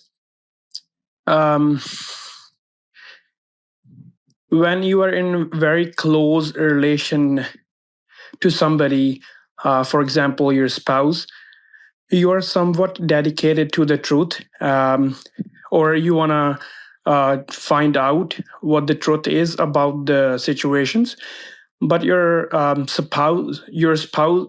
spouse is not really dedicated towards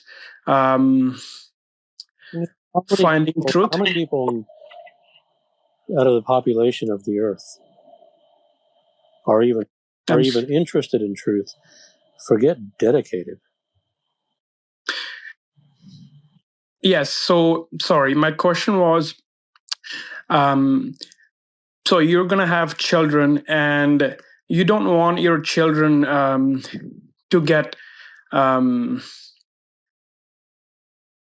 learn all the things, conditioning by the society, but your spouse is not really into those things, and but you have to take a decision. So I am really confused, but sometimes you can't really leave people because you love them, right? And I'm really confused how to make I that cannot tell you how to decision. make anything, like what to do or anything like that. And of course, I don't. You can Yes, leave I people left understand. and right. I mean, it's you can't do that. So it's you didn't hear my original statement. You only heard it intellectually.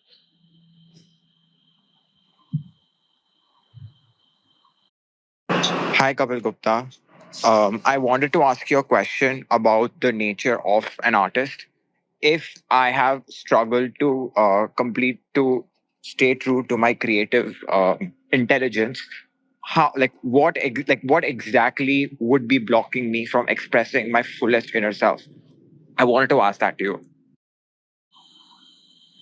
I don't know. It would depend upon who you are and all kinds of things and your DNA and your situation. There's no way that I can just blank answer that statement knowing nothing about you. Okay. Hello, Doctor.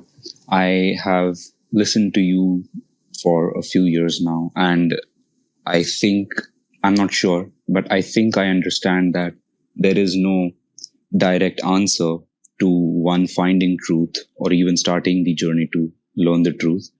But if there are layers of evidence based validations like biology, genetics, meditation, hormones, whatever, should that not at least be probably the baseline for one to start learning the truth? Because if it's not I mean, taught, everyone comes then at it from whatever resonates with them. So you seem very science minded and all those things. And I'll tell you, people who are science minded are really as far away from the truth as possibly you can get. But that's just the DNA. It's just the science-minded person typically doesn't have the bandwidth to understand truth because it doesn't fit into a test tube, or it doesn't fit into the peer-reviewed studies, and it doesn't fit into the language and the terminology that you just used. So, I mean, I'm not saying that's wrong or bad. I'm just saying truth doesn't go there. And if you want to pursue it by way of that, and if that's what you find to be so-called evidence-based validation, then you're free to do so. You talked about in your books, like transcending the mind, and I like the mind is your enemy. I had a question. After you transcend the mind, and I'm not asking you how, right? But after I'm just going to cut you off there because it's kind of like saying, okay, like after you go to that city, what do you do when you get there? It's all theoretical based question, right? It's just it's just chit chat. So it wouldn't. So I could tell you, oh, you would do this. So what? Like I could tell you whatever I want, right? And it won't. It has no meaning. So I think the only things that really have relevance are the things that are not intellectual and the things that are acute to the individual himself. That are not simply intellectual curiosities to chit chat about. I think the things that are most acute in one's life are the things that are the most relevant to him on a visceral level.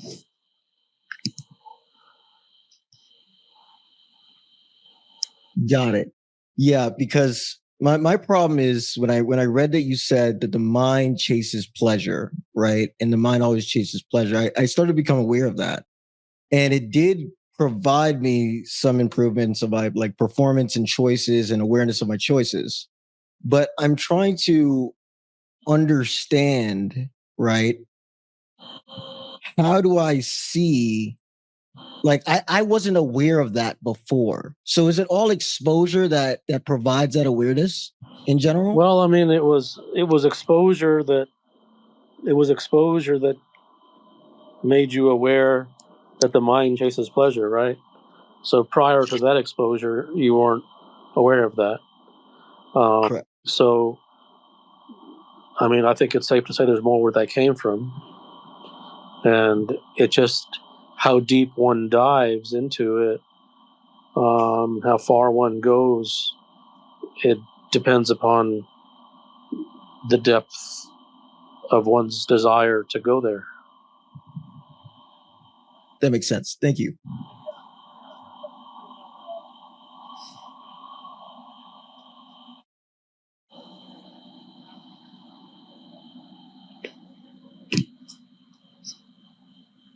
Hi, Kapil.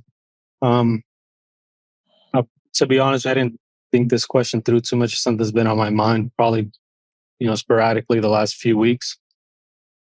It's actually something I've been dealing with for a long time. For probably 4 or 5 years, I discovered your work maybe 2, 3 years ago is when I started to sort of get a clear picture of, not a clear picture, of what I think is going on inside of me.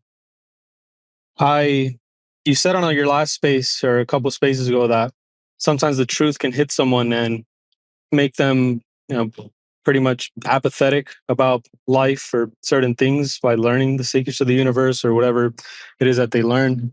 And to be quite honest with you, I don't really know what to ask about this feeling. I just want to know if I want to know if finding more truth is only going to make me or could make anyone more apathetic. There's no way that I can predict that.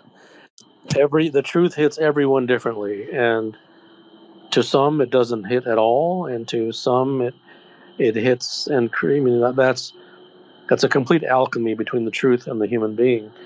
There's no way that I can predict. There's nothing I can say as to what will happen with one person versus another.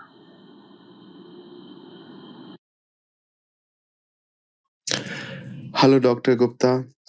Thank you so much, for giving me the opportunity to speak.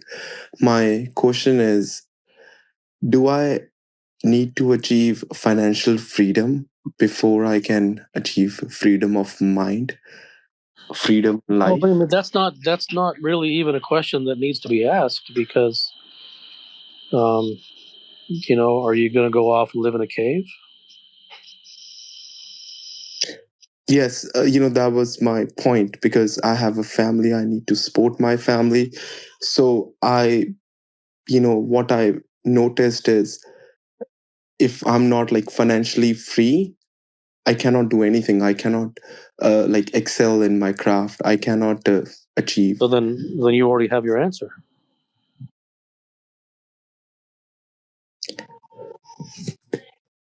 So in all scientific pursuits, there's always a problem, which is that the observer or the scientist is first and foremost a conscious observer, and he basically can never get out of his consciousness. You can never actually make an objective observation of the thing. And so my question is this the truth that you're talking about, the consciousness that is first and foremost always there, and the impossibility to basically prove any existence beyond this consciousness? The answer to that was no. Thanks for letting me in. I just have a disclaimer. I'm not an effective communicator, but I just want to share my experience of your work. I came across your work in about 2020, and it took me literally years to even comprehend and to even understand where you're coming from. Because, in my personal opinion, I think your work should be taken in microdoses. And it just, since the moment I read your work and listened to you, it just hit me as a full buffet. Like it was so hard for me through the course of so many years since I've been listening to you. I've listened to so many different podcasts of yours, so many different writings I've read. uh, I don't know, there is an app called SoundCloud where they have listed all your solo podcasts, right from limitlessness, right from so many different things. I don't know if they did it with your permission or without your permission. I just want to bring that to your notice. And there are so many YouTube pages about your work which I listen to constantly. And I don't have a question, but I just want to make just put my point across to you that one of your podcasts, which I profoundly resonate, is limitlessness, and to me, your work should be closeted. It should not go beyond the four walls because it is so sacred to me. And I just want to say thank you for existing. That is all, man. Thank you for existing. And I came across to your work organically. No one in my friend circle knew you. No one in my family knew you. I just came across your work organically. Like as they say, the tides of the ocean strive so much to reach to the skies, and the skies finally say, "Okay, I'm coming down upon you as form of rain." So I something internal was like struggling, fighting to find someone like you, and you just came organically into my life. So for me, in my in my opinion, your work should be closeted. And the questions, and to the audience who are listening to this, the questions that you're coming up to Kapil, I think you should at least have a 1 year discourse of reading or listening to his work to even comprehend where he's coming from. Because every single word that this man speaks comes from the aspect of direct truth.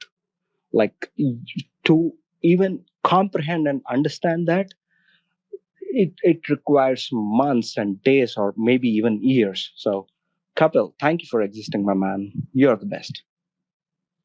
Thank you. I was just wondering that uh, often when I try to seek or find out what is the actual truth or let's say how a thing actually works, it often becomes a activity of the mind in which I see myself spiraling into the problem and not being able to concretely decide that if this is really how that thing works.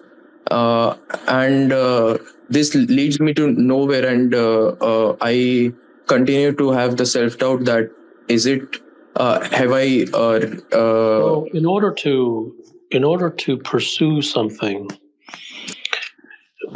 you have to have a foundation in it. Does that make sense?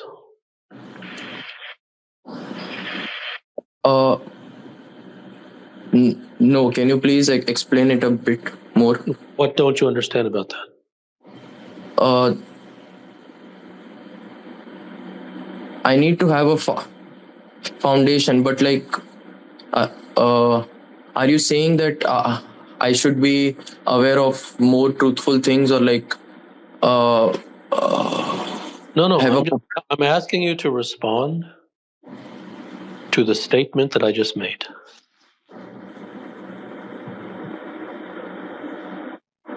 I still have the doubt that I have. And what doubt? The question that I asked. I'm not talking about the question you asked. Okay. I'm asking you to respond to the response. I don't know what people don't listen. People have a hard time listening. I don't understand. You have 2 ears, right? I spoke plain English. This is the third time I'm asking you now, and I'm gonna hang up very soon. I asked you to respond to the statement that I made. Yes, we need to have a foundation. Okay, so that wasn't very difficult, right? Yeah. You need to jump ahead 14,000 steps and go through hula hoops, and I asked you a simple question. Okay, so if you don't have a foundation in something, or a necessary or requisite foundation in something, whatever that something is, if you try to pursue that something without the necessary foundation, then all you will be using is a foundationless tool. Is that correct? And don't agree just to agree. No, it is correct. Okay, so think about that. Raise your hand only if you have a question. Yeah, hi Kapil. I've seen now that like all of my actions are like it's driven by anxiety. Even the chase for pleasure is driven by anxiety of not getting it. But one common theme is like, and it's led me astray, is that whenever there's a high stress or a situation or there's a problem, whether it be a relationship or something, my mind will throw me something like I'll do this. And I guess that's the prescriptions, but it'll throw me it, and then there'll just be anxiety, like lots of anxiety about not ticking it off. And with a lot of these So where did that come from? I guess through things that people have said to me. That's correct. That's a very good answer, and it's very accurate. That's because you live in the world, and you're however many years old, and for all of these years, you've heard experts. And once again, I'm not talking about mechanical and technical things here. Anxiety is not a mechanical or technical thing.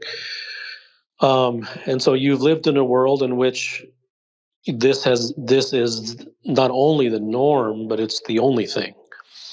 So because you're a sponge, not you, anybody's a sponge, they receive from the outside world. And so the world in which you live in, that is what you have come to know.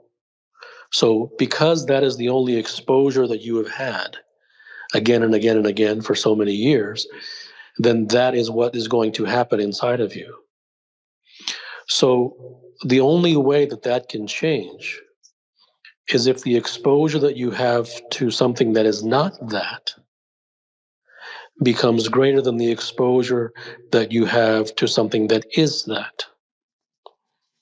So a person who, for instance, is exposed more to truth than he is to the world and the experts and the nonsense and the friends' opinions and the X, Y's, and Z's and the ABCs and the 5 ways to become happy and the 6 ways to become mindful and influencer podcast nonsense garbage, the more that a person is exposed to the way things really are, then that increasingly becomes his internal norm, in the same way that what you are experiencing now has become your internal norm.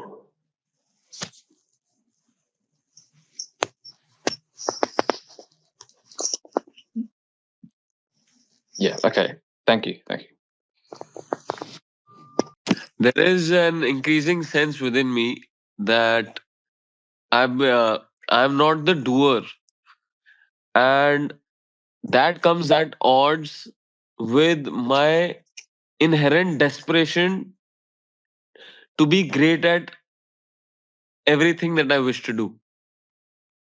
So it's a bit of a paradox that I've learned to settle with, but I'm wondering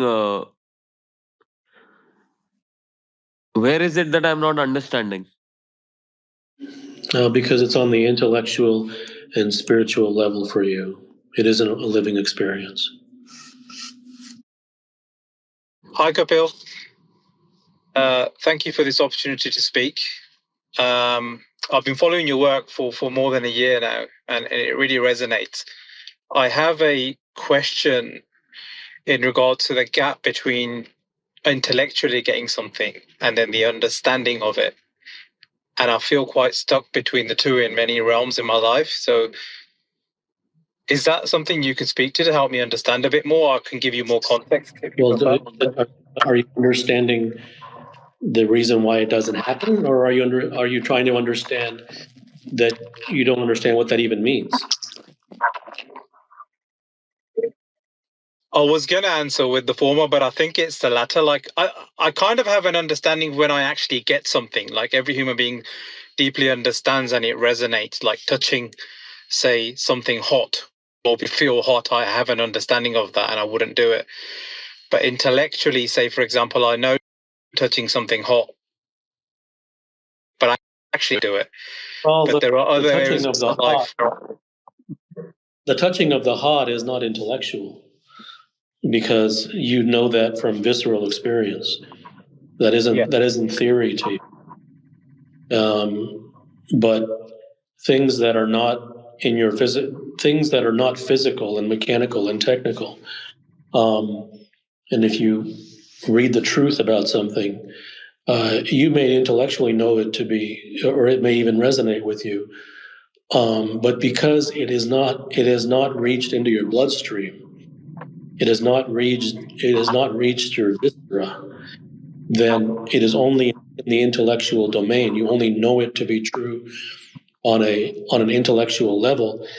Therefore, it really has no relevance. I'm not going to say it's the same as not knowing it at all, because at least knowing it at an intellectual level then opens a door, which could then lead to a visceral. It doesn't mean that it will, but it could. If you don't even know it on an intellectual level, then it's probably never going to happen on a visceral level.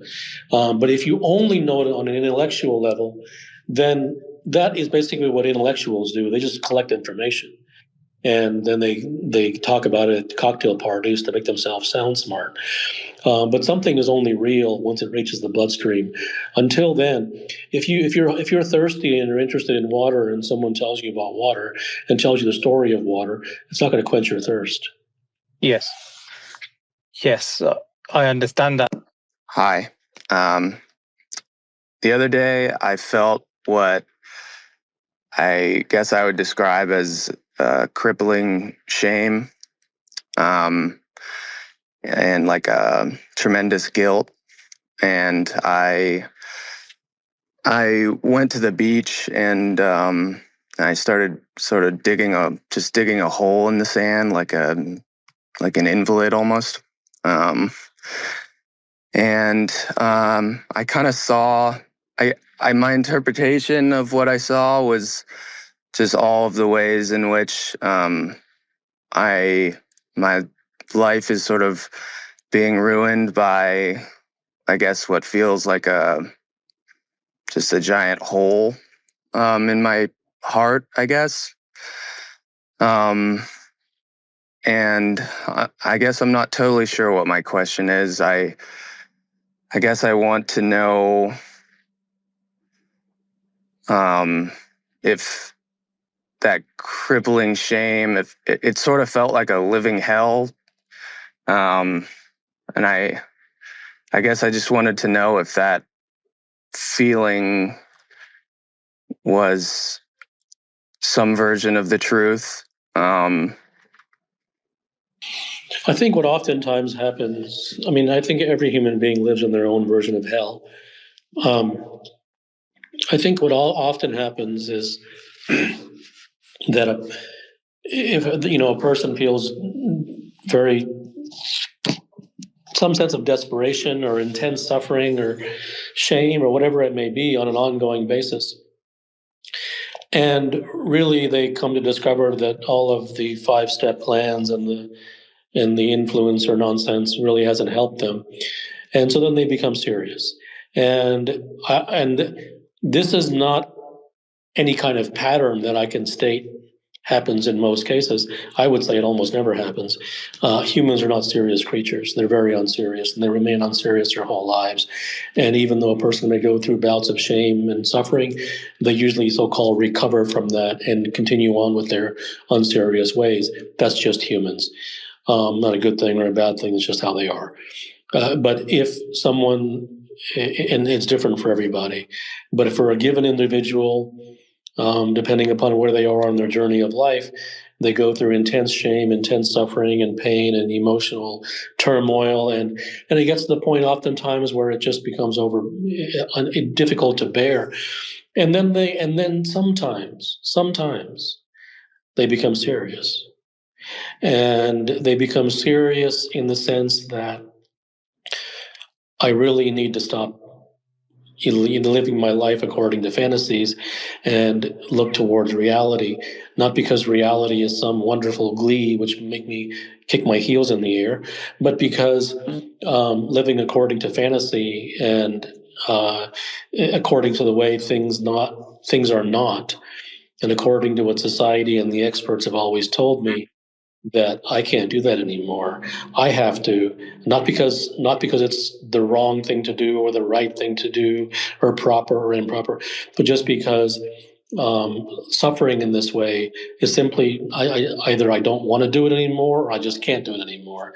And then something can happen within a human being in which they can become serious, and they say, okay, well, what's the truth?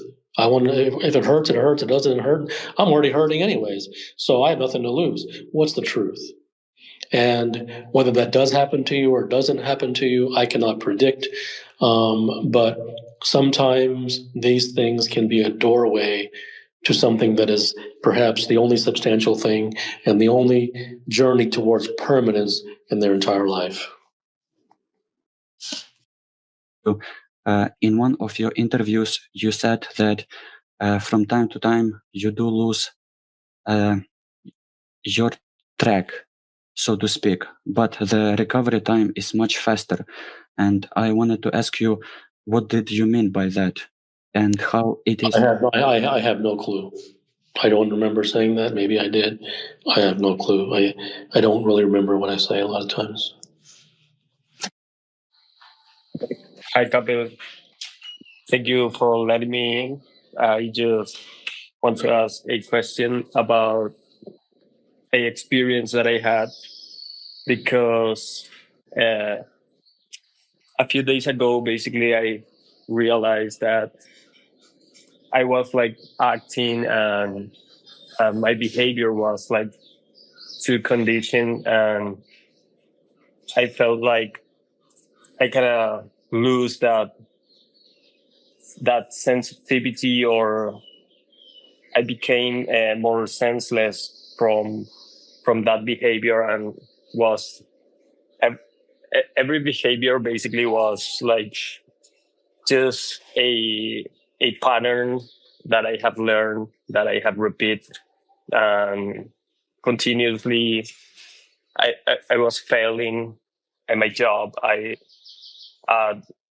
I don't know, at establishing relationships, and that actually lead me to frustration. So what's your question? My question is why one is pulled away from this heart, why one becomes senseless from their own behavior. I don't understand the question.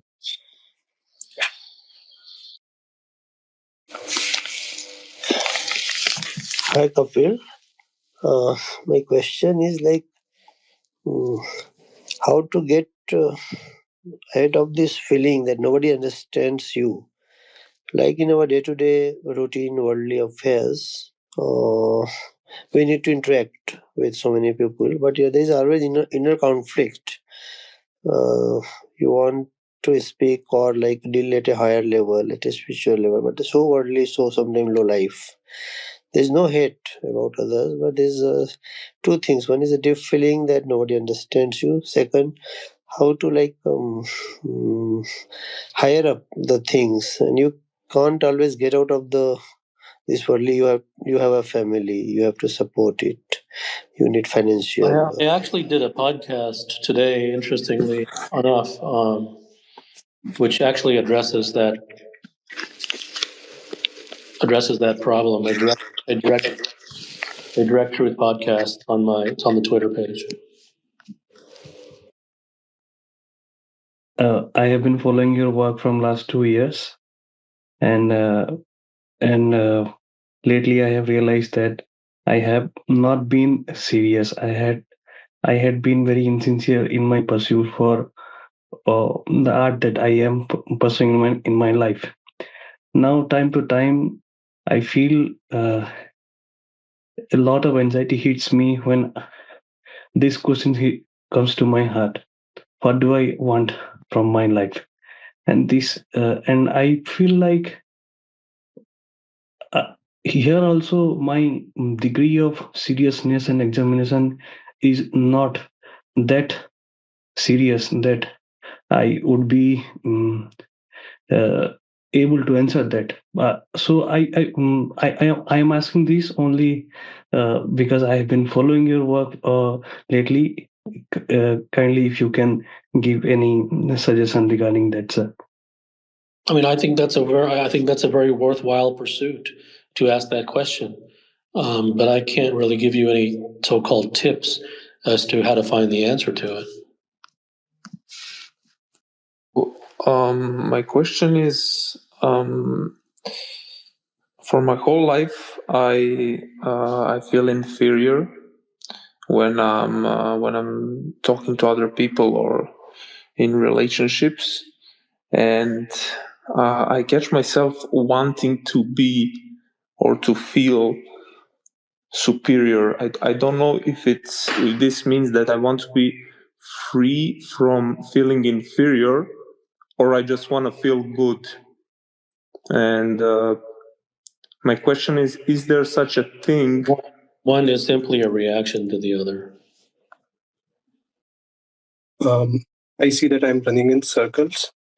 I see that I'm wasting time, and someday that's going to end. But why does it not change me? Like um, I continue to be like this. I have kind of accepted this. Like that knowledge should, perhaps I would hope that it should transform me, but I continue. That's back to what a previous speaker or previous questioner was asking about, was intellectual versus visceral. You are on the intellectual. Knowledge doesn't really change people. Only things that are realized, only realizations can change people. Knowledge is just intellectual jargon. What makes realizations turn into knowledge? Once someone had some realizations or anything, if he was exploring a topic or a situation, then it becomes knowledge.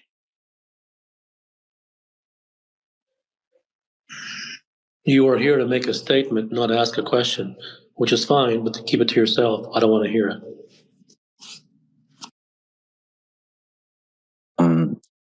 The finding a worthwhile question. So I found, looking back at my life, that the actions that I do every day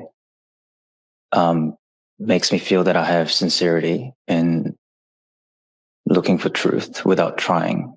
And I really want to find a worthwhile question that stands on its own and that this another voice in my head can't immediately answer, that I wanted to ask. But I find it so difficult to find such a question, and I feel like there's something here, and I feel like maybe like this maybe is the path. So I wanted to ask your opinion on that. Thank you. It is very difficult to ask a genuine question because it's just like it's very difficult to do something that one has never really done.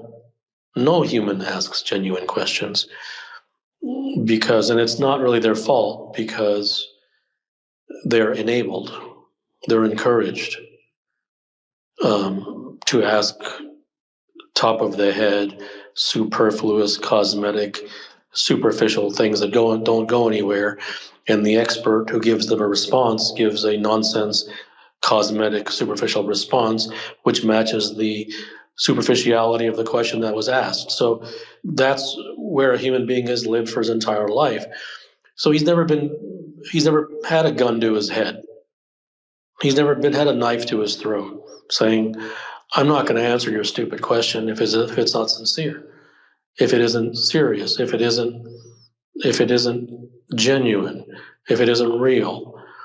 If it's just off the top of your head and you feel like asking it because you feel like you have the right to receive an answer, which you don't. So that's not the world in which you live. As a result, everyone then adapts to the environment in which they live. Life adapts. And so that's how the human being has adapted. But when they come into my domain, I'm not here to make them unadapt. I'm not here to make them change. That's not my job. I'm not really interested. I'm just not interested in what the world is interested in. I'm not interested in what the experts are interested in. To me, genuine, sincere reality, heartfelt devotion, truth, anything below that bar, I'm not interested in. So it is understandable why it is difficult, because one has to go against everything they've ever gone against. So naturally, it's going to be difficult. Yeah, it feels impossible. Thank you. Hey, Kapil. Thank you for continuing to drop into the spaces every now and then, because I've been looking forward to asking this question. So I was exposed to your work a few years ago, and it really cut through a lot of the lies that I was telling myself.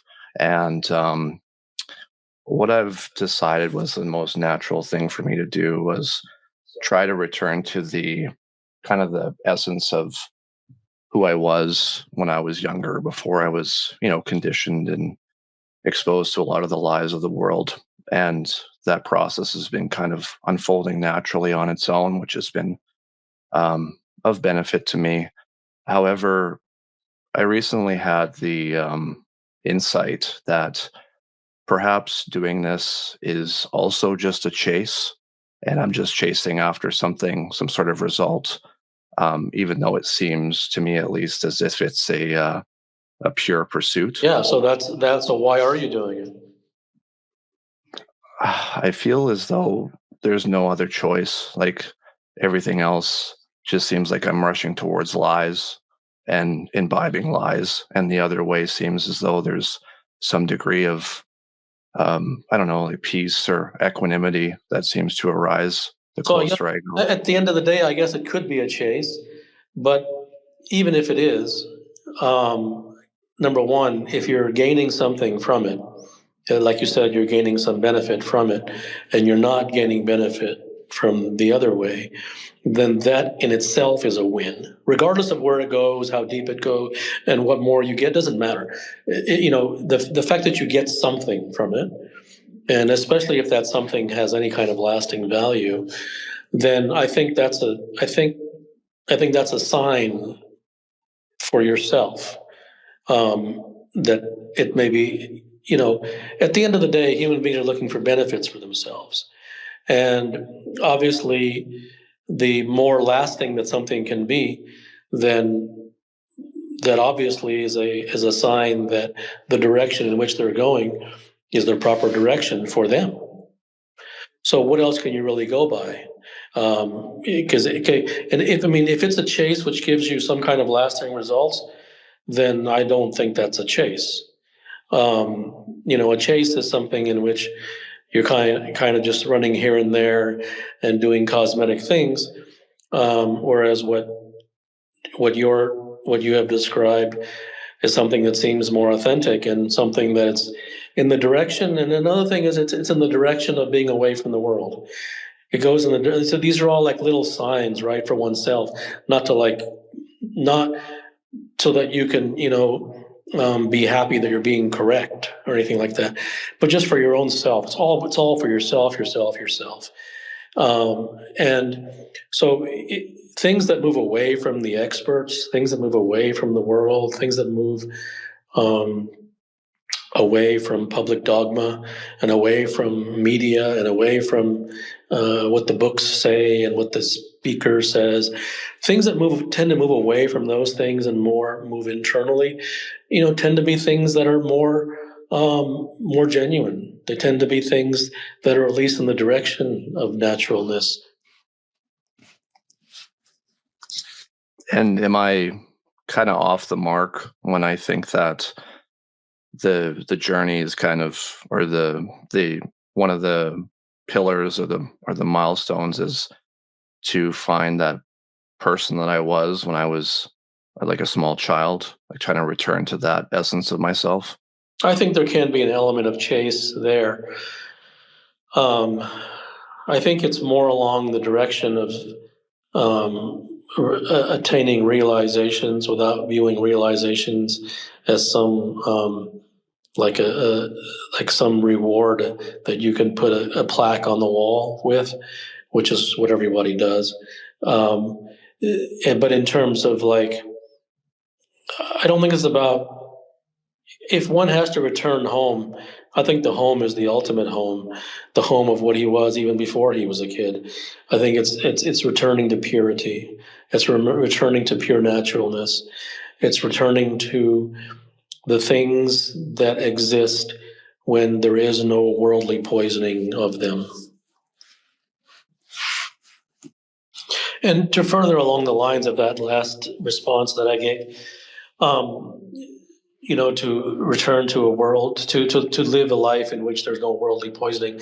I think it's about returning to one's ultimate home, and one's ultimate home, to return to one's ultimate home while living their life, to have a long life, to live one's entire long life pursuing one's ultimate home while living their life. I think that there's a truth in that.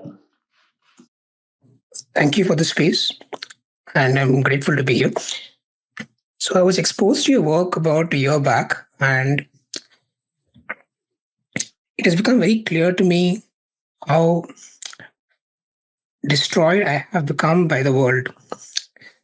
So right since my childhood, I have kind of felt as a person who is an outcast.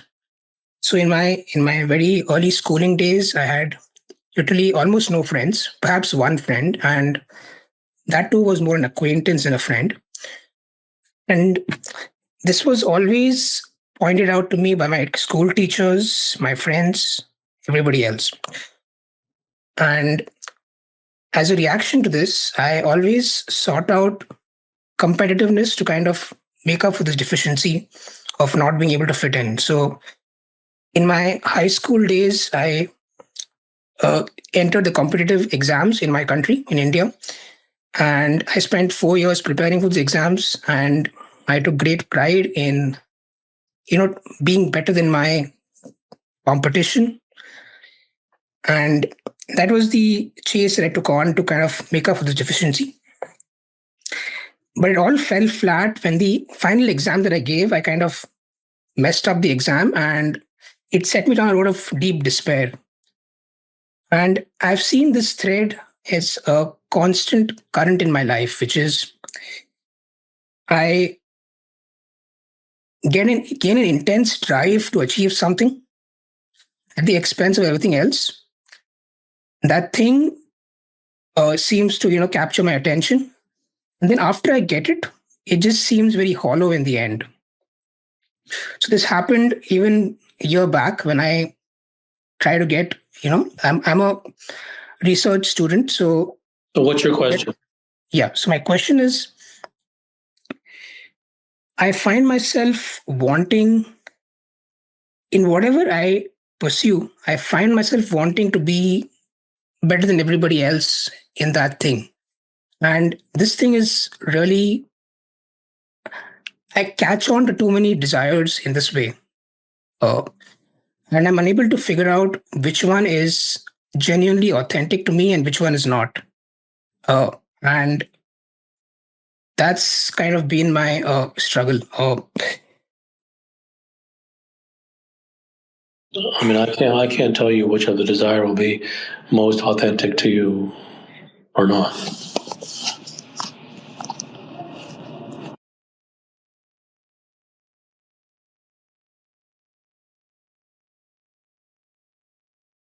Thank you.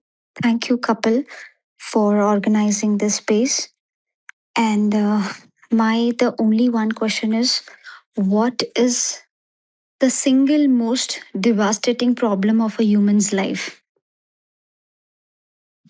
So instead of buying the podcast, you want me to just recite the podcast for you for free on Twitter Spaces? No, no, no, no, not at all, sir. Not at all. If you want, then buy the podcast. You don't have to. Hello, Kapil. So every time I'm in a state of peace, I'm inches away from being, from introducing chaos into my mind, or every time I feel confident, my mind is like inches away from making me feel insecure. And even, in a state of non-attachment, I'm now in a state of, I'm now attached to that state of non-attachment. This realization that I'm always going to be stuck in these pendulums no matter what I do just really scares me. I wanted to know if there's something beyond this, or is this all there is? Well, that's kind of what I was talking about earlier about achieving permanence. Everything that is true is a journey towards permanence, not temporary, fleeting things. And what's in the world, and what the experts and the meditation instructors and all the people, the spirituality and the self-help, those are all about trying to feel something for a temporary time. And that then you just jump from one boat to another. And that's all that is. It's a waste of time because you'll always be jumping. And so, even though it's a waste of time, I would not tell someone not to do it because, in all honesty, even if they get something for 5 minutes, it's better than not having it at all. So it may provide them some benefit. So I don't recommend against it. To me, permanence means everything, and so you're going to ask me the question. I'm going to give the answer to you from my point of view. Doesn't mean that that's correct for you, but you have asked the question of basically fleeting things. And that's what spirituality, self-help, and the experts, that's all they know, is all fleeting things. And so if one recognizes the fleetingness of something and the temporariness of something, then it may give birth to something inside of them that is a desire for permanence, in which they're not really interested in things that are temporary, but things that actually maybe they then go on a journey towards seeking that which actually remains and lasts. Not that they will, not that they won't. It's up to them, but that can give rise to that. Hello, Dr. Gupta. Thank you so much for your works. I wanted to ask what causes an overwhelming, genuine desire for the mastery of something or to arrive at the truth of something? I don't know what causes it. I cannot tell you what causes a desire to happen within someone, why someone has a deep desire for something, but the next person does not. I don't know where that comes from. My experiences in the past 5 years have shown me that there's just as much struggle at the top as there is at the bottom. So I feel quite disillusioned.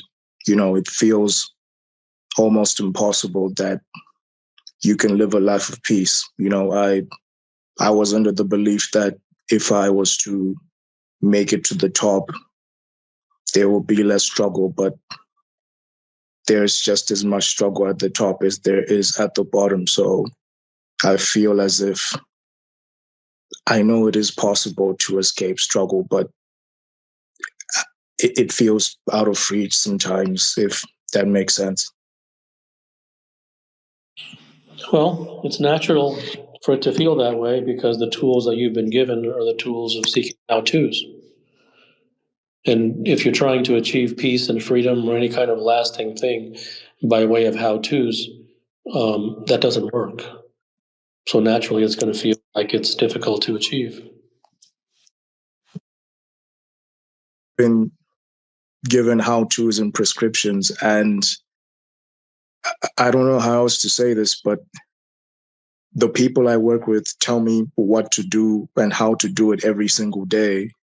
And I don't know, I wouldn't say I don't know, but it's very difficult to insulate myself from these prescriptions if I'm constantly surrounded by these people every day. I do seek a space of solace, which I only do have at my residence, but how do I keep my ideas insulated from I know you don't recommend how to's, but I don't know how else to say what I'm saying, but I don't think you understand how to's. I don't think you understand. You would never ask that question if you understood that. I mean, I mean, you would not ask. That's what I mean by intellectual versus visceral. And as for getting away from people who give how-tos, well, in order to get away from that, then you'd have to get away from all of humanity, because that's all the world ever knows. So it isn't about running away from people and living in a cave. It is your insulation is not against other people. Your insulation is against your brainwashing, against conditioned ideas. Hi, Kapil. I deeply appreciate the space and the opportunity to talk to you.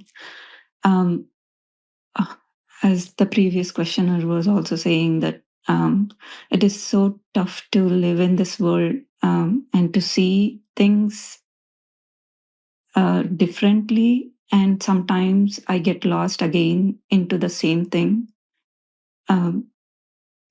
Even though I see it, sometimes I'm lost. I'm into it. I and later, after some time, I see it. Oh, this is not the case. Even though, like, internally it speaks and I understand, and I feel the time is so short.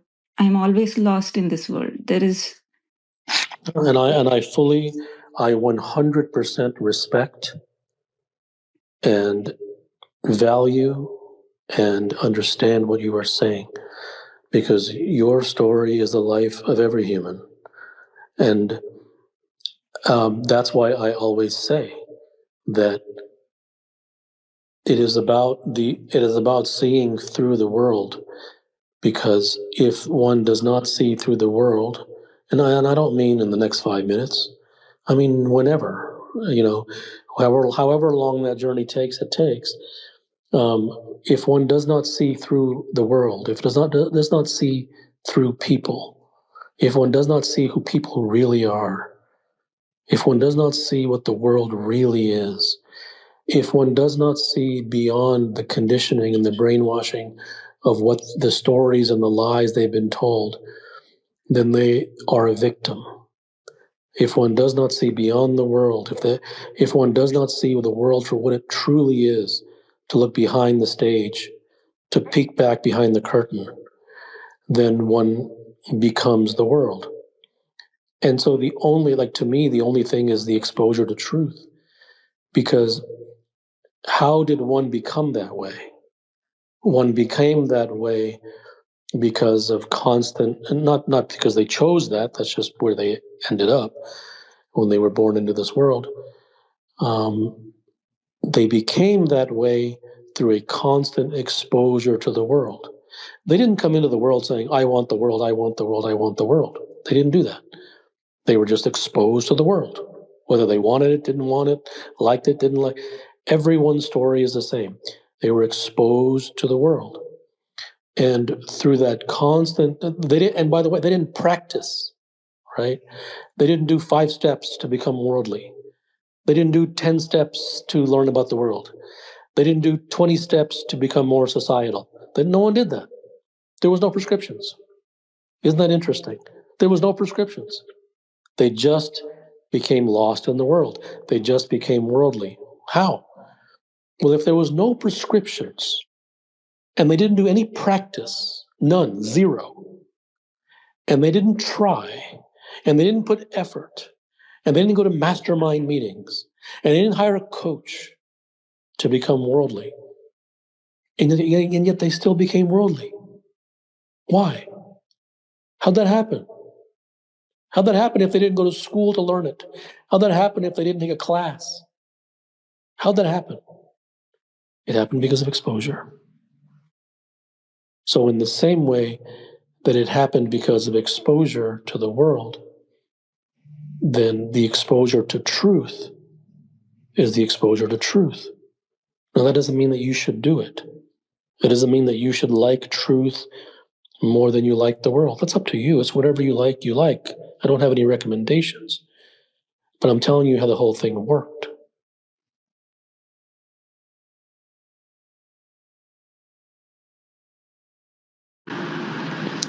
Hey, Kapil, good evening. I wanted to ask you, there's a page on YouTube that has posted one of your public discourses, which is called basically the training from which legends are born. In this podcast, in this discourse, you say that modern training is basically far removed from the training which used to happen in like ancient times, and you say there's one doesn't really need to focus upon the methodology or the regiment, but it would be wise to explore the intentions, the you say the impetus that's behind the training. I've been listening to that many times, but I feel like I don't really get what's behind that, and I would like to ask you if you could possibly expand a little bit more on the ancient trainings. Thank you. So if you look at things through the lens of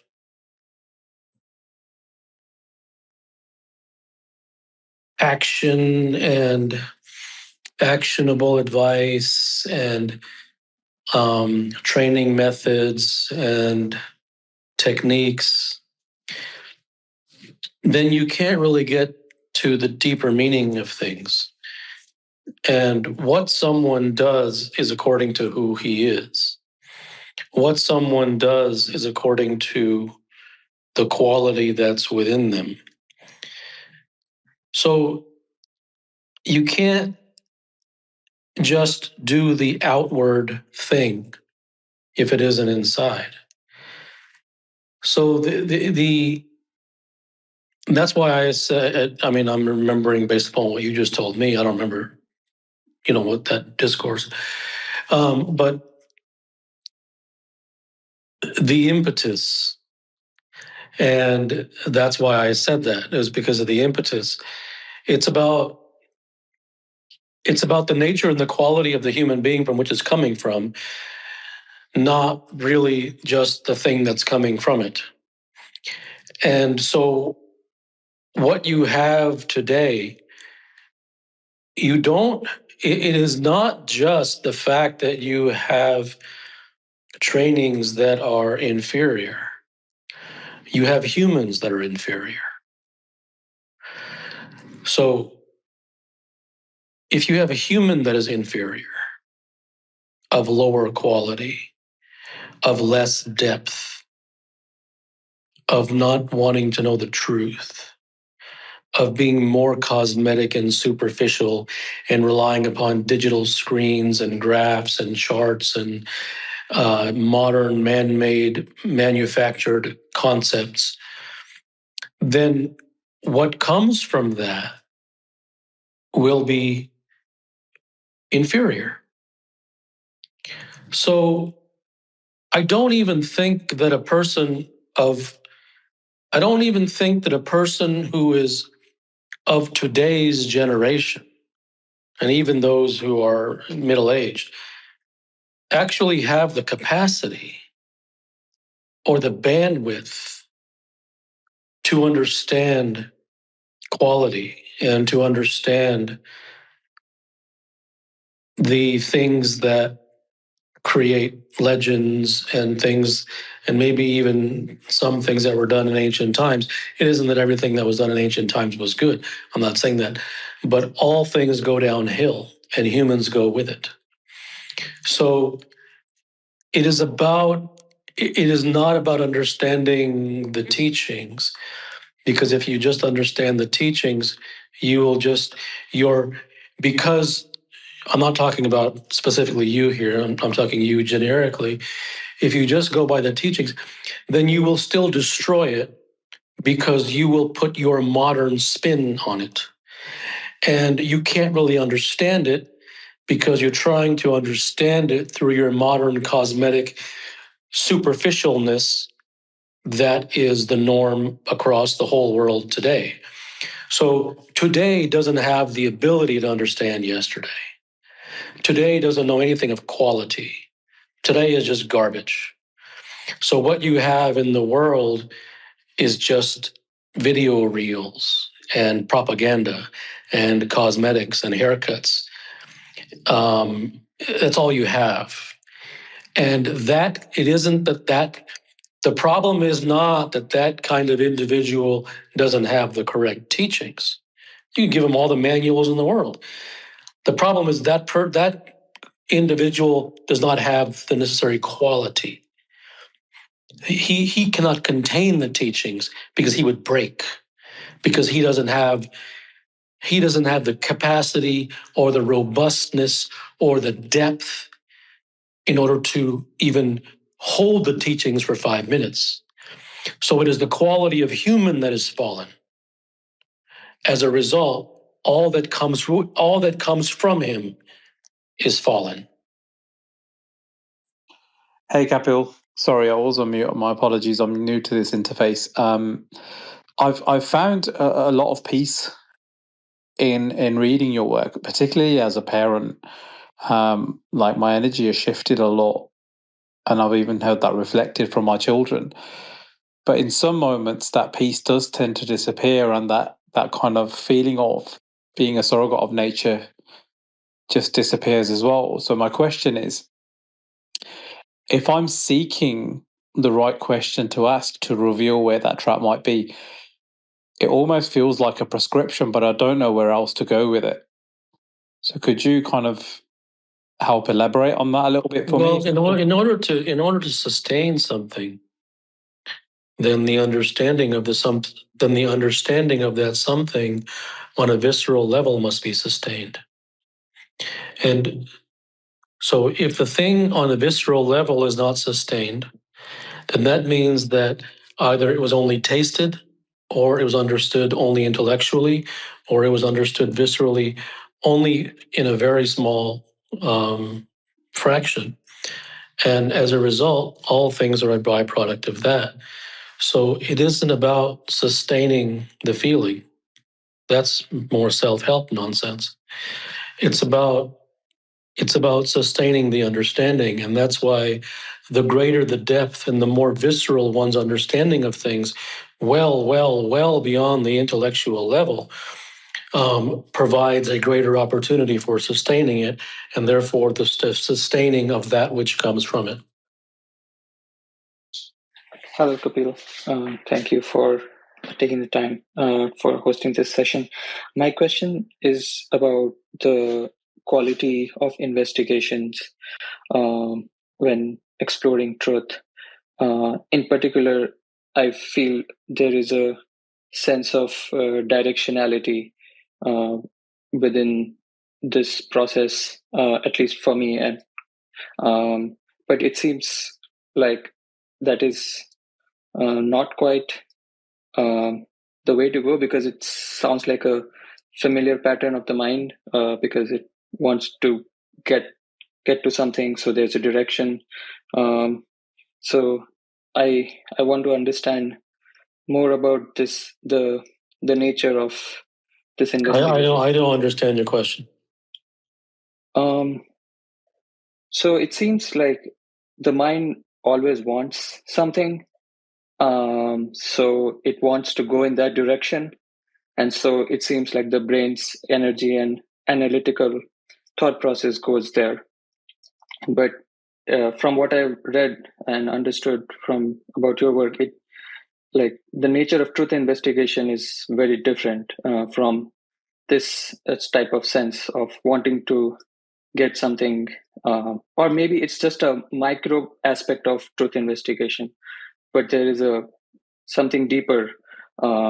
Yes, yeah, you can see somebody like exploring truth also get to micro actions and get to where they want to immediately, but is there a deeper quality that which is directionless, yes, so to speak? I think the quality is shaped by conditioning, because the only reason that people examine anything to begin with is because they want, they're looking for the how-to. Mm-hmm. And I think that is so built in, and after so many years of conditioning into the wiring of the conditioning, that they don't know what else to examine for but the how-to. And therefore, the depth of it cannot be any greater than discovering a how-to. And the how-to is never deep. The how-to is always superficial because it never addresses the root of the issue. And the root of the issue is never what to do. The root of the issue is always what is the truth. And humans simply are not wired that way. And society has made certain of that. And so have the experts.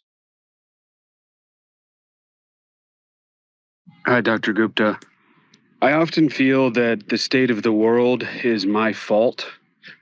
And although I didn't evidentiary, I didn't cause it.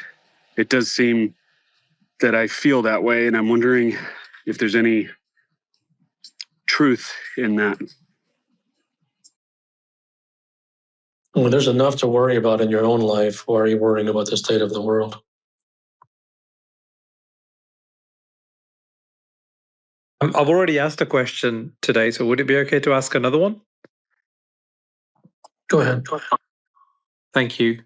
So just kind of following on from my previous question, I noticed today when I was mowing the lawn and I was kind of experimenting with this notion of not wanting anything from that experience, and I could see my mind going to, well, actually, it needs to look perfect. But then even in that case, it was very difficult to even let go of the desire of it. But you're playing games. I mean, these are all games. Okay. And look, see, I'm not blaming you for playing games, because you can't blame someone for playing games when every single human being in this world is playing games. And you can't even blame every single human being in this world for playing games, is because the experts in the society and the world has conditioned him to play games. So no one should be blamed for playing games.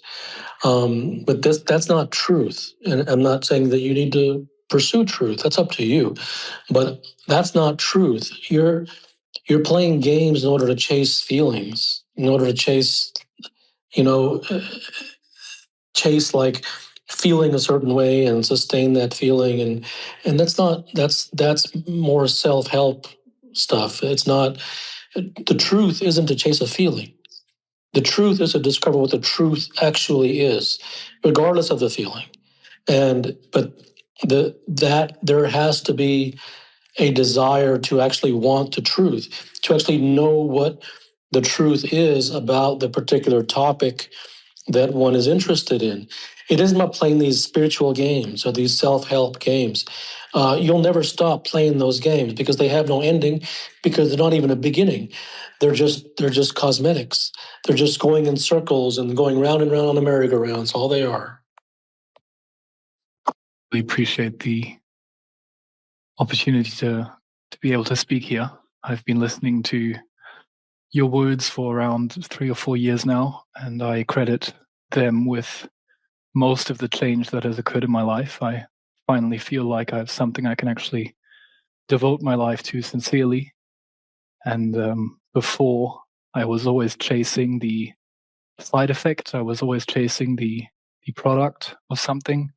It was never about the core of the thing itself. And I didn't realize that before I heard what you write and say. So I want to thank you. And before you even go to your question, I think that is very emblematic, and that is very representative of all human beings. And that's why what you just said is the reason I don't blame anyone for playing these games, is because they've never heard anything else. You can't blame someone for not speaking a language that they've never heard. So that is every man's story, what you just said. Every man, every woman, every child. That's every human being's story, that they were chasing X, Y, and Z because they've been taught to chase. They've been conditioned to chase. They've been brainwashed to chase from every single human being they've ever met. And so if they don't even know that they're chasing, or they don't even know that chasing won't get you somewhere, or they don't even know that there is something that's called truth that has nothing to do with spirituality or self-help, then that is really the boat that everyone is in. Everyone. In a certain sense, that sort of answers my question. I feel that a lot of my conditioning and the way I am and was wired was in regards to my parents and sort of what their conditioning was and how they were raised. My father is a massive proponent of self-help. He loves these. And listen, and I must tell you, it's not even their fault. And I will also tell you that it isn't even how they were raised. That's too specific. It is everyone. It is every newspaper they ever read, every magazine they ever opened, every television outlet they ever watched, every human being they ever spoke to, every stranger they had a conversation with, every expert they listened to, every book they read. This is far beyond how someone was raised. This is every human being on the planet is a zombie. Every last one. Even the monk meditating in the temple, he's a zombie too. Only difference is his head is shaved. That's it. Everyone's a zombie because they're all chasing prescriptions and they don't know any better. And they're all chasing different forms of prescriptions. It's all the same thing. They're all chasing how to get 5 ways to enlightenment. This guy is chasing 5 ways to get a Ferrari. This guy is chasing 5 ways to get more money. This guy is chasing 5 ways to happiness. This guy is chasing 5 ways to become wealthy. It's all the same. Every human being, so it goes far beyond like how someone was raised. It is every human alive has been brainwashed and conditioned. Now, that does not mean that every human is doomed, but it kind of does to some degree, because the only way that you're ever going to have even the possibility of getting out of that is to have the DNA and some sense of awareness or some sense of something which is willing to fight back against the wiring. And humans aren't wired to fight against wiring. They're sheep. They go along with everybody else. That's why experts are in high demand. So no one really questions the world. They might question an expert and say, Mr. Expert over here says this, but what about Mr. Expert over here? They might question expert versus expert. But no one questions the entire charade. That's the moon to humans.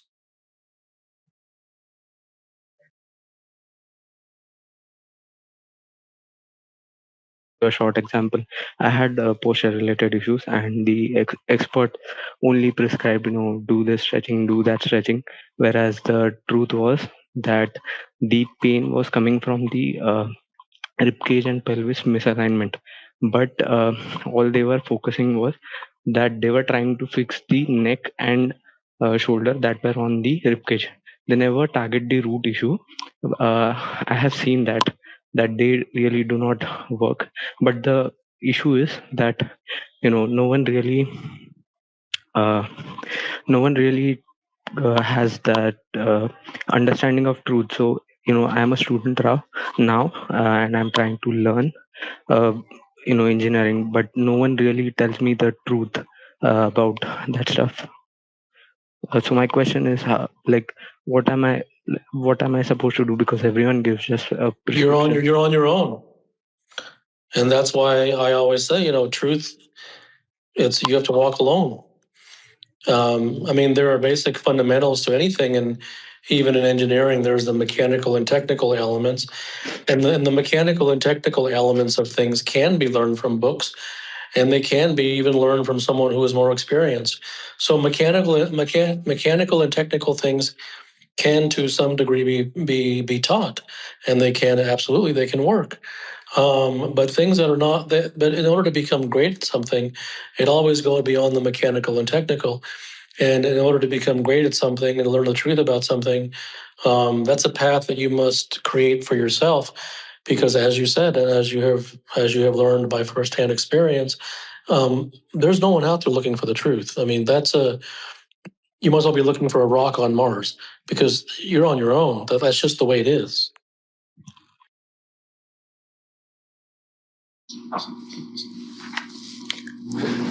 Greetings, couple. This is a personal question, and I know you're not one to reinforce the self, and you may or may not even answer. But regardless, I've always been curious about this, as I have been curious about other fellow beings who've arrived at the truth throughout the ages. Could you describe or detail that eternal moment in which you arrived at the truth? Not from a sense of a how-to, but just an attempt to describe an indescribable experience. It doesn't matter. It doesn't matter. Because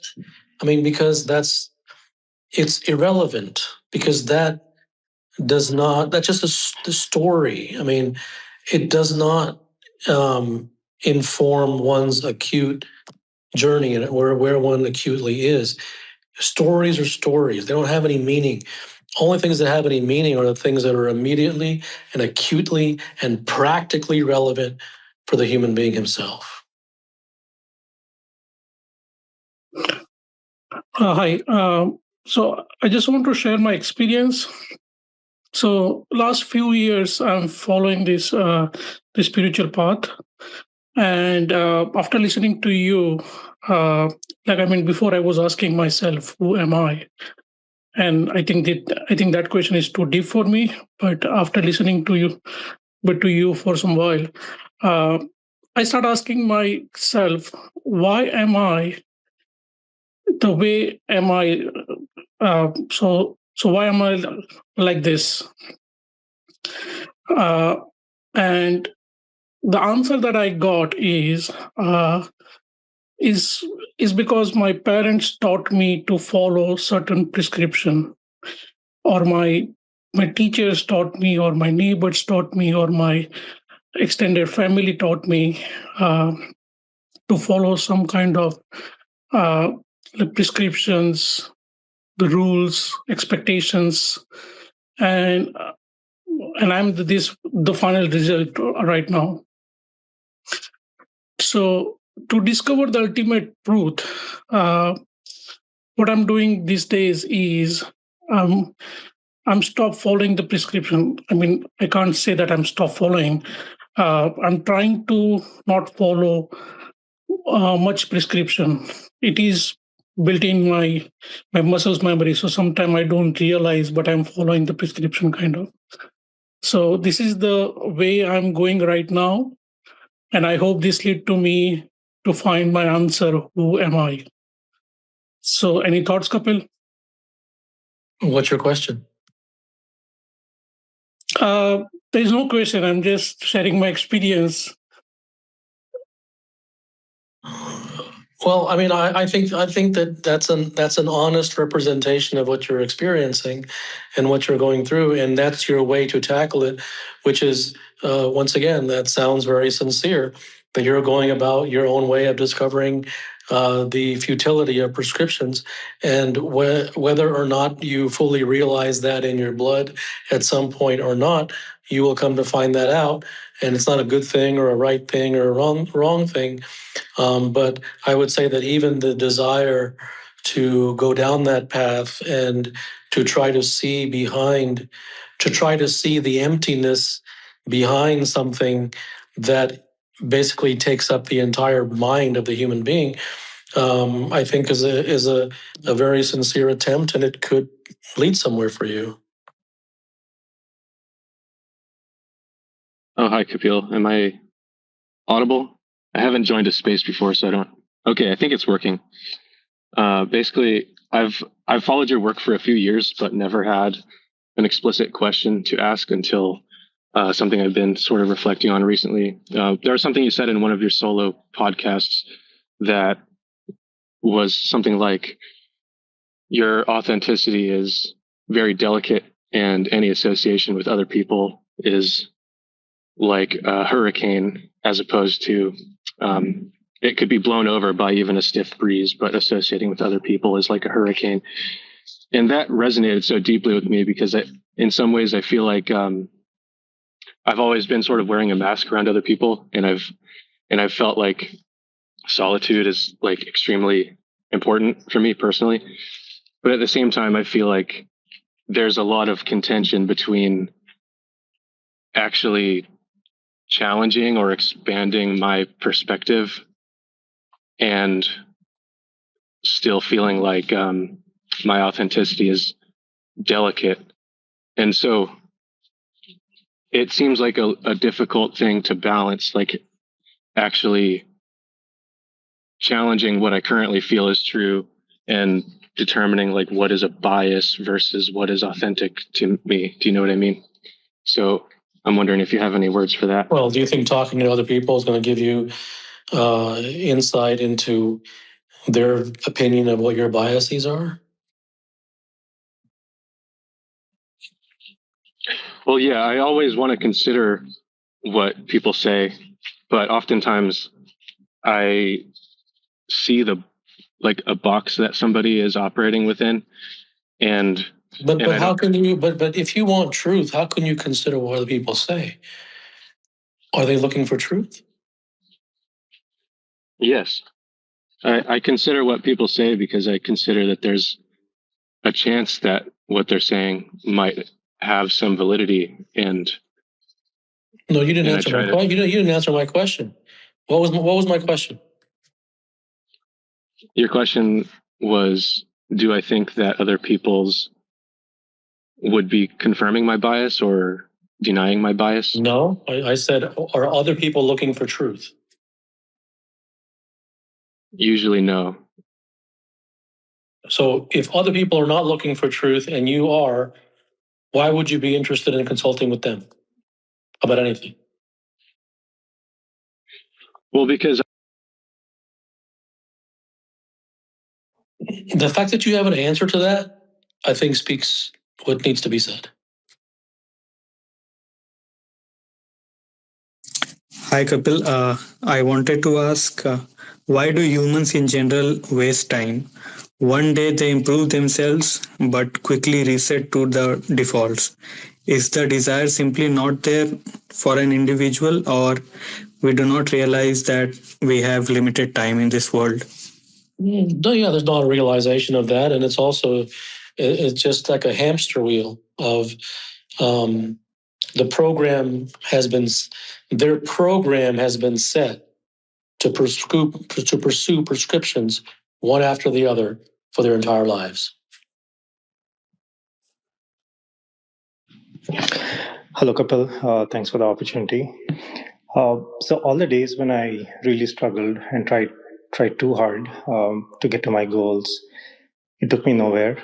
But I kind of found it strange that when I really did not do anything, I did not even try, a decent amount of success, such as money or career progression, just landed my way.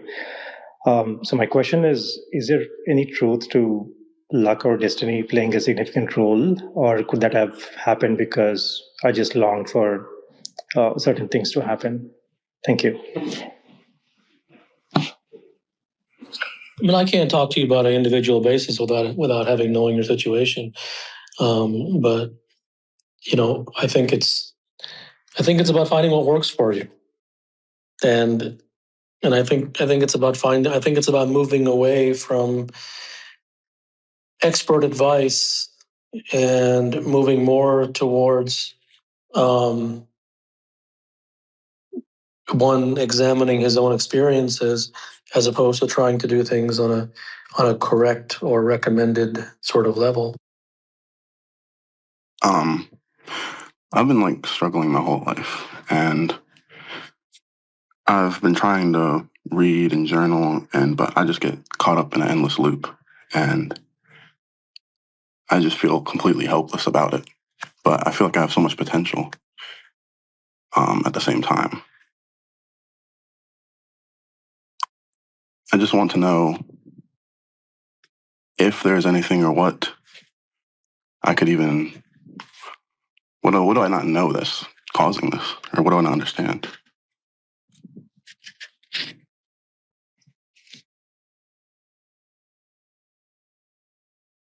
There's no way that I can answer that question without knowing you specifically. You might go through my work or my books or podcasts if you wish, that they might bring you some, they might bring you something or they might not. I don't know. I can't predict that. But if they do, then that would be wonderful for you.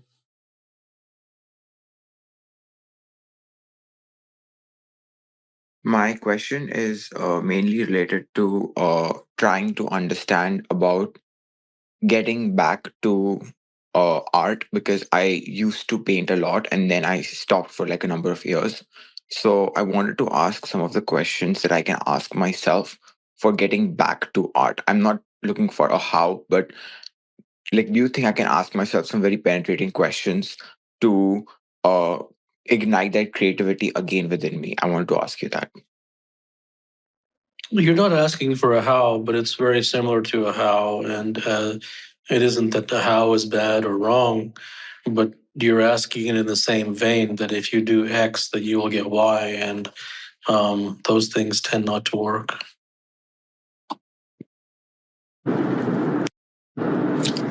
Thank you for taking the time, Kapil. I wanted to come on here and say that, I was suffering for a long time. I was suffering for years. I couldn't get out of my head. This suffering ate me alive day in and day out, whether it was anxiety, whether it was stress, whether it was fear, all the things you talk about. These things were eating me alive day in and day out. And, I've been reading your work now for about 6 years. And when I say 6 years, I mean, I've been reading it religiously every day. Over the past 6 years, I've been reading your book. And, I don't want to say that I've attained any freedom. I do not want to say that, but I do want to say that I've attained some level of realization to where I don't have those mental attacks anymore. And, I just wanted to come on here and tell you that, I haven't found anyone else in the world that speaks truth like you. And I just wanted to give you, man, your flowers. I think you are one of a kind, and I appreciate your help in this world, even though you may not look at it as help. But I just wanted to say thank you for everything that you do. And no questions. Just wanted to say thank you again one more time. Thank you. Thank you. Also, we see a lot of people like making videos about top 10 learnings, top 10 obstacles they overcame, but that is not helpful for anyone to implement that in their life. So, how should one take learnings from others' life and implement in theirs? How should one take learnings from what? From other people's journey, I meant to say, and try to implement those in their lives. Why do you want to do that? Because if they have followed the same path, right, it gives you a roadmap for Well, success. has it given you a roadmap? You've obviously done it. Has it given you a roadmap? So not exactly, but it just gives you some Okay, basis. so I don't understand. I mean, you speak English, right? Yeah. I speak English too. So you said it gives you a roadmap. I asked you, did it give you a roadmap? You said no, but it gives you a roadmap. Right. Hey, Kapil, thanks for doing this. I have been following your work for almost last 3, 4 years now. So thanks for all the knowledge you have been sharing. This has been super insightful for me. I have a question. So I really want to know what my interior wants, basically, like what I truly want. But I have been going through your work multiple times, new insights get unlocked. But I always feel like this remains at an intellectual level. I also learned one of the suggestions like, hey, just maybe I should watch out for what I do, what I actually like observe my actions and see what things come out of it. But I'm not able to break from that. It feels like I just can't break that wall that, hey, what my interior truly wants. It always feels like I'm struggling Yeah, with this no, I mind wall. understand. I understand the question. Here's what honest, direct truth, as always. As always. Okay. I don't recommend that anyone read my work. Number one. Number two, I don't not recommend that anyone read my work. Number three, I don't say that if you read my work that it will give you X, Y, and Z. I don't say that. Number four, there have been those who read my work and maybe they got nothing and maybe they got upset or angry. And then there have been those who read my work and for whatever reason, they got something out of it that seemed to help them a lot. Okay. So I'm not going to tell you that you should stick with it and continue to read and like stay the course and because this will happen. Like that is completely, that's why I say that I don't really help anybody. Yeah. I just write what I write and I speak what I speak and people kind of, it's between them and the words. And because I can't predict. So I don't know that if you keep reading or listening, that, you know, that will change for you or you will be able to unlock the thing that you really want or not. I don't know.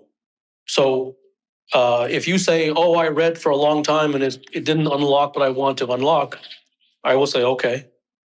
Yeah. And if you say I read for a long time and it unlocked what I done, or I read for 1 hour and it unlocked what I say, okay. So like, I have no response to that. Like, what do you want me to say? Right. So no, I think because because the experts will tell you, oh, well, keep reading it.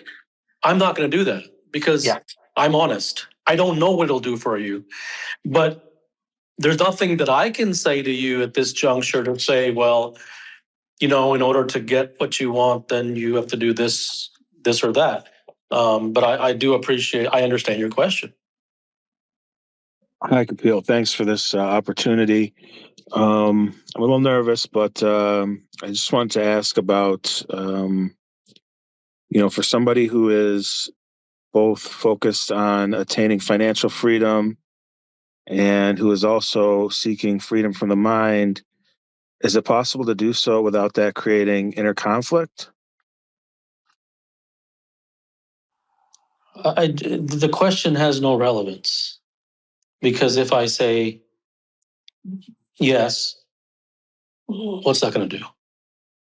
If I say no, what's that going to do?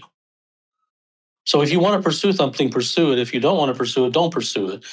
But if you're going to create conditions and then questions, if you're going to shop at the window outside and say, does that suit that I like, does it have too many extra threads on the inside?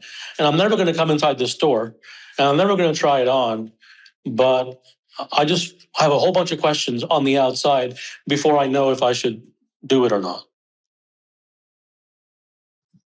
Hey, Kapil. I just have one question. Why we as humans seek so much external approval? Well, what you may want to ask is, what has that gotten you? So I've tried reading, the books, for example. I mean, regardless of the names, I've tried reading the books that are recommended by people. And, at some point, I would read them because I was genuinely pulled by it.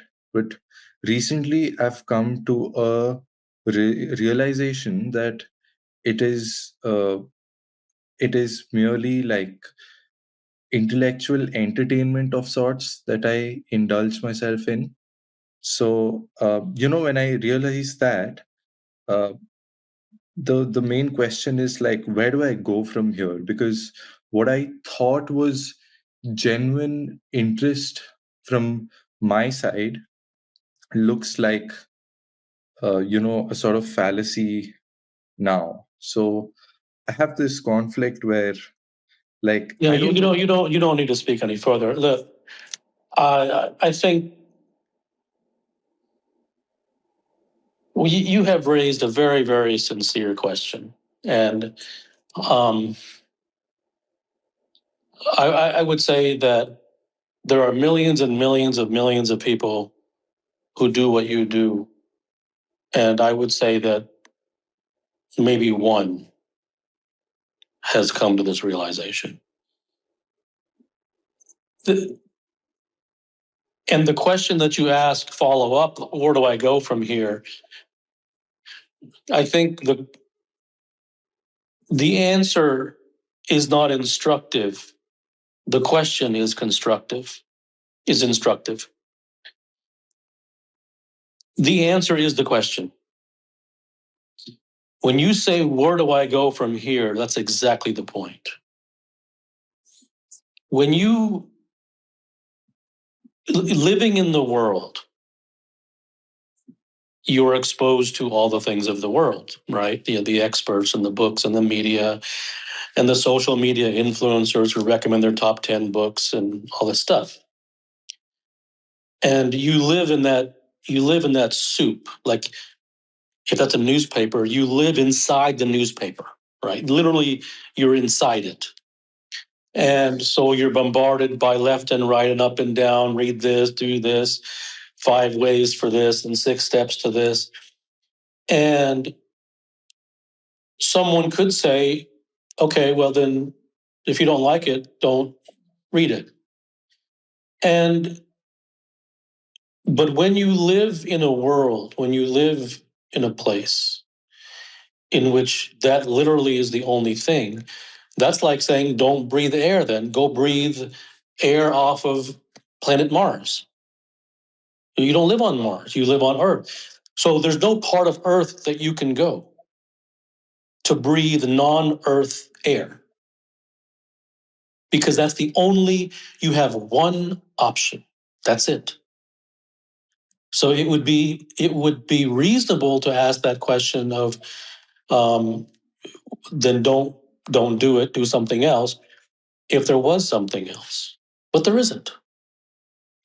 So then your only option is, if you're not going to watch the media, and you're not going to watch the news, and you're not going to read the books, and you're not going to listen to the influencers, and you're not going to listen to the podcasts, and you're not going to listen to the self-help, and you're going to forget all about spirituality, well, then you might as well forget about people too, because people are always talking about those things. Why? Because they breathe the same air you do.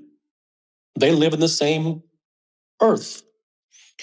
So then you might as well just put a blindfold on and put cotton in your ears, go to a cave, and then seal the door. Put a big rock in front of the cave and live in darkness. Because that literally, like, there is nothing else, right? So you don't have to go live in a cave, but you understand my metaphor. Yes. There is nothing else. So that's why I said your question is the answer. It isn't you're asking So then where do I go from here? And the answer is, oh, you go over here. No, that's exactly the point. Where can you go? And the fact that you figured out that it is all just intellectual gymnastics, it's just a way to keep busy. It's no different than going to the amusement park, right? So aside from like non-technical things where you're trying to fix an engine or, I mean, those are technical and those things can be instructive and those things can be prescribed, and reading a book or watching a video can absolutely be productive in helping you with technical things. But non-technical things, it's all there's it those that's just it's just entertainment, like you said. And there's nothing wrong with entertainment, but as you said, you didn't approach it to get entertainment. Yes. You approached it to get something, like the guy who reads the engine book and he finds the way to fix the engine. And that can be absolutely instructive. So that's how you approached it. Okay, well, I'm going to read the self-help book and I'm going to look at the influencers and see what books they recommend. And I'm going to read the top 5 thing about this and that. And because it's going to definitely create consistent change in my life or benefit me in this way or that. And you found that it's just entertainment. And so then your only other option is to go to a different form of entertainment. Because there's no one speaking the truth in the world. And the reason for that is because humans are utilitarian and to some degree intelligent. And there's some degree of intelligence realizes that why would they try to promote something which doesn't have an audience? There's no audience for truth. You know, there's 70 people here, whatever it is, right? And like it's a small pebble in a big pond. So there's no audience for it. You can't scale it. There aren't enough people who want it. So it is kind of foolish to create something around something nobody wants. So number one, and number two, even if there was an audience, the amount of time and sincerity and seriousness it takes to find truth requires a transformation of one's DNA, which one's not going to be able to do. So unless they're born with that DNA, even then it'll take 20, 30, 40 years. So it's a no win, right? So it's understandable. But then if somebody, and what you have just said is something I've said oftentimes in podcasts and writings and Twitter posts, is that like the person who wants truth, you're on your own. If you want the entertainment, in some ways you're lucky because you will have many things to keep you busy. If you don't, in some ways, it's kind of unfortunate that you saw through it, right? In some ways, it's kind of unfortunate that you saw that it was all intellectual entertainment, because now you don't know what to do. Yes. There's nowhere you can go. And so it would be lovely to buy more books because the new one comes out every day.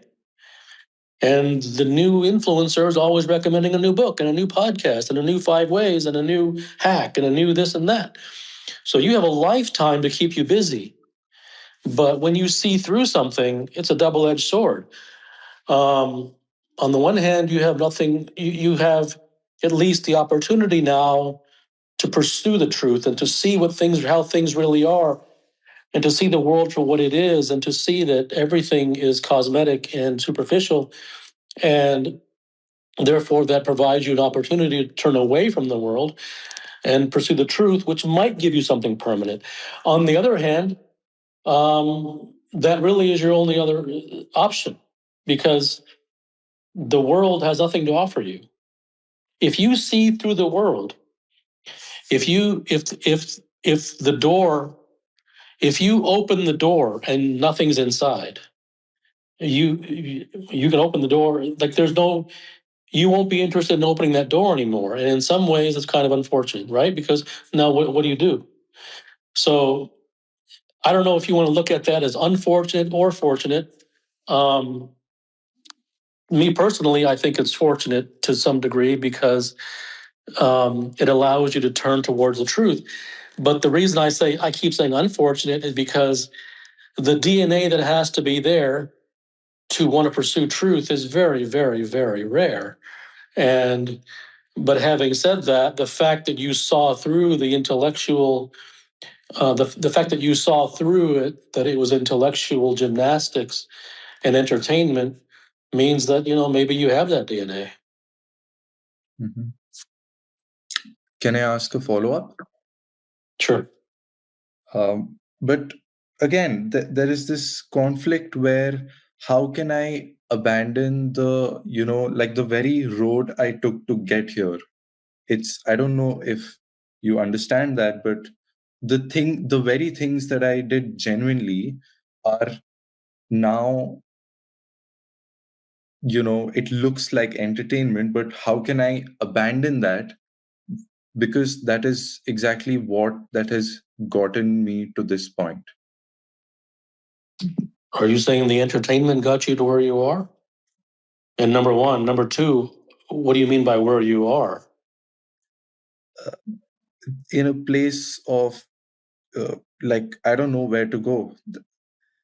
And to the, entertainment point, partly yes and partly no, because honestly, I don't know.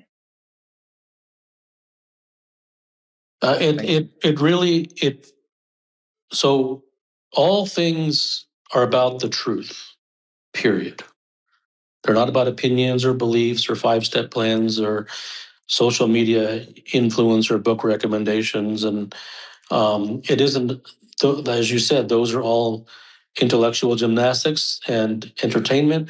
And there's nothing wrong with that if one chooses to do that. Quite frankly, it's better to pursue that form of entertainment than it is to go drink alcohol, right? So at least it's better to do that than go to a bar. So, but if one really wants to get somewhere in their life, if one really wants some kind of permanence in their life, then it's only about the truth. But the truth isn't some kind of new kind of flavor of self-help. It's just what is true. It is what is real. And that it isn't a recommendation from my part to seek that because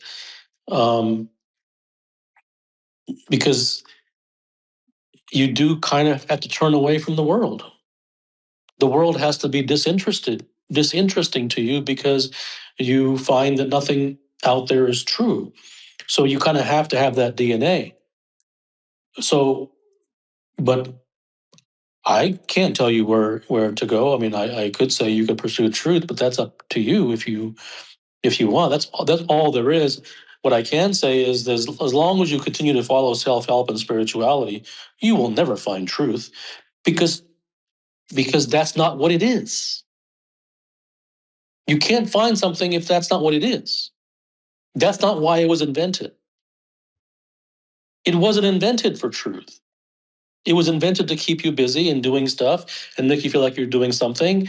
And it's not evil and it's not wrong, bad, and it's not like this terrible thing. No, but it's not true. Then the only question is, what do you want? Right? You have an apple and you have an orange. The apple isn't bad and the orange isn't bad. But what do you want? Do you want the apple or do you want the orange? Without any kind of browbeating that you should want the apple versus the orange, whatever it is. But that's what these things are. Humans don't know what the world is, right?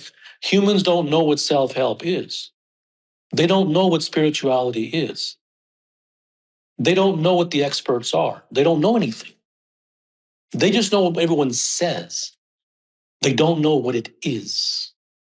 And truth is about learning what something is.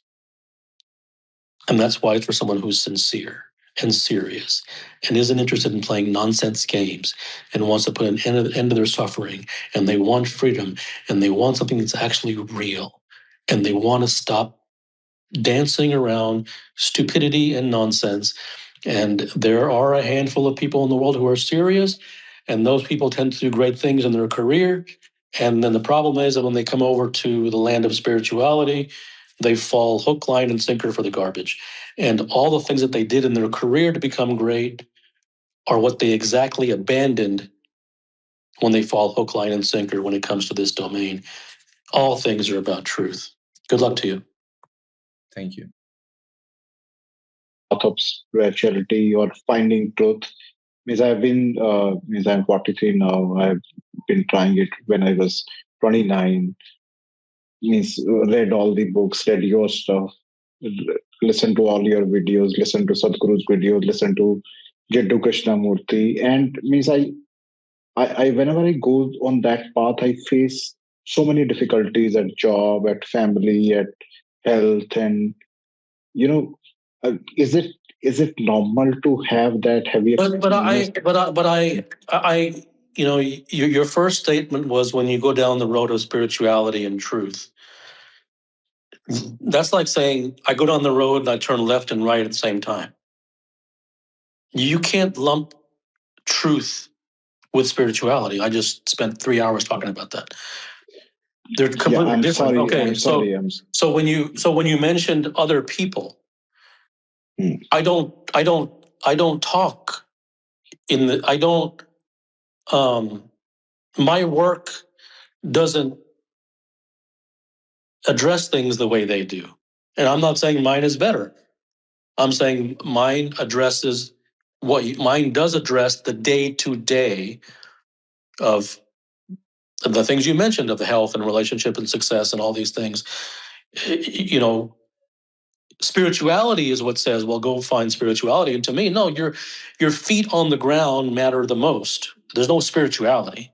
Your day-to-day living matters the most. It's not flying into some fantasy land of spirituality and ignoring your day-to-day.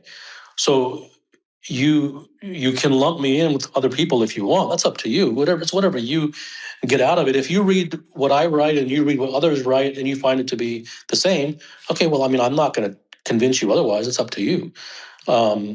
It's however the reader interprets it for himself. I'm not here to, tell him what he or she should or should not feel. But if you're going to make an indictment that it's about it isn't about going off into spirituality. It's about the day-to-day things of health and or just anything, success and family and relationship. You can't make that indictment with me because that is what I talk about. Like you're preaching to the choir over here. I don't talk about going off into spirituality. I talk about everything the opposite of that. To me, it's all about practical relevance to your day-to-day life. So that's where the disconnect happened with your question. Hi, Kapil. Sorry, I'm not sure if you can hear me. Apparently you can. I've been on a massive health journey for the last 6 years, for which there was no known treatment. So through this process, I've healed myself in very unconventional ways, have more or less lived a hermit these last 2 years because I had no other option. And I'm finally feeling better now. I've also realized I'm so conditioned. I mean, I'm conditioned to the bone. There's no coming out of this, even my actions. But one thing that has come out now is I feel lost in that I'm feeling better and my heart longs to create art, but the page is blank because I realize how conditioned I am. And I just can't participate in the world. It just doesn't make sense. I feel like in an asylum or something. And so there's something this must be even conditioning in this, and that I want to create something, but there's nothing there. And I don't know if you have any guidance on what I might not be understanding or seeing in this. Well, there must be some strand of DNA within you for unconventionality because, as you said, you found a way to heal yourself where others couldn't or the conventional ways couldn't heal you. So when you say you're conditioned, what specifically are you talking, in what context are you talking about for you? Yeah, I think there were two things where for me there was a huge realization and my perceptions really got flipped inside out. The first is I had to accept, but not like mentally accept, like viscerally, embodily accept that I would be okay dying hungry, cold, alone on the street. And the second thing was realizing that even thoughts that come from the subconscious are conditioning. And I don't know how to explain, but in that moment, there was like a flash, and I looked around and I read a lot. Like, oh, I used to read a lot, like books and books and books. And I looked at all the books around me and I went, maybe there are two books in here, of which are probably yours, that have anything of substance to them. And if I even dare touch one of these books, it's like I'm putting ink, like a drop of ink in clear water. So and now I look at all these books and I'm like, even the job I was doing before was just from all this conditioning. Like my mind was so full of this conditioned stuff. And now that it's, I mean, empty is not true because there's just so much more. But now that it's cleared up a bit, like the fog has cleared a bit, there's a sense of lack of direction, even though I realize there isn't necessarily a need for direction besides, well, the bills are piling up. I haven't worked in 3 years. And, we still need to function in the society. I mean, I'm lucky that I have savings that affords me a lifestyle where I don't have to worry about work. But there's still an element of, well, how am I going to pay my bills until I pass away? So yeah, I just feel a bit lost in that. The fog is cleared and I'm like, what now? And what most are you lost about? What I'm lost about is I long to create art. I used to do a lot of art as a kid. Something wants to come out of me. I feel something wants to come out, like literally physically from my heart. But it's quiet. It's like I'm blocked. It's like nothing's coming out. The only art I can think of in retrospect is I realized healing it can't be prescribed. Healing is an art. Like that's what it is. It's like for me, it's a form of alchemy. And no one could have prescribed this healing. I mean, doctors have no idea what they're doing. Sorry, I think you were an MD. So then why don't you start there?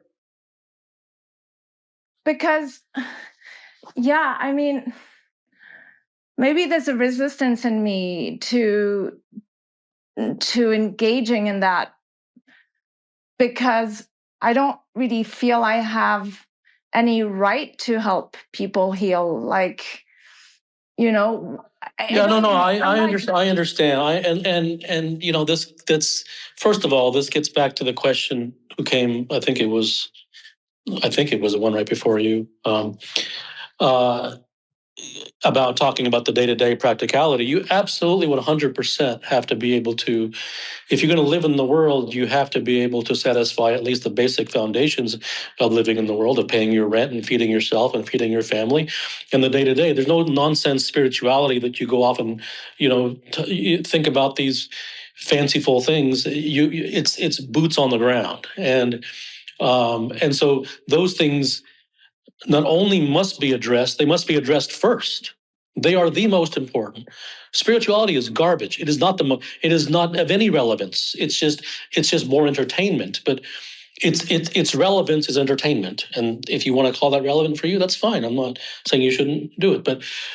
But so the day-to-day reality of feeding your stomach and feeding your family and making money and paying for the bills, those are not things to shove under the carpet. Those are far more relevant than spirituality could ever be. So for me, truth truth is the truth of living in the world and seeing the world for what it is. It isn't about shoving things under the carpet and thinking about philosophical thoughts. That's not reality. The reality is what's happening with your life at this moment. So I fully appreciate the fact that you have seen through the fact that people could not help you and that you ended up helping yourself. Now, I could tell you in a motivational sense that it doesn't matter what people say and you should write what you feel like writing if you feel like it could help someone, but I'm not going to tell you that. I don't believe in motivation. What I will say is the world is a nonsensical, idiotic place. And so to be fearful of what the people will say is to be fearful of what idiots would say. And if that can resonate or not resonate with someone, it's just true. So there's no one out there who is worthy of anything in terms of they having any right to say something about your life. No one has the right to your life but you and those who you choose to let in. What others will say in terms of what you want to do and don't do, you're basically afraid of garbage because the world is garbage. So everyone's doing entertainment. And if you want to do entertainment, you can. And if you want to do something that's real and not entertainment, you can. And if you want to be intimidated by the world, you can be. And if you want to be afraid of what they might say, you can be. I'm not going to motivate you otherwise. I'm just telling you that's what the world is. And I think that you have to some degree seen through it yourself.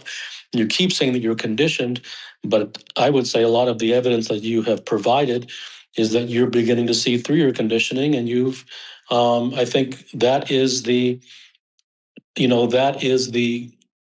greatest insight to the journey of becoming unconditioned is to see that you're conditioned. And most don't even get to that point. Yeah, that's helpful. Good luck. Hi, Kapil. You have said that most of the times, like the prescriptions don't lead to the truth. How does one create the conditions for the truth to reveal itself? Can you please? Well, I mean, I prescriptions are not true. They're prescriptions. They're how-tos. Now, if you yourself have found that prescriptions provide you benefit, I don't think you should believe me.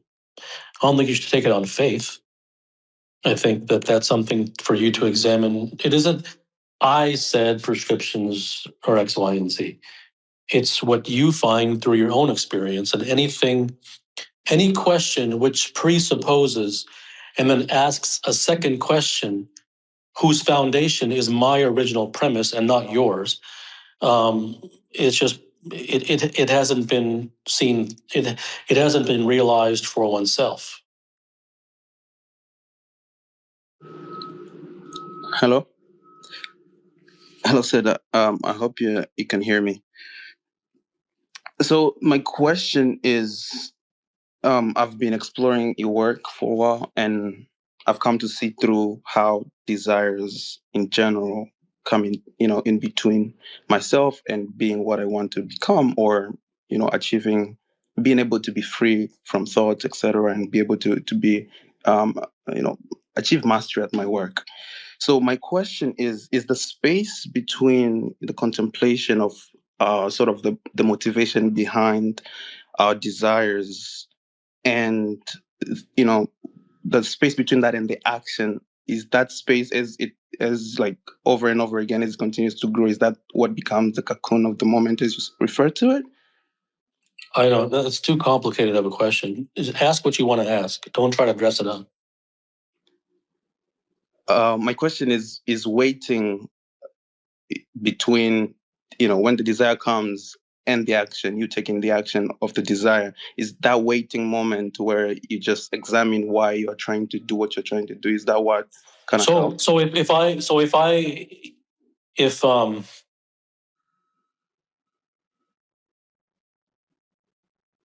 if you're in a restaurant and the waitress accidentally spills a soft drink on all over your shirt, do you have the desire to get a napkin and wipe it off, or do you just sit there? Yeah, I'll instinctively just wipe it off. Definitely. Right. So the reason that you wiped it off was because the desire to do so was strong and there wasn't any waiting required. Hello, Kapil. Thank you for taking my question. My question is, what do you think that prevent us to see the truth and to prevent us to look into in those kind of things that give us anxiety or turmoil? So what do you think? What do you think is what prevents? I think that is conditioning and the knowing or the thinking that we can get something from the experts or the people who quote unquote made them. And what else? What else can you do if that's the only thing that's in the world and that's all you've ever heard and that's all you've ever been exposed to? You can't think about things that you've never been exposed to. So it would be more unreasonable for people to automatically look for the truth, because that would be unreasonable, because that would be surprising, because there's been no exposure to it. So people are naturally going to go to if there's only one store in your city, you're not going to go to a different store. There's only one store. So that's why I don't blame anybody, but that's also why that no one seeks the truth.